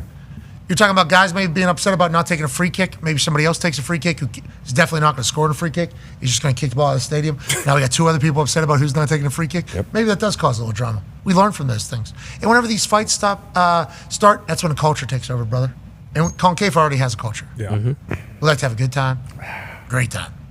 Some of the team more so than the other. Yeah, miss you, Ed Speed. DJ Ed Speed is going to be missing. He was on the aux cord. Yeah. He's not. He didn't make the team this year. Kind of bummed about that. He got hurt too. Speed was great before the game. Just great. He was. I will say. He might be on another team. Maybe he should be. He was our DJ, so we're going to have to figure out who's going to take that role. Maybe Tab Ramos, coach. I've been hearing Tony Miola and Tab Ramos have been actually watching film for the last couple of months on this. Of course. Let's fucking go. Like trying to. Boys also had a training camp. Yeah, he did that last year. No. Last year, vastly different. Nobody knew what they were fucking signing up for last year. We had no idea. I thought you said you did a Florida training camp. They did a Florida training camp. Yeah, they took a day down. Oh, so they did do it. Yeah, but nobody knew what they were doing. Now we have like a concentrated goal. Tony Miola's brain wrapped around what TST Sevens is. Bub. Problematic for everybody else. Don't be surprised when CONCAFA becomes $1 million program. I will be surprised. Well, don't happily surprised. Well, just follow along and I watch will. what Gordo does out there. Watch what D-Huff does. Mario Alvarez back on the squad. Boom. Did Gump have any possibility of making the playing team? He is. No. Yeah. He might play. Not at all. No chance. You should see him in warm-ups, Jage. I know. That's what I'm saying. Like, he's got some skills. Gump, was there any lobbying at all? You were trying to get out there? I've lobbied a bit. I could be out there. We don't know yet. Is that legal? Are you registered as a coach or a player? Enough with your registered stuff. I'm registered to play. Enough with your We had registered some stuff. registration battles last year, so I know. He's a coach. Are you guys using your ESPN powers to just? Definitely. We tried to change the time of one of the games. We thought we had that type of sway. They went the complete opposite direction. And I was not happy about it. I was like, we fucking needed it this time, but we don't care. Schedule it the other time. I'm like, I feel like we're doing a lot for this. Wow, I feel like you're doing. I feel like we're trying a lot for this. Very much lot. And they're like, no, the tournament has to remain the tournament. And after talking to them after the tournament, I have massive respect for the people that run this. They have a lot of passion, a lot of everything behind this. They're trying to keep this as a great tournament. TBT, the basketball tournament, obviously everybody knows about. TST, 4 times the size. Like the amount of people, tickets sold, everything. This area. TST is like this has become a very, I think very you're good. a massive player in that. Well, we were only there last year. Yeah. So let's not get crazy. But CONCAFA is going to become a mainstay in TST, I think. Especially if we have the success that I think we're going to have this year. Look at Meat. Yeah. I mean, just look at the eyes of Meat. Meat saying, oh, there's $1 million prize up for grabs? Okay. Shut your mouth, JJ. Shh. Shh. Shh. Shut your mouth, JJ. You remember Zat Knight? You remember fucking bumping into him a couple times? I do. Shoulder still hurts. Yeah, you still got a little bruise like I do against Gunther. You guys are watching from the sidelines. Yeah, Was it that's because we're part of the fan arena. club. Mm-hmm. Man in the arena. Did you have any assists last year? No. Did you have any goals last year? No. Oh, so you left with completely 0 on the stat sheet? Yep. Okay, sweet. I had the highlight of the fucking tournament with the assist that I had. You talk about man in the arena. I agree with that. I was in the arena. I agree with that. I do. Yeah, I was so check talking that about- off the I box. was talking about Mullet Man over there. What are you talking about? He was in the trenches with the boys Yeah, at night. we're part of the fucking CONCAFA crazies, Thank baby. you. don't even Yeah, know. equipment managers, athletic trainers. There's a lot of people that go into the success of a team. They're a David part of that. Ingles. Yeah. You called him a fat ass, actually. Yeah, remember? He was. Let's get He's coffee. kind of going back that way, but it's. Whoa! Right. What the hell? No, he's done a Let's great get back job. to Ash He's done- maybe you should hang out with Tone and get on some. There you go. It's a good idea. Not a bad idea. Boston Be careful, Carter. man. Next week, that donut cart's going to be there again, brother. And I'm going to be outside. I can't wait to enjoy it. I didn't get a chance to enjoy it last year. It looked great. Good coffee. It did look good. I'm going to have, just so everybody knows, I will have cleats on. I will have a uniform on, just in case. we start losing guys. Pop, pop, pop, pop, pop, pop. We're up 7-8. You got plenty of them. That graphic, I keep staring at it. That's a lot of fucking That's a players lot of on one fucking- team. Yeah. man. How many guys on at once? So you're allowed 20 on the roster. Okay. On the field, 7v7. Yeah. 7. I can't wait. How are, for you the- can't even do that. It's 20 minutes running clock. We ran out of gas last year, brother. You ever seen Muddy Ducks? Full line changes. The Wednesday night team Favorite brawl. movie of all time, D2. Well said. Coach Did you ever McKay. see it? Some of these people say Did I that you ever have not see it? seen the movies that you promote as if you've seen. Oh no. What are you talking? I'm the opposite. I tell people that I openly there's movies that I haven't seen that I should have seen. What are some movies you Like should what? have seen? Mission. Braveheart. What? You've Oh. never seen Braveheart? So Just you because? now at this Saving point, you Private won't? Ryan. What? Wow. I know. I'm telling you, these are on It's my a good one. list. I got to get them. How long have they been on your list? Sounds like this A is long the thing. time. It is a long time. So you're just keeping this as a thing so you can have No, a thing? I Like, hey, what's my movie thing? I'm there the guy was that there hasn't was a seen- while where I was like, all right, I will save Braveheart now for a big game, and then I didn't because I'm there. I got to watch it. I'm It's watching so Game of Thrones right now for the first time all the way through. How is it? Really good. What season are you on? The last one. Wow. Congratulations. It's really good. There was one bad season in there, but the rest really. I heard the last season's a bad one. There's I've heard Starbucks the ending cups. is really bad. That's what I've heard. I'm pretty sure the last season has aged better than the initial reaction. Everybody at the beginning was just calling this writer sellouts and everything, saying they mailed it in. There's Starbucks cups here, and this is happening. That stuff, yes. I've heard the Definitely last still episode. fun. Like I've heard people call the last episode one of the worst episodes. one I of the think worst I, finals. I think That that's just a little overblown in the time for sure, and it also doesn't help that the fatso who wrote the thing, just kind of keeps pushing off how it's supposed to end. So these guys were like, "Hey, well, okay, we got to end it how we're gonna end it then." I'm looking forward to it. We're close. We're close. What is that? With George R.R. Martin, this guy every single the year, he's writer. like, the book's gonna be finished in 6 months, and then they check in, they're like, "Hey, Fatso, you haven't fucking written anything in the last 18 months, so is it still coming out in 6 months?" And well, I had to go back and alter a few scenes. Well, there's like 1,000 characters, right? Yeah, but the last book came out in like 1998. Yeah. Yes, he got paid mightily, and you want me to tie this whole thing together, huh? Okay. You know how Why don't much do more that? money he'd make if he just finished the goddamn thing? I'm definitely in that stage right now, where all of a sudden all the characters are interacting On the with each same other. board. Holy shit, you guys came together quick. Yeah. I just did Breaking Bad and Better Call Saul. Oh, Great shows. Great shows. And the problem is George R.R. Martin did this video game Elden Ring. He did like the story design for it, and people aren't happy about like him doing shit like that before finishing. What's this guy's problem? He wants to focus on something else that's massively successful? That's what I'm saying. Elden Ring is like one of the biggest video games of all time. Boom. So, Elden Ring? yeah. You play video games? Hashtag #AskJage? No. Me neither. No. I don't watch any of the stuff you were talking about either. Better Call Saul and Breaking Bad. They're very good. Breaking Bad, I think, is a great show of all time, and then Better Call Saul is a prequel. And Yeah. it's Really, also really awesome. good. Really, better than Saved by the Bell. Well, different genre. Different genre. Saved by the Bell's right there, but different genre. It's a good point. I saw somebody the other day say we need to bring shows like that back. I think it was Nate Bargatze. He was talking about how we need shows like King of Queens. We need some of those just like regular everyday sitcoms that you just watch and feel good. Why doesn't Bargatze write it? I feel like he's the I genius. think that he could- might be. I think he was talking about his production company and the type of stuff he wants to produce. He's so smart. He's great. Nate's awesome. Tom Segura just put that out. Tom Segura just put 4 episodes out that are good old wholesome fun, like old school. You're talking about Bad Thoughts? Yeah. Yeah. I don't know if that's how it's being marketed. I had to talk about it on Monday Night Raw because Mystic Rick and the Machine were there right behind the desk. What a moment. What a moment for it all. Dragon Lee fucking dives, front flip out of the ring all the way across our desk. And you just see Tom Segura's eyes just like, what the fuck? It was his first ever wrestling Oh, really? event ever. Yeah, because he used to be anti-wrestling. Big time. And then that was his first wrestling event. And I think he was just mind blown by it all. I think Tom Segura, people like that, whenever you get it, have you ever been to a live? No, I was just going to say, I want to come to one. When you get to one and Yeah. you watch it, you just think to yourself, Herb Street. This is the most absurd. Should I start with the WrestleMania or should I start with is there an introduction? Is there an If introduction? you can start with WrestleMania, you fucking start with WrestleMania. All right. Yeah, you won't know all the stories going in, but they'll show you a video package that'll give you at least enough All right. of like a catch up, and then you'll be able to get right into it. Just the app. Yeah. Obviously, the athleticism is insane. The things that they're doing right in front of you is wild, completely exposed by so many people. Like what they're doing is insane. Can't miss a beat. Somebody could potentially die. But then all the shit that just happened there, it's insane. It's Kirk. You got to take it for what it is. It's professional wrestling. You're watching sports entertainment here. Yeah. You know? Yeah. You just kind of got to escape a little bit. Kirk Herbstreit, yeah. Kirk Herbstreit went to WrestleMania, and his face the whole time was. Yeah, legit. He was sitting right over here. I could literally see it, and then he would look over at me.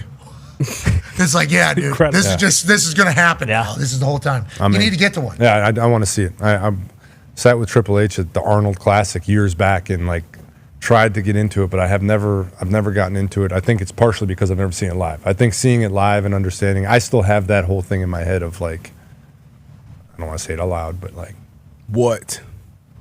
I mean, I have that in my head, so I just don't. That it hurts, that you don't want to do it, that you get bruised for 2-3 weeks. I don't doubt that it hurts. I don't doubt that there's a lot going on there. I'm just telling you from my perspective on it. Yeah, I'm just saying, I don't know what your perspective is, what you're.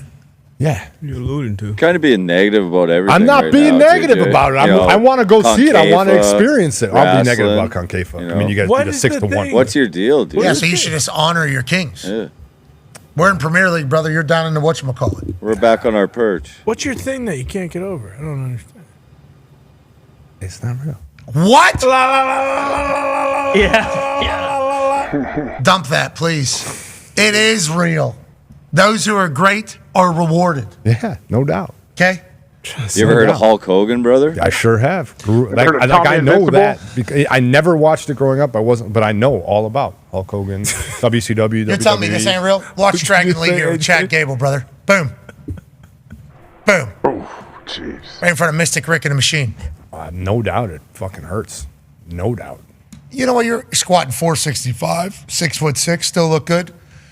Why don't you just go find out if it's what you think it is? No, that's why I didn't do it. Like, Well, why don't you? After when I retired, people were like, "You should do something like WWE," and I was like, "That's just as difficult on your body. Why the fuck would I want to do that?" Yeah, you could be good, though, at it, because especially whenever you put those thirst trap photos out there. Yeah.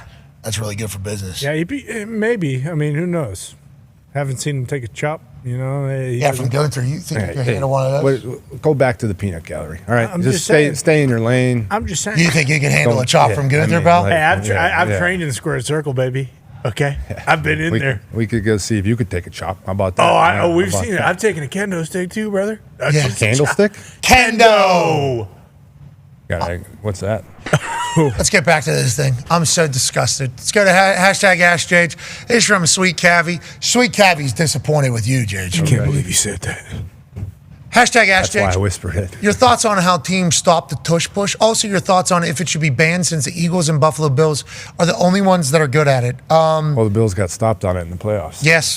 Massive moment. But I don't think it should be banned. I mean, if you're good at something, you shouldn't be punished for it. I do. If you want to take the push part of it away, I don't know.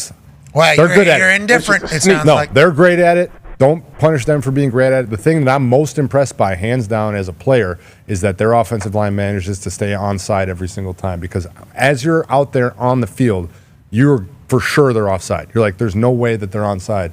But they're all lined up perfectly. They time it up perfectly. They're incredible at it. The defensive teams often, almost every single time, are offside. You can watch that clip right there, the overhead shot.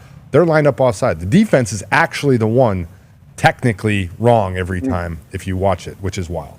Yeah, and you still can't stop it. Jalen Hurts. How do you stop? Yeah. Go ahead, You don't. Like that's. I've been on teams where we played the Eagles while they were tush pushing, and people are like, "How do you stop?" I'm like, "You can't. Like you could lay a guy down on the ground to try and stop him low. You could put a guy over the top and try and stop him high. But they know the snap count. You don't. So they have the one advantage that you can't have, and they're going to win. Age, how would you stop it?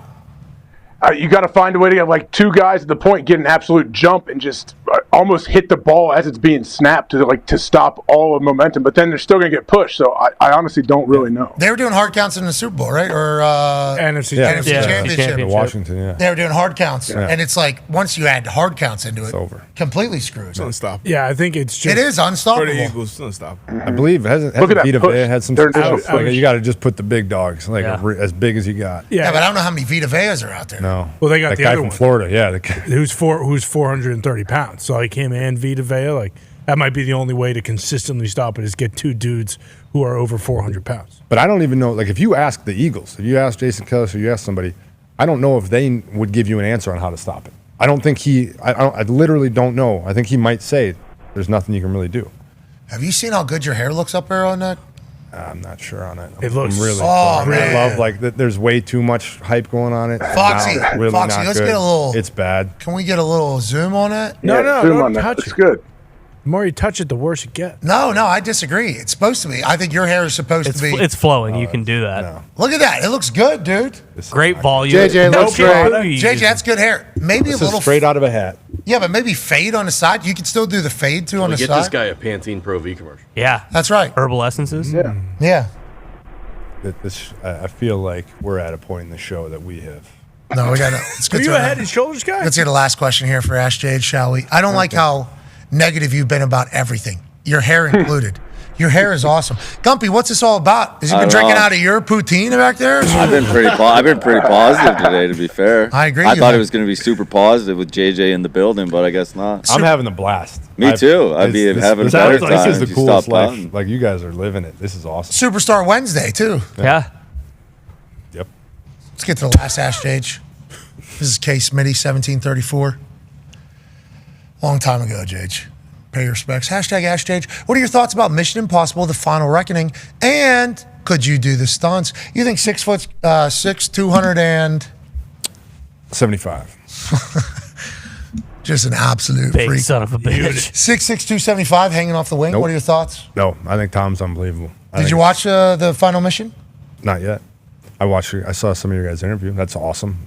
That was really cool. Yeah, it was. I mean, I have so much respect for somebody who commits to being the best at what they do and truly follows through with it every single time. And he has clearly done that. And he holds his industry and he holds everybody in it to the level that he expects it to be at. And he lives up to that every single time. I mean, the shit he does is unbelievable. It's insane. And even though he shows us how it's done, even though they show us all the takes, like I don't think anybody truly understands. And to your point about not having to put yourself out there, like we talked about working out with the SEALs or whatever, he has zero reason whatsoever to be hanging off the side of a plane. He has zero reason to be climbing up a building, yet he continues to do it because he feels an obligation. I mean, Tom Cruise is insane. 62 years old, too. Unbelievable. He's committing 7 days a week. He's constantly thinking about movies. How can I get better? What can I get better? 7 days a week. It never stops. I'm always on. Unreal. 62, he's going to do that till he dies. Yes. Oh, yeah. Every day of his life, he's going to wake up. How can I make a better movie? How can I make a movie? Thank God. It's like he found his calling and he is fully committed to it. Yeah. He's just, I mean, his energy seems incredible. Like and you talk to people around him and they're like, when you're around him, you feel a different aura. You feel a different energy. You want to be better to be around him. It's special. Have you watched all the Mission Impossibles? No, I haven't. You have not watched all the Mission Impossibles? Oh my God, that's disgusting. Any of them? I mean, no, I haven't seen any of them. You don't know Ethan Hunt, crazy man? No. Any of them? That's crazy. We'll have a moment of silence for JJ Watt not having a clue what the fuck he's talking about. You watch Top Gun Maverick? Yeah, I did. I'm trying to get where you heard that I You see lie Cocktail? about movies. Why would I lie about that? That's a You weird. wear those T-shirts and you always say like, That's "This is why. a super cool throwback thing." I only wear ones that I've actually watched. The Office, Mighty Ducks, American Made. American Made. It's another TC classic. Great one. Based on true story. Cocktail's a good one from AJ. Did you ever see that? Yep. Jerry Maguire.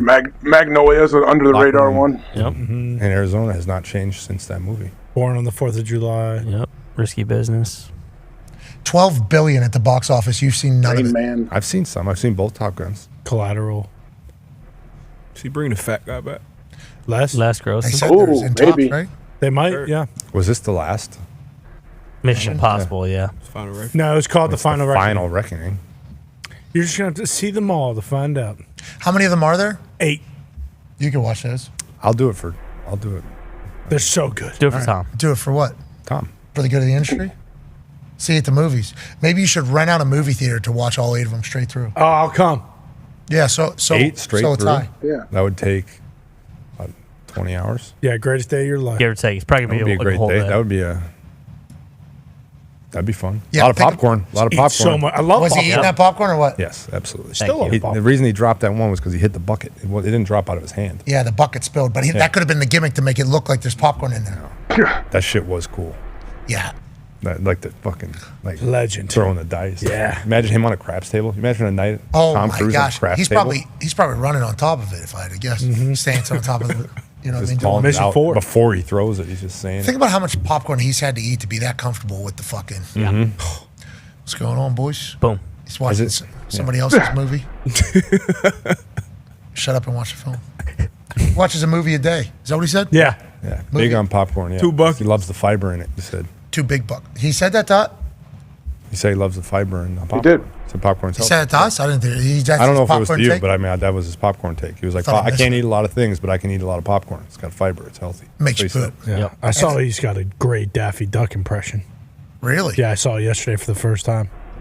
After the Pacers game, I was just like going through stuff. The algorithm? Yeah, and the algo fed me this unbelievable. I haven't got to the Daffy Duck Tom Cruise yet, but they've sent me all of his stunts in my algo. Shout out to my algorithm. Yeah. A lot of Tom Cruise in the algo. Rightfully so. You might be Tom Cruise someday, JJ. You don't know. Number 2 analyst for CBS this year on NFL games, and you know in the future you might be the next Tom Cruise. No, it's nothing against you. There's never going to be anyone who's like fucking TC. You know, we're talking about Mission Impossible, and yeah, he's doing some sweet stuff. That is a Mission Impossible. It is. In a couple of years, this guy is going to be Didn't the he take first. Glenn Powell? Yes and no. We're still the jury's Are you still in on out that? We like Glenn Powell. I love Glenn Yeah, Powell. I mean, no question. Great. TC's gonna fucking do a spacewalk. He's going to space. That's his next big time stunt. Actually going. Yes, he's going to be the first civilian do a movie, right? Yes, On the moon? to actually do a spacewalk. A spacewalk that's outside the space Correct. station. I believe he's going up to the Okay. International Space Station for a movie that he's shooting, and that's going to So that's going to be a cold open of him fucking outside of that fixing thing. the Hubble telescope. With the Earth behind, with Earth behind. Yeah. And then he's going to get knocked loose or something, and he's going to come back in. Who's going And to then film it? Fucking McHugh. I've been thinking about that quite a bit. I don't know how many like directors of photography are signing up for like McHugh. No. TC Do you might see do it McHugh himself. when Yeah, they're? That's my thing. He'll mount the camera is my himself. guess. That is probably what they'll end up doing because I don't think anyone's signing up to be like, yeah, I'll go fucking walk in space with Or do you, you just Tom. teach an astronaut? That's what I think. I think you have an astronaut maybe hold the handheld. Maybe that's But, I mean, these guys are getting stuck up there. I mean, what- you're going to have TC getting stuck up there for a year? Well, came back that's on the Sunday. yeah, and No. TC He would just jump. Yeah, TC would come be able to pilot back or swim back. He would swim back. You're right. all the way, through the atmosphere. Yeah, until he gets to like the outer ring of the ozone, and then he could just tuck and go right into the closest ocean he finds. He'd wait for Earth to spin. Yep. Yeah, exactly. He'd swim to a spot where he could get comfortable, wait for Earth to spin, and then boom, that's where I want. Yeah. Mediterranean. Pick up Mediterranean. speed, pick up speed, and then he's just fucking. Yeah, but they'd come out riding a dolphin for sure. Maybe. Yeah. The Q would be right behind him the whole time. Yep. I got it. Couldn't I? Space station. They have satellite up there, right? Yeah. So you could probably set up a PTZ if I had to guess, right? Tom ain't fucking filming with a PTZ. Why do you kidding me? You don't think they put a PTZ outside the fucking Not a chance. space Tom's station? gonna look at that 1 second. That quality shit. I'm not doing that for a. This is not. It's You're gonna- telling me they don't have an 8K It'll, PTZ? it'll be like an IMAX camera, probably. It'll be the only kind of camera that it'll be specifically made for them to go do. He's inventing it. I bet he's Yeah. inventing the he's cameras learning that he will cameras. use. Without a doubt. Good job, Age. that Yep. cold open of him just mess around on the outside of space station whistling probably. Yeah, I hope it's not a cold open because I hope we see him piloting the fucking rocket ship off the launch pad up. Oh, to get up there. Because he's going to do that as well. That's later. The cold open's a throwback. Could be. Could be. Start with Now the we're latest. cooking. Start with Now the we're latest cooking. shit. Tom's already thought of all this. We shouldn't even act like we know what the fuck's going to happen. Yeah, he knows. It's going to be amazing. He's going to be walking outside with his own camera. Yep. What if it's on like one of those sticks that he does? Yeah, I guess. Yeah. Could be. Like those cameras that just shoot. Yeah. Yeah, so he films himself there. Maybe it's on the glasses that have the camera. Meta. No, because he couldn't film himself. No, He might go to Mars. He might go to Mars. He's holding a mannequin. He's holding the mannequin up with his Yeah. glasses on. Yep. Yeah, that could be it. That That could be it. You know? He could, Yeah. yeah. He could put a camera on the American flagpole that's on the moon. Then you could just do a moonwalk. Let's not get into that. Yeah, it ain't. Yeah, good that's idea. definitely what he can do. That's a good idea. Yeah, because if he does that, that means he never left Earth. You know. JJ, think about this. The moon is, rest in peace, Jim Irsay. Yep. The moon is 250,000 miles away. Okay. Mars, 250 million miles away. Okay. I saw Elon tweet that we could get to Mars in 6 months if the planets are lined up at the right thing, is the projection in the future. Okay. Whenever we are inevitably traveling to these places on a regular basis, seems like that's going to happen at some point. Are you going to sign up to do one of those or no? Not first. Would you go to the moon if you were offered to go to the moon? If 5,000 people went before me, I need some assurance that's pretty solid. How many people have gone to the moon? Whole bunch. A whole bunch of nothing. What are you talking about? I don't think you want to get into that. Yeah, I don't. No, but, I mean, you know, we're definitely going down a road here. My current guess is We 9. never Is it landed on 9? the moon. That's what. I know. I mean, It's a clearly fact. we know where Yeah, you that- stand. It's a fact. That- How many claims? What? Is it It 9? is 1,000% fact that we never went to the moon. You know how many people would have to keep a secret? That would be a wild secret to keep. But once again, you know, with the technology advances, there's a chance they could have faked that. What is real? Nothing's real. I like to think we went to the moon. And Would you go? same thing with you. Gotta get. I need to see others do it. Yeah. That's like you bought a plane? No. You bought 2 planes? Nope. Okay. Why would you guys want to go? Just because? Yeah, I mean, Just to be like, there's oh, to look back at gotta- Earth. hang out. If You got to experience. 12 people have walked on Earth's moon, says Wikipedia. The first one was obviously Neil Armstrong, and the last one was Eugene Cernan. All crewed moon landings took place between 1969 and 1972 as part of the United States Apollo All program. of them. Yep. So Okay. 12 people did it, then we just stopped. Correct. Yeah, check the box, Yeah, we brother. did it. Yeah. It's bullshit. Never happened. There's people that feel that way. I hate, and I didn't feel this way until I learned that they made a call They made a call. from the Oval Office all the way to the moon in 1969. Yeah, it's And tough for what- me to call my wife. She's right down the road. right now. And what fucking world is that possible? Not this one. This one right here, I've brother. FaceTimed And then with you the look- space station. Then you look into You it. FaceTime with the space station? Yeah. What'd you say? Hey, team, how we doing? Yeah, just checking in twice. I've done it. Yeah, Oh, because Houston, we have a problem. Yeah, once was from the facility, which was really cool, and then once was from the space from NASA? Johnson. Big Yeah, delay? No, how was the... Little delay. There was a little delay. I'm trying to remember why the first one was, because we did it from the stadium. I think it was, I don't know if it was during the hurricane. just or what it was. Arabia. There was something. That's awesome. Hold it on was one really second. cool. Yeah, it was Because really we were cool. going to try to put a request in for the 2 astronauts that were stuck in space or whatever to join the show. Feels like they do Oh yeah, they interaction definitely with do. Earth. Yeah, they definitely do interaction. I wouldn't be first on the list for them to call if they didn't. Well, how long was your conversation with them? The one was when I was at NASA. We was just like, hey, how's it going? But then the one at the stadium, that was like a good 5-10 minutes. We got to ask them some questions, and they showed us around a little bit. It was really cool. What did they do? Show you water floating around? Yeah, like all the little. So stuff. you basically said, It's really dance, tight. dance. I mean, I'm Do sure the there was thing. a little- yeah. Do the anti-gravity thing. And they did it back. Yeah, it was great. That's it was awesome. really cool. I felt cool. Yeah, do the... Did they tell you to do the what thing? No, I don't want to. I didn't want to embarrass myself or them or waste our airspace from between here and the moon. I guess they weren't on the moon. It's a lot. Whoa. Who? No, Who? it was in the space station. They were Oh, in the okay. space I thought station. you were They see joining 13 Connor's- sunrises in one day. I think that's Yeah, what so it is. Space station says that? I think so. Isn't that the number? They see like 13 sunrises in one day. Why would they still be up there, not go to the moon? Because they're doing research up there, bud. What are they going to do there? On space. We don't need to go to the moon. We already got all the fucking soil samples 50 years ago. What else is there? Oh, nothing. 1969, 1972, we already figured it out. Exactly. You know why we went to the moon? Because we were trying to win the fucking space race, and we won. Congrats to us. Ball game over. Woo! Suck my dick, Russia. That's exactly what we said. And that was the end of it. All right. And we haven't had to go back. I'm all for that, man. I just don't think it happened. We got our ratings for hour 4 right there.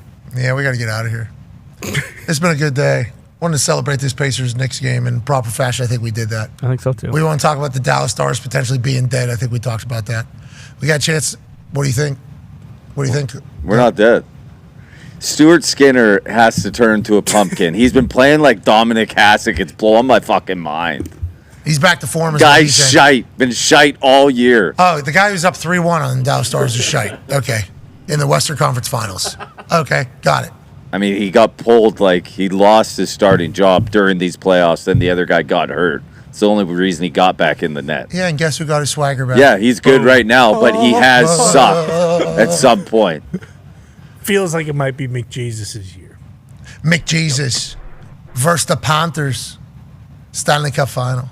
Zach Hyman's out. Canada's hard out again. Oilers got no shot against the Cats if they get there. Oilers are currently tied with the Florida Panthers. Wow. For the odds-on favorite. I like the Panthers a lot. Not because I don't like Canada and I don't like seeing Canada have a team win. That would be cool to continue the trend, though, of American teams winning. We will. Amen. We will. Yes. Thank you to the Florida Panthers and the state of Florida over the last 5 years. And Marshy. Really holding it down for us. And Marshy obviously taking a trip down to Florida, making that happen. But McJesus winning would be very cool. But this Panthers team just feels like they just got the right. I like the cut of their gym. Yeah, so much physicality. So much physicality. Got some guys back too tonight. Rhino's back.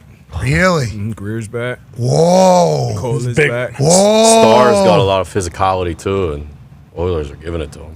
Yeah, it's because McJesus can just dance on that ice.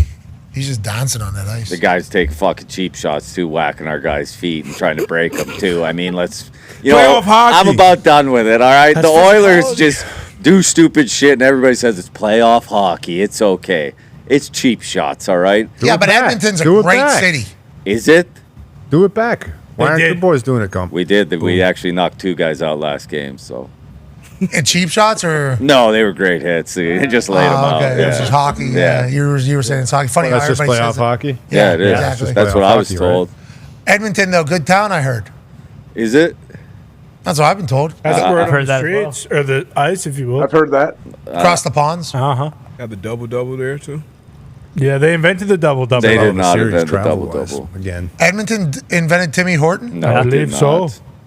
We have video of J.J. Watt down there at NASA. This is him practicing space. Sweet. It's only a matter of time before this is the real deal, and he does have a hockey helmet on. Out there. I'm going to head down there and practice space for a bit. I'll be back later.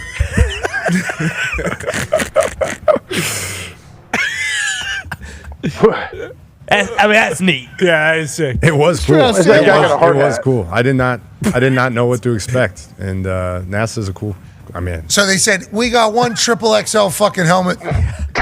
Okay, we got J.J. Watt. Let's loosen the What straps are you a little bit. simulating? Yeah, what was the Is this a mission? spacewalk? Like a I don't spacewalk? remember. That was 10 sets. Is this what Tom Cruise is doing? You don't remember what this is? I remember doing it. I don't remember what my goal was. Your of the mission activity. was? Need that Yeah, I hat. think I was just Hard hat. experiencing anti-gravity. That's why I'll never be TC.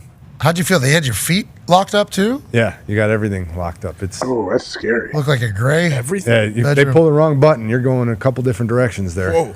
What's his name? Christian Gray? What? 10 sets of space, man. That is unbelievable. Yeah, there's a lot going on. How long there. were you up there for? Not that long. I'm Thank 5 you for your minutes. service. Yeah, Dog Your leash ankles hanging? strapped I really like- was vulnerable. Why do they have your ankles? Like, that's the Well, scariest. because if they were hanging, then you're not anti-gravity. You know, I did the 3, 2, 1 fly at Oh, Kennywood. yeah, me too. It was the, what do they call it? The Sky swing, coast. Slingshot thing, yeah. the sky coaster. Oh, yeah. And they put us in a little bat suit, and the legs were certainly kind of attached in the back there. You feel like they're in control completely. Yeah. That's kind of where you were doing there. You ever do the sky zone where you fly over it's like skydiving but indoors? Oh, yeah. Man, I- if somebody turns I that fan fly. off when you're fucked. Did you enjoy it? You were able to do that 66275? Yeah. Did it with some Navy SEALs. It was awesome. And you're, Yeah. did you do any flips? No, I was not trying anything but staying afloat. Those guys can do some really cool shit.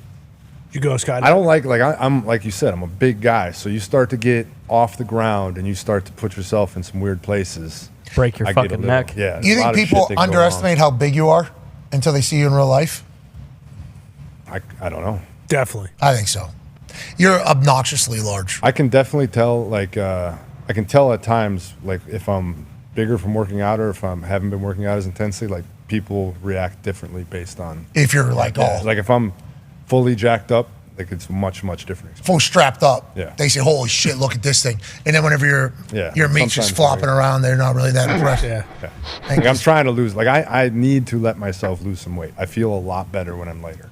My Yeah. body, my joints. But you just need to get 465 on that back 3 times on a I mean, Tuesday. when you're in the gym, I'm in the gym yesterday. Public and gym, I got, yeah. I got. There's like 4 or 5 people there. Like I can't just do 225. Like, I got to. No, you I can't. don't know. Dude, it's an audience of one. Always has been, always will be. God God bless he you. wants For Jesus. He knows it.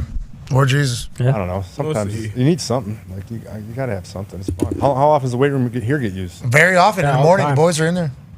Do you chug pre-workout? No, I don't do pre-workout. You I do used to. creatine? Yeah, I do creatine. I do post-work. All my stuff's post-work. I do creatine, BCAAs, collagen, protein. Trenbolone sandwiches. Would love to see what's possible there. Would love to see what's possible. Why don't you?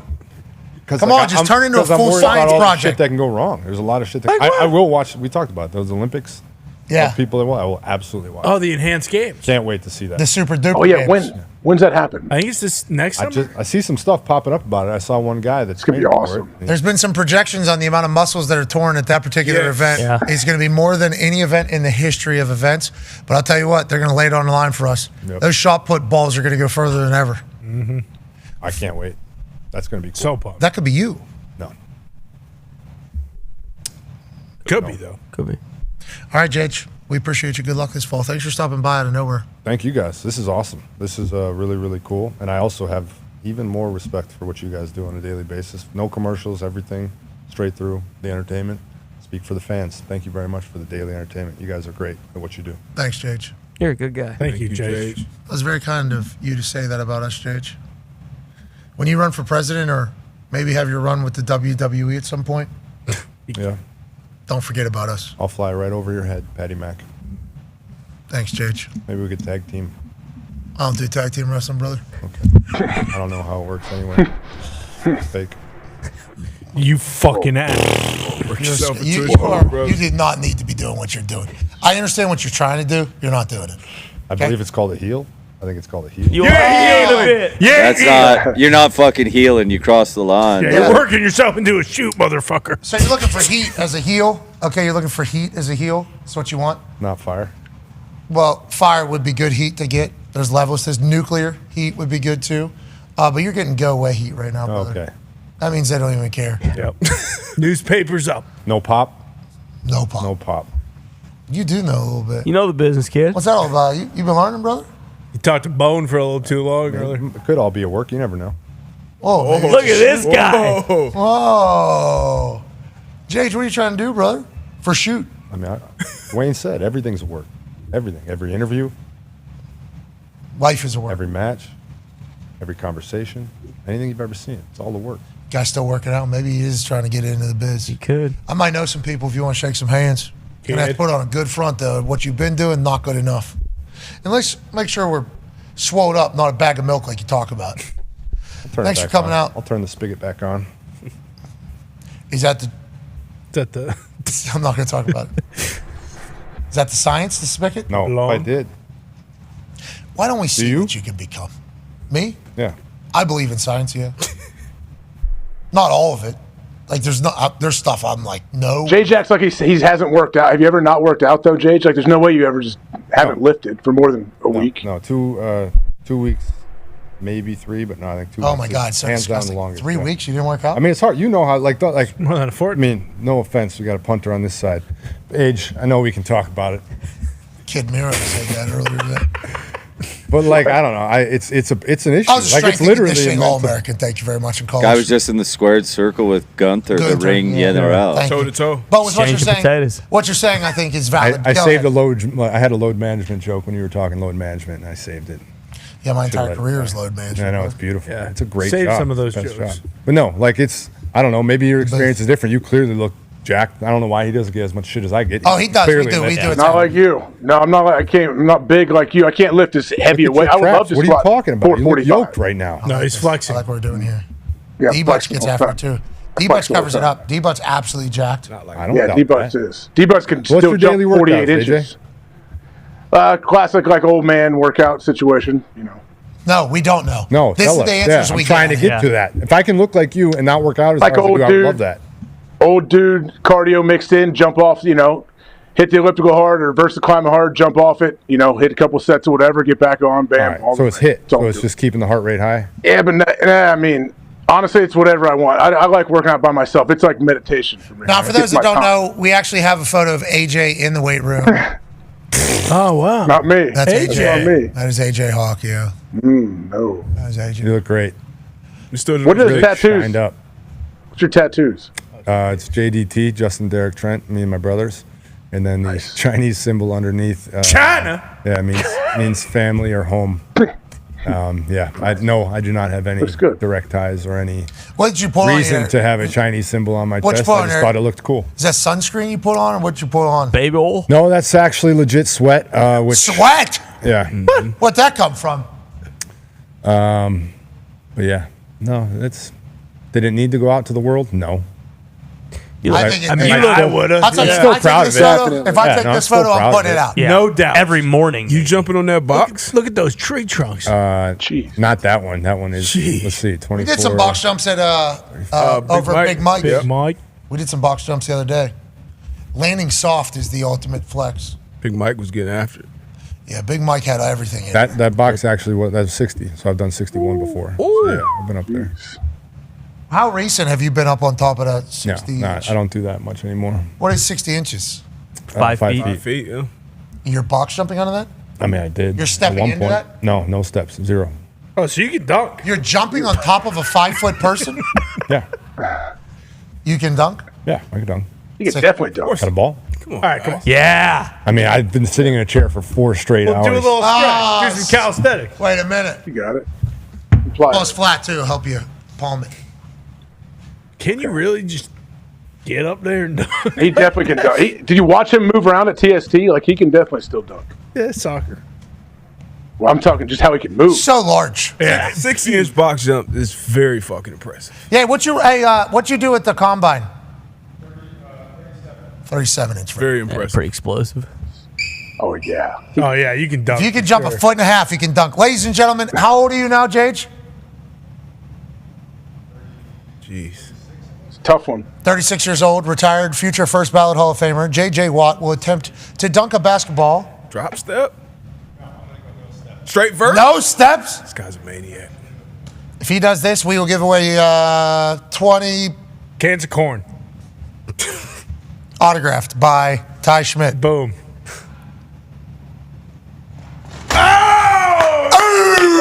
That's all right.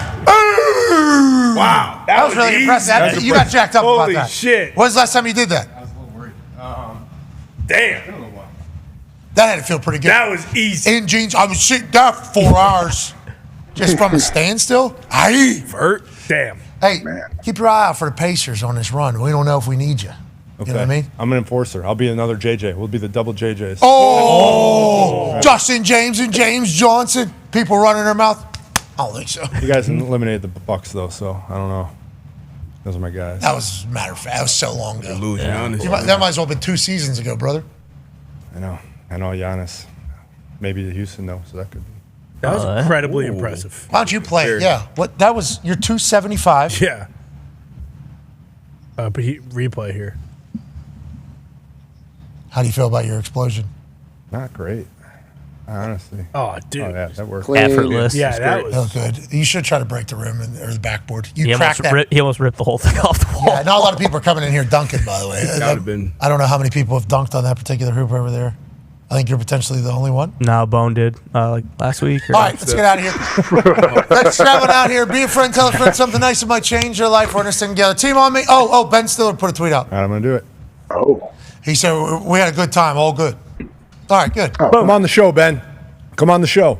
That's JJ. He's Come on the show, Ben. 275. He's dunking. I think we would do it. Ben also said he wants you to come to the next game. Perfect. Ben, come on the show. Pat will go to the game. We got to. Perfect. Jays, you're really comfortable right now. You just got done doing a big dunk and everything. Yep. This is less than, it's I'm about floating. 24 hours from now trying to figure this whole schedule out. I'm floating. You are, as you should. You're a beast of a man. Thank you for traveling down here. Madison Square Garden. Yeah. I mean, hell Game yeah. 5 of the Eastern Conference Final. The Mecca.